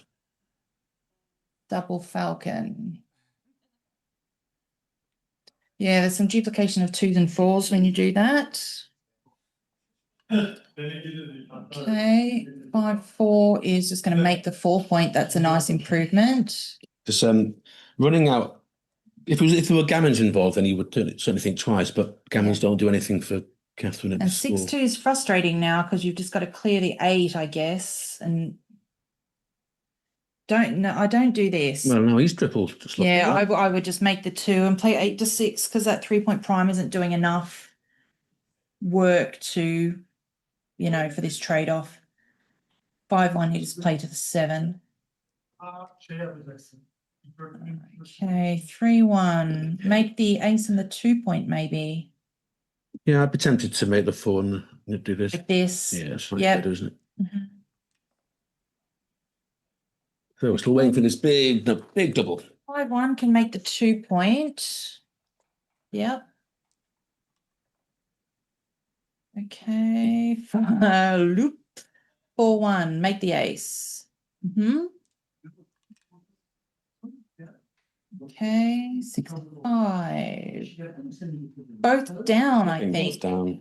Yeah. It's annoying. You're sacrificing outfield coverage, but it's not. You don't want to get hit at this point. It's a shame, really. You'd probably rather have a little small one, but.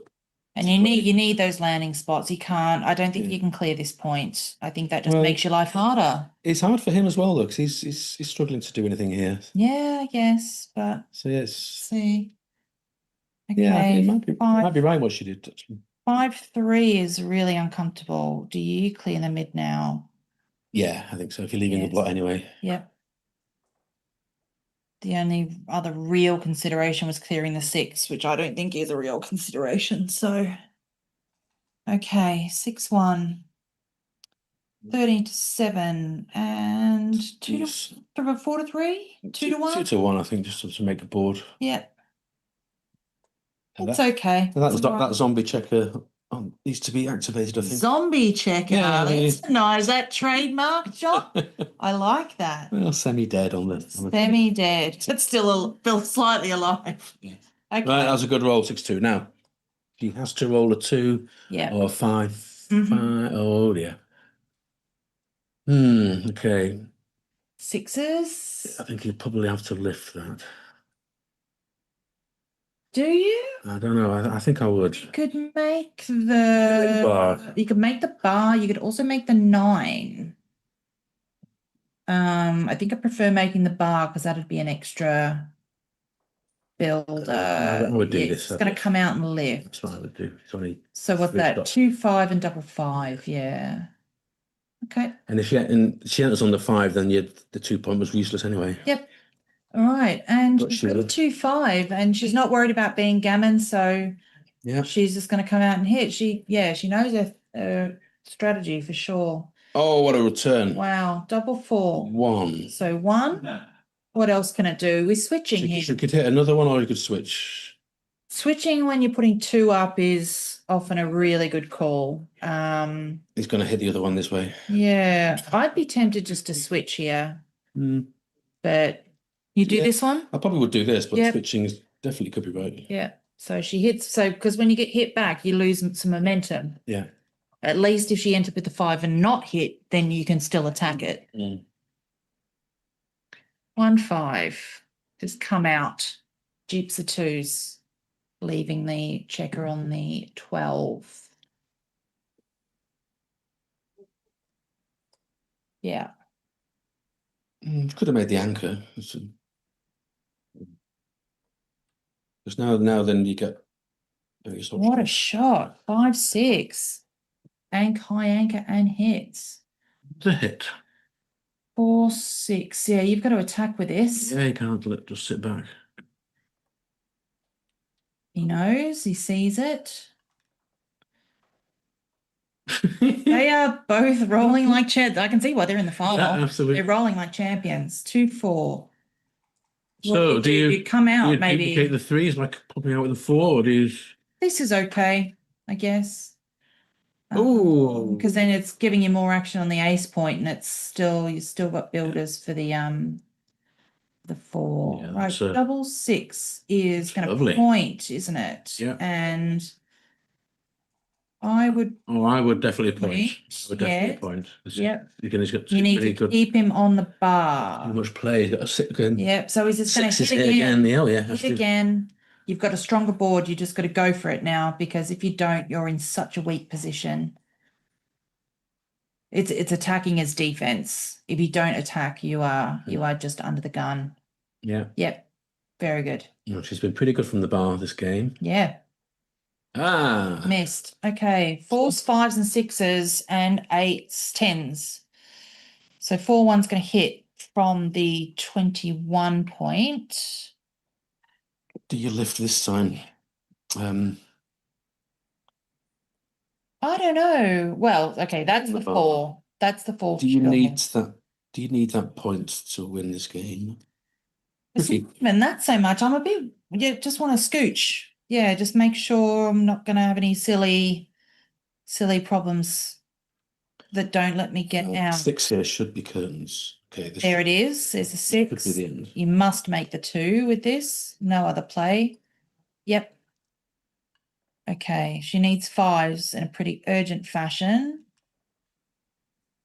Oh, Double right. 2. So you go 2 and 4. 2, 3, 4. Just come to the 8, I guess. Yeah, no, you can't do much. See, this blocks double 5s, but double 5 is still good for her, really. Like, you could get yourself into trouble doing this. Okay, so 4, 1. See, now I guess you got to come up with 4 and split that checker off the 10, and then double 5s are great for her. But you've got to leave it because you can't be getting stuck. Drum roll. There's 1. Okay. Ooh. So definitely will have to do something about that. Yep. So 3-2, you've got to hit it. Yeah. Yep.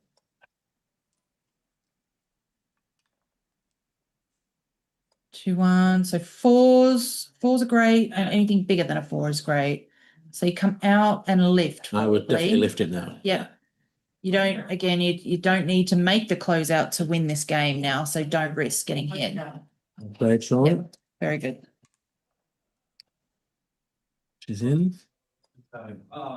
In with And I 1. wouldn't bother hitting. I would just bring them round. So you want to come out with a 5 and just pop in with the 3. 9 to 6. Okay, and she needs a 5 to stay in it. Beautiful roll. 2-1, pick and pass. Beautiful blow. Keep her on the bar. Double 5 is still good. And it's probably going to take him 2 rolls to get, at least 2 rolls to get in. I'd give So double just 5, wouldn't you? Just minimize shot. 5 down. Yeah, and it's just 1 roll. then just the 12 point. Yes, I agree. She's got it up. Yes, she does. And so she's in with a chance here if he can't safety both. So which she can't. So 6-3 goes to the ace point, I think. So 6 shots, but she's got a blotting board. Yeah, so that's why you stay out of range with the other one. She's got to use her full roll to hit you and she can't cover. 6-3 is going to stay back and slot the ace. Yes.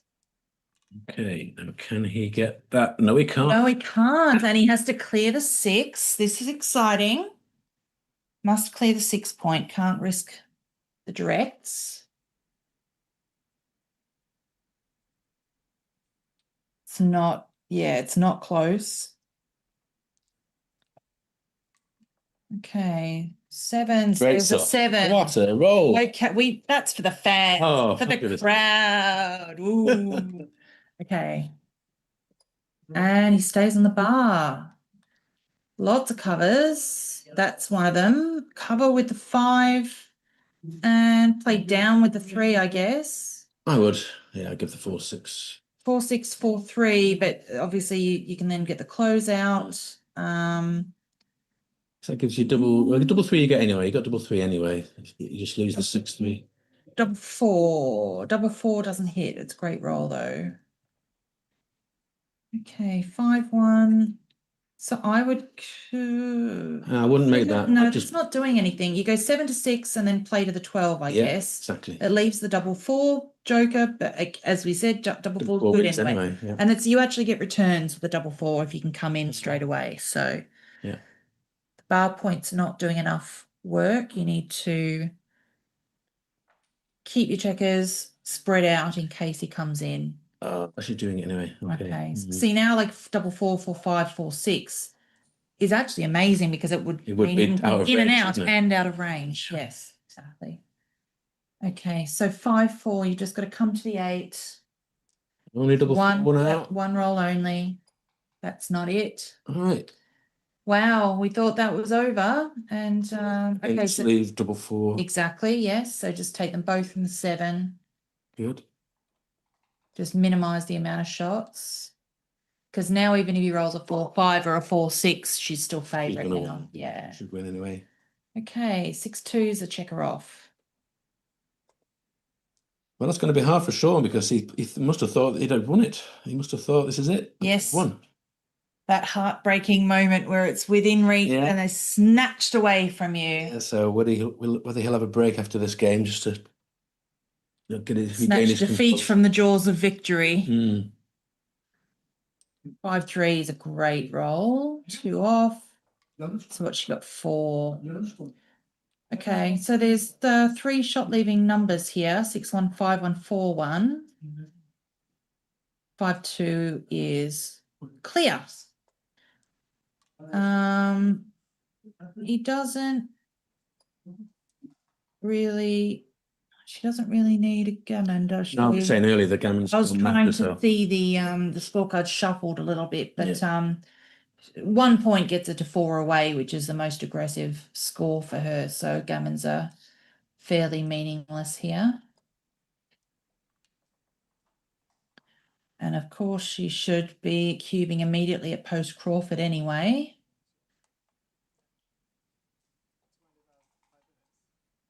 And he will have. Oh, there's no. Is it? Well, there were some situations where you wouldn't, isn't there? If you started with a 3-1, oh, they're finished. They're having a break. They're going to have a quick break. Okay, shall we do the same? Yeah, yeah. And be back in a minute.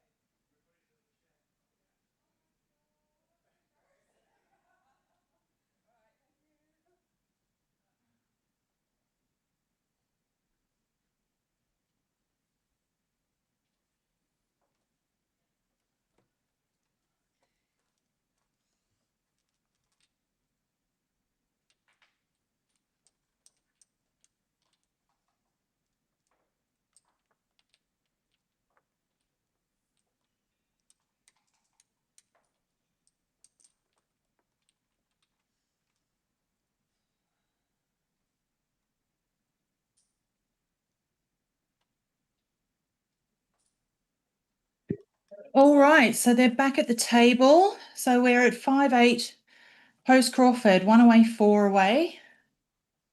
Catherine opens with a 2-1, not the best opening roll, but that's okay. And a 5-4 is probably just going to split them down, just the usual. Catherine should just cube this. And still a take, I think. He's got a free drop, but 2-1 is the only opening roll where you're kind of behind in the race after you roll it. Because an average roll is 8 pips, so you need at least 4 pips in the opening roll to technically be ahead. Okay, well, he's going to pass it. That's fine. So the next cube is going to be an automatic take.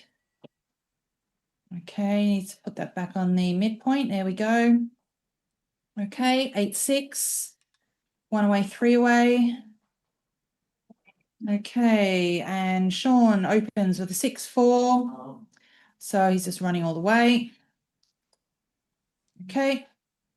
She has got to cube or not cubing on purpose. 5-3 makes the 3-point. Maybe she'll cube after this. Okay. So we had a very swift opening roll exchange double pass. So Catherine is now 3 away. Okay. 1 away. And has she done the trick of not cubing, or is she? No, indeed. She hasn't Oh, wow. cubed yet. So Okay. So for Yeah. those that aren't aware, oh no, I was going to say, I'm going to Just explain gonna do the. it now, yeah. And the trick is difficult to wrap your head around sometimes, but essentially you should pretty much always take a cube when your opponent's odd away, unless their gammon percentages are higher than your winning chances, basically. So some people will try and wangle themselves into a position where they can get you to pass it. Yeah, when you should still be taking. Induce a mistake from. Yes, Yeah. indeed. Okay, 6-5's nice roll, makes the 3-point. 5-4 and very good. 4, yes, makes the anchor.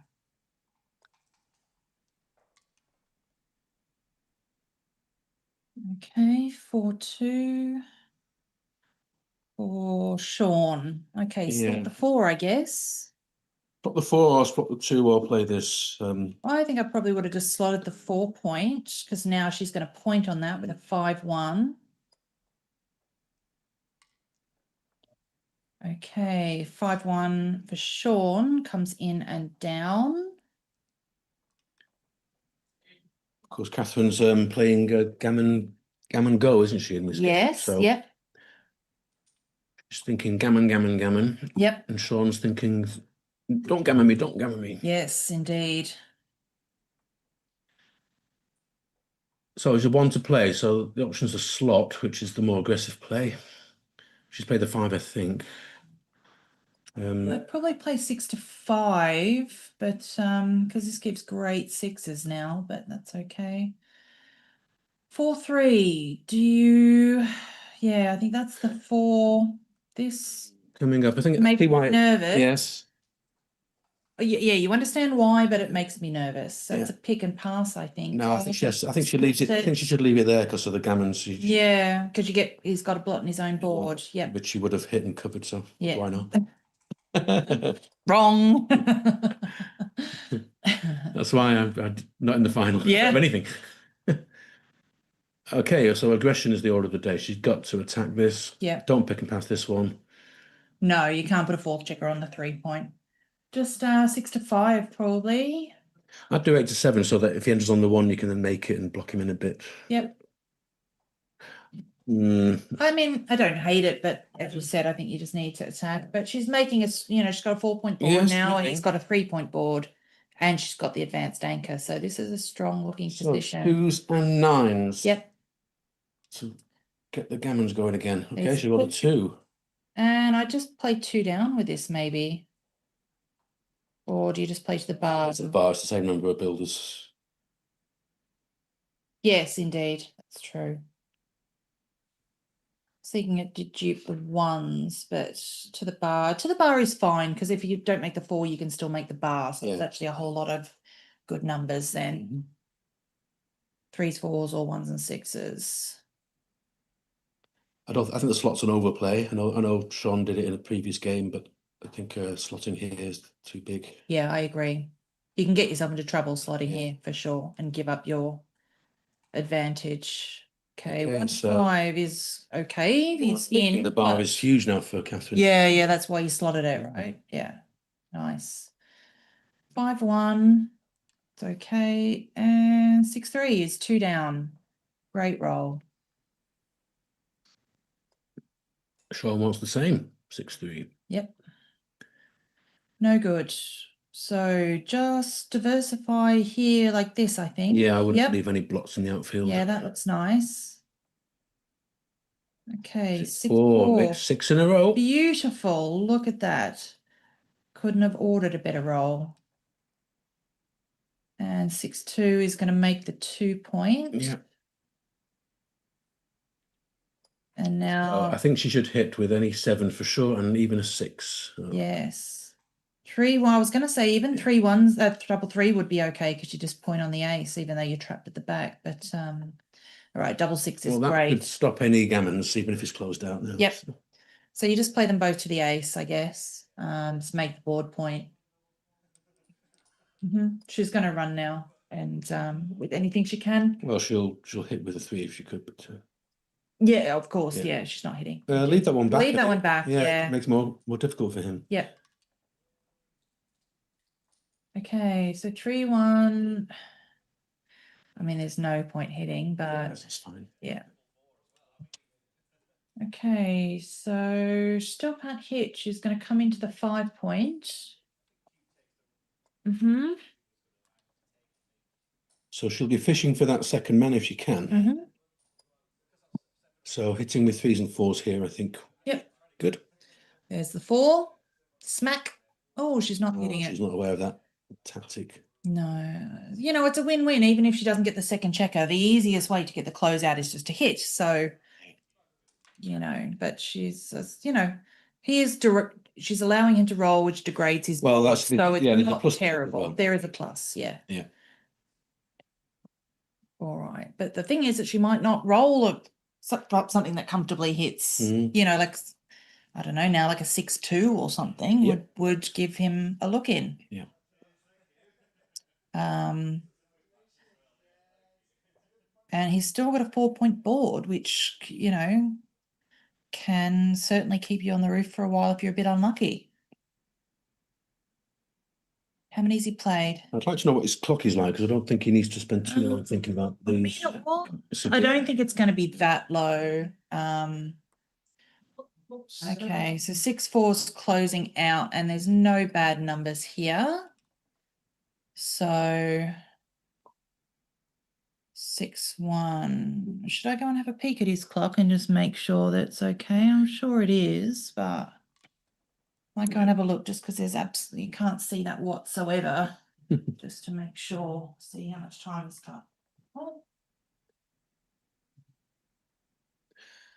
Okay, 3-1. I tend to play these from the back. Oh no, I don't know. 3-1 is off. No, it's 4-1 and 5-1 from the back, and 3-1 you take 1 off. Yeah, so especially with gammons. Yeah. Yeah, I think taking 1 off is better there. Right, so still very little chance of gammons, but obviously he wants to come in soonish. This would be a horrible way to lose.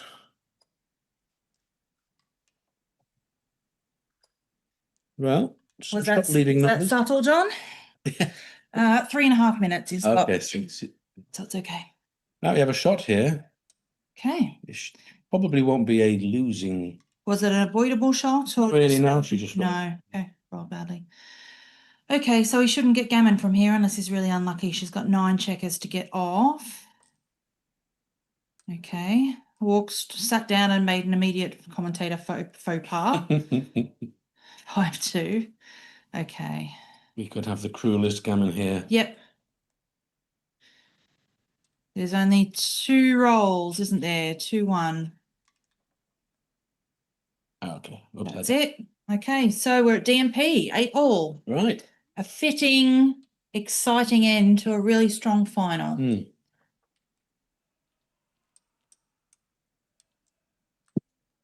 I notice you've got top billing again in the commentary. I mean, they know what's up. They know what's up, John. You know, I've got my gold VIP badge. I've got my trophy. You got to try harder if you want to get top billing. That's all I'm saying. Okay. It's a lovely little touch they do here. You get a gold lanyard if you've won this event before. So I won, actually, this intermediate final, I won the intermediates a few years ago. So that's what that is for. Right, 5-4. Sort of splitting down, no? Tends to be the play. Down. Splitting down tends to be the play, I think. Yeah.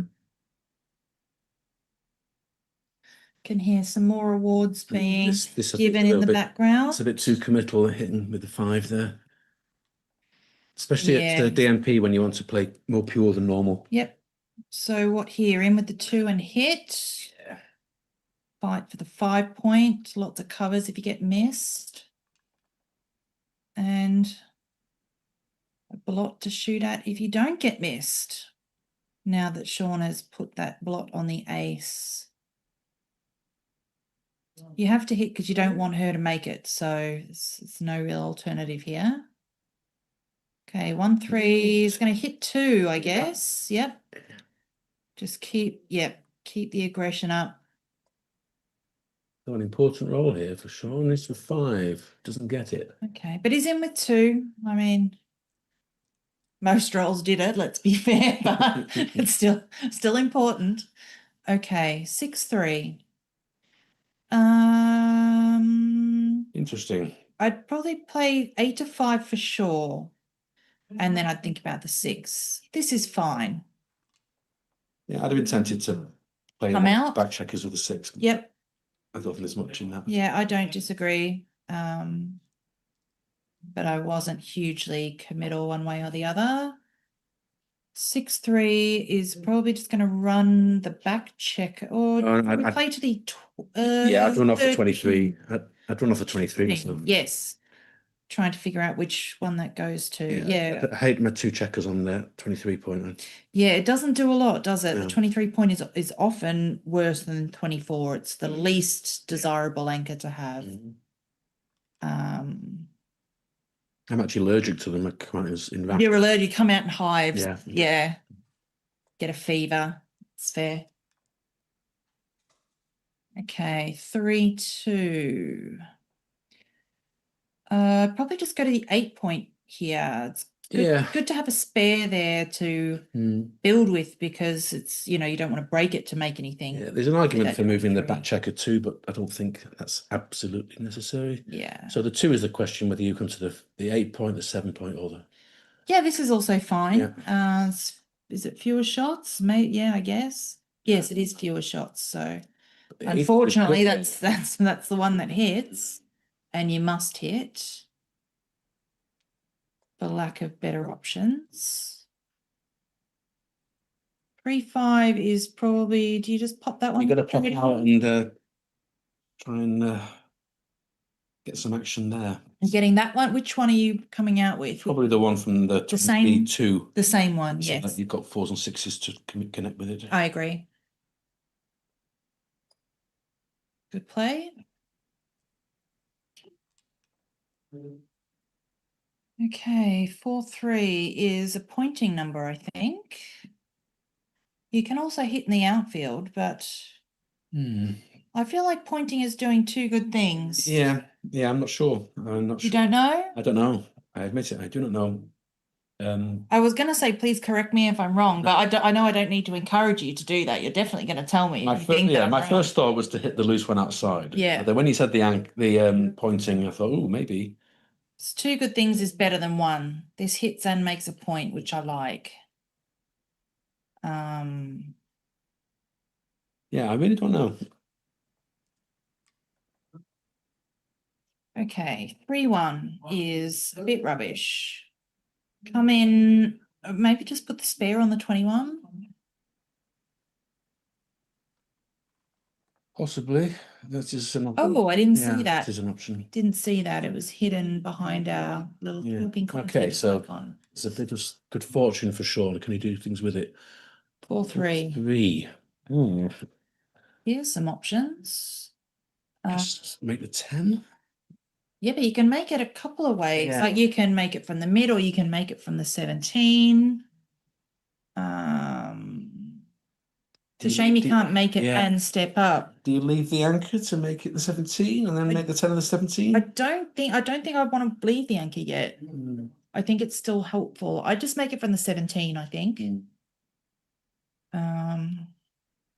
It's interesting, definitely worth thinking about. She's got 6. In fact, her clock is. I mean, you can also just make the 3 or the 4. There's other options as well. Okay. Don't think that's doing enough. I think the 10 points important in this position Yeah. because double 5 will be blocked. Ha ha! Bish bash bosh. And she's probably going to make the, she's going to make the ace or play to the 5. Maybe play to the 5. I'll play to the 5. I think making the ace is not really putting the builders, the attackers where you want them to be. 3-6 in and out with the same checker. I think so. Yeah. It's risky. One's 2s and 4s to hit, but I think it's the best. But 13-7 just feels unnecessary. And that's a tough one. Because now Yeah. you could pop out and not have The any. 2-1 I think is going to hit and scooch. What's happening here? No, was it valid? maybe it didn't go through the baffle or something? This is what I was thinking. If she can just pop out now and have no Yes. threats. Yep, that's it. Yep, that's why I think keeping that one on the mid was important there. Yeah. 5-2 can also hit, but I think coming out is just too appealing. Yeah, she's just got a good race lead. Yep. 8s and 12s now are hitters. 4-1 is not. Do you maybe come just to the 17? Possibly give yourself a spare to run round. Yep. Yeah. I don't think that checkers really do anything there. You don't want to get hit, so. I mean, it's very unusual to have your opponent's 8 points. You don't see that often, do you? Yeah, indeed. Okay, 3-2s are. I mean, No, there's a safe play here. Yeah, I think I put a spare on the 11 because yes, you can make the 3 point any. that's it. And you need to just be able, as you said, she's got a big race lead. So when you're racing, you want to get past break contact. You're not trying to stay back and get in the way because that only works against you. 2-1 makes the 5. That's a great roll because she might not safety it now. 6-5 is wonderful. Roll. That's going to play just straight to the 5. She's going to have a hard job clearing these 2 points, doesn't she? These midpoint and 11. But these positions, it's like knowing the race is so important because it determines whether if she was behind in the race, of course, she'd be staying back to provoke contact, but she doesn't want contact. He wants contact. So just play to the 5. She's thinking of clearing that 11 point now, which has merits. It does have merit, yeah. But I feel like that checker it's just too difficult to get it safe after that. So 6-3 is going to bring that down and slot 4. Right. Yep. Okay, the spare gets closer to home slightly. Yep. And what do we think? Like maybe even 2-1, yeah, just because the spares on the 5 and 6 are ideally placed. Really. Yep. 3-2 is zombie-esque. So 2-1's probably right.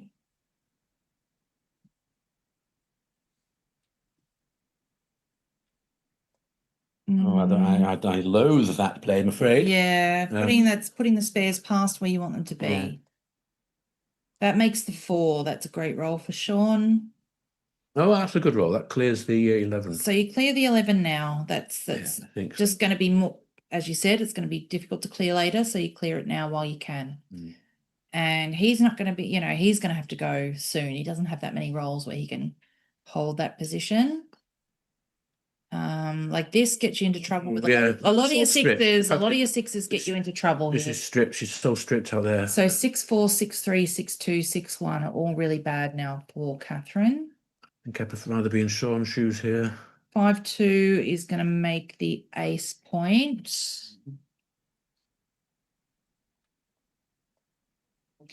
Flexibility is really the key when you're trying to get home in this kind of position. So that was an inflexible play that she made before.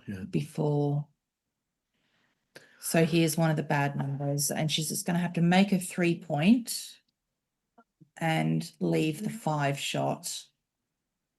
Agreed. It's more thoughts and 9s, but she could try and clear the most difficult one now, I think. So it's 5s and 9s. Yeah, this is only 11. Yeah, and this doesn't solve your problem. Yeah, it's still got the big issue later. Yeah. Yep. But would have been hit. So yeah, she got it. What do we know? 1 game roll. All right. What do we know? Okay, 5-1. So she could pain pay now, but I don't think she should. I mean, getting hit is just lethal here. I mean, you've Yeah. got to hope that he's got to go. Mm. So Okay, so he loses his. he's losing the bar. So if she is hit, she might get a return from the bar. Yep. 6-2. So here we go, Yep, folks. shot time. Uh, So it's 5s, 4, 1, 3, 2 plus double 3 and 6, 3. So it's oh, shot. 18 shots. We go. Which was exactly 50%. And she's got that return we were talking about. She's Yep. got the 2. But so does he. Not. 5-1. She was hoping to just snatch it up without anyone noticing, but that's an awful roll. At least 2's a duped is the only good thing about that. But so 1 is going to cover. Could it hit? Well, I'm just thinking that. Could it hit? It's more interesting. Yes. Sure. Where are we at DMP now? We're at DMP. Okay, so gammons don't matter. The win is the key. If you just covered, then there's all 6. She can escape with a double 6, etc. Okay, Yeah. but that's a good roll. Yeah. We should have covered it now. Yeah. God, there's some really interesting plays. Yeah. In this match. So do you just play to the 5? Always playing it big. If this works, this is a stroke of genius. If this is right. This is cool. Wow, this might be right. Might be right. I hope it was right. I hope it's right. They've got guts. I like it. I like it. Okay, 1-4. I'm gonna have to transcribe this. Yeah, yeah. And I need to know if that was right. Okay, there's a hit available. Double that's 6. illegal. That's yep. Right, does he cover? He can't cover. He can't cover the 2, but he can hit the ace again if he wants, or he could make the bar point. Make the bar. Got to make the bar. Yes, absolutely. Make the bar point. Correct. Yeah, definitely spend time thinking about this one. Hopefully he sees it. That's miles head and shoulders above any other play. Anything else, I'm sure, would be a sizable yes, wonder. well done. Good play. Well done, Sean. Okay, and 3-2 is getting awkward, so don't leave the extra shot. He's going to stay back if he. Oh, that makes it. That's game over. 6-4 makes the point. And she might end up leaving another shot here, but yes, she does. 5-3. Well, I've got to say, I think he deserved it because that play, that play he made, I think was really good. Yeah. Yeah. For the fans, Yeah, it's always great, good to have. Oh, in my match on stream yesterday, there was a coup classique that like nearly worked, and it's so exciting to have those sorts of games on the stream. It keeps it interesting. Okay. And he had to, I presume, because as you say, they're low on the clock, I think he had to play it reasonably quickly, and he just saw it and did it. And yeah. So well done. Doesn't need to hit here. No, don't blow it now. No. I mean that could backfire. It's probably going to be okay. See, it was 2 in the bar. I think it was second in the bar. Oh, that was okay. Yeah, fine. I didn't see that. Yeah, apologies. Yeah. That's fine. 2, and this is fine.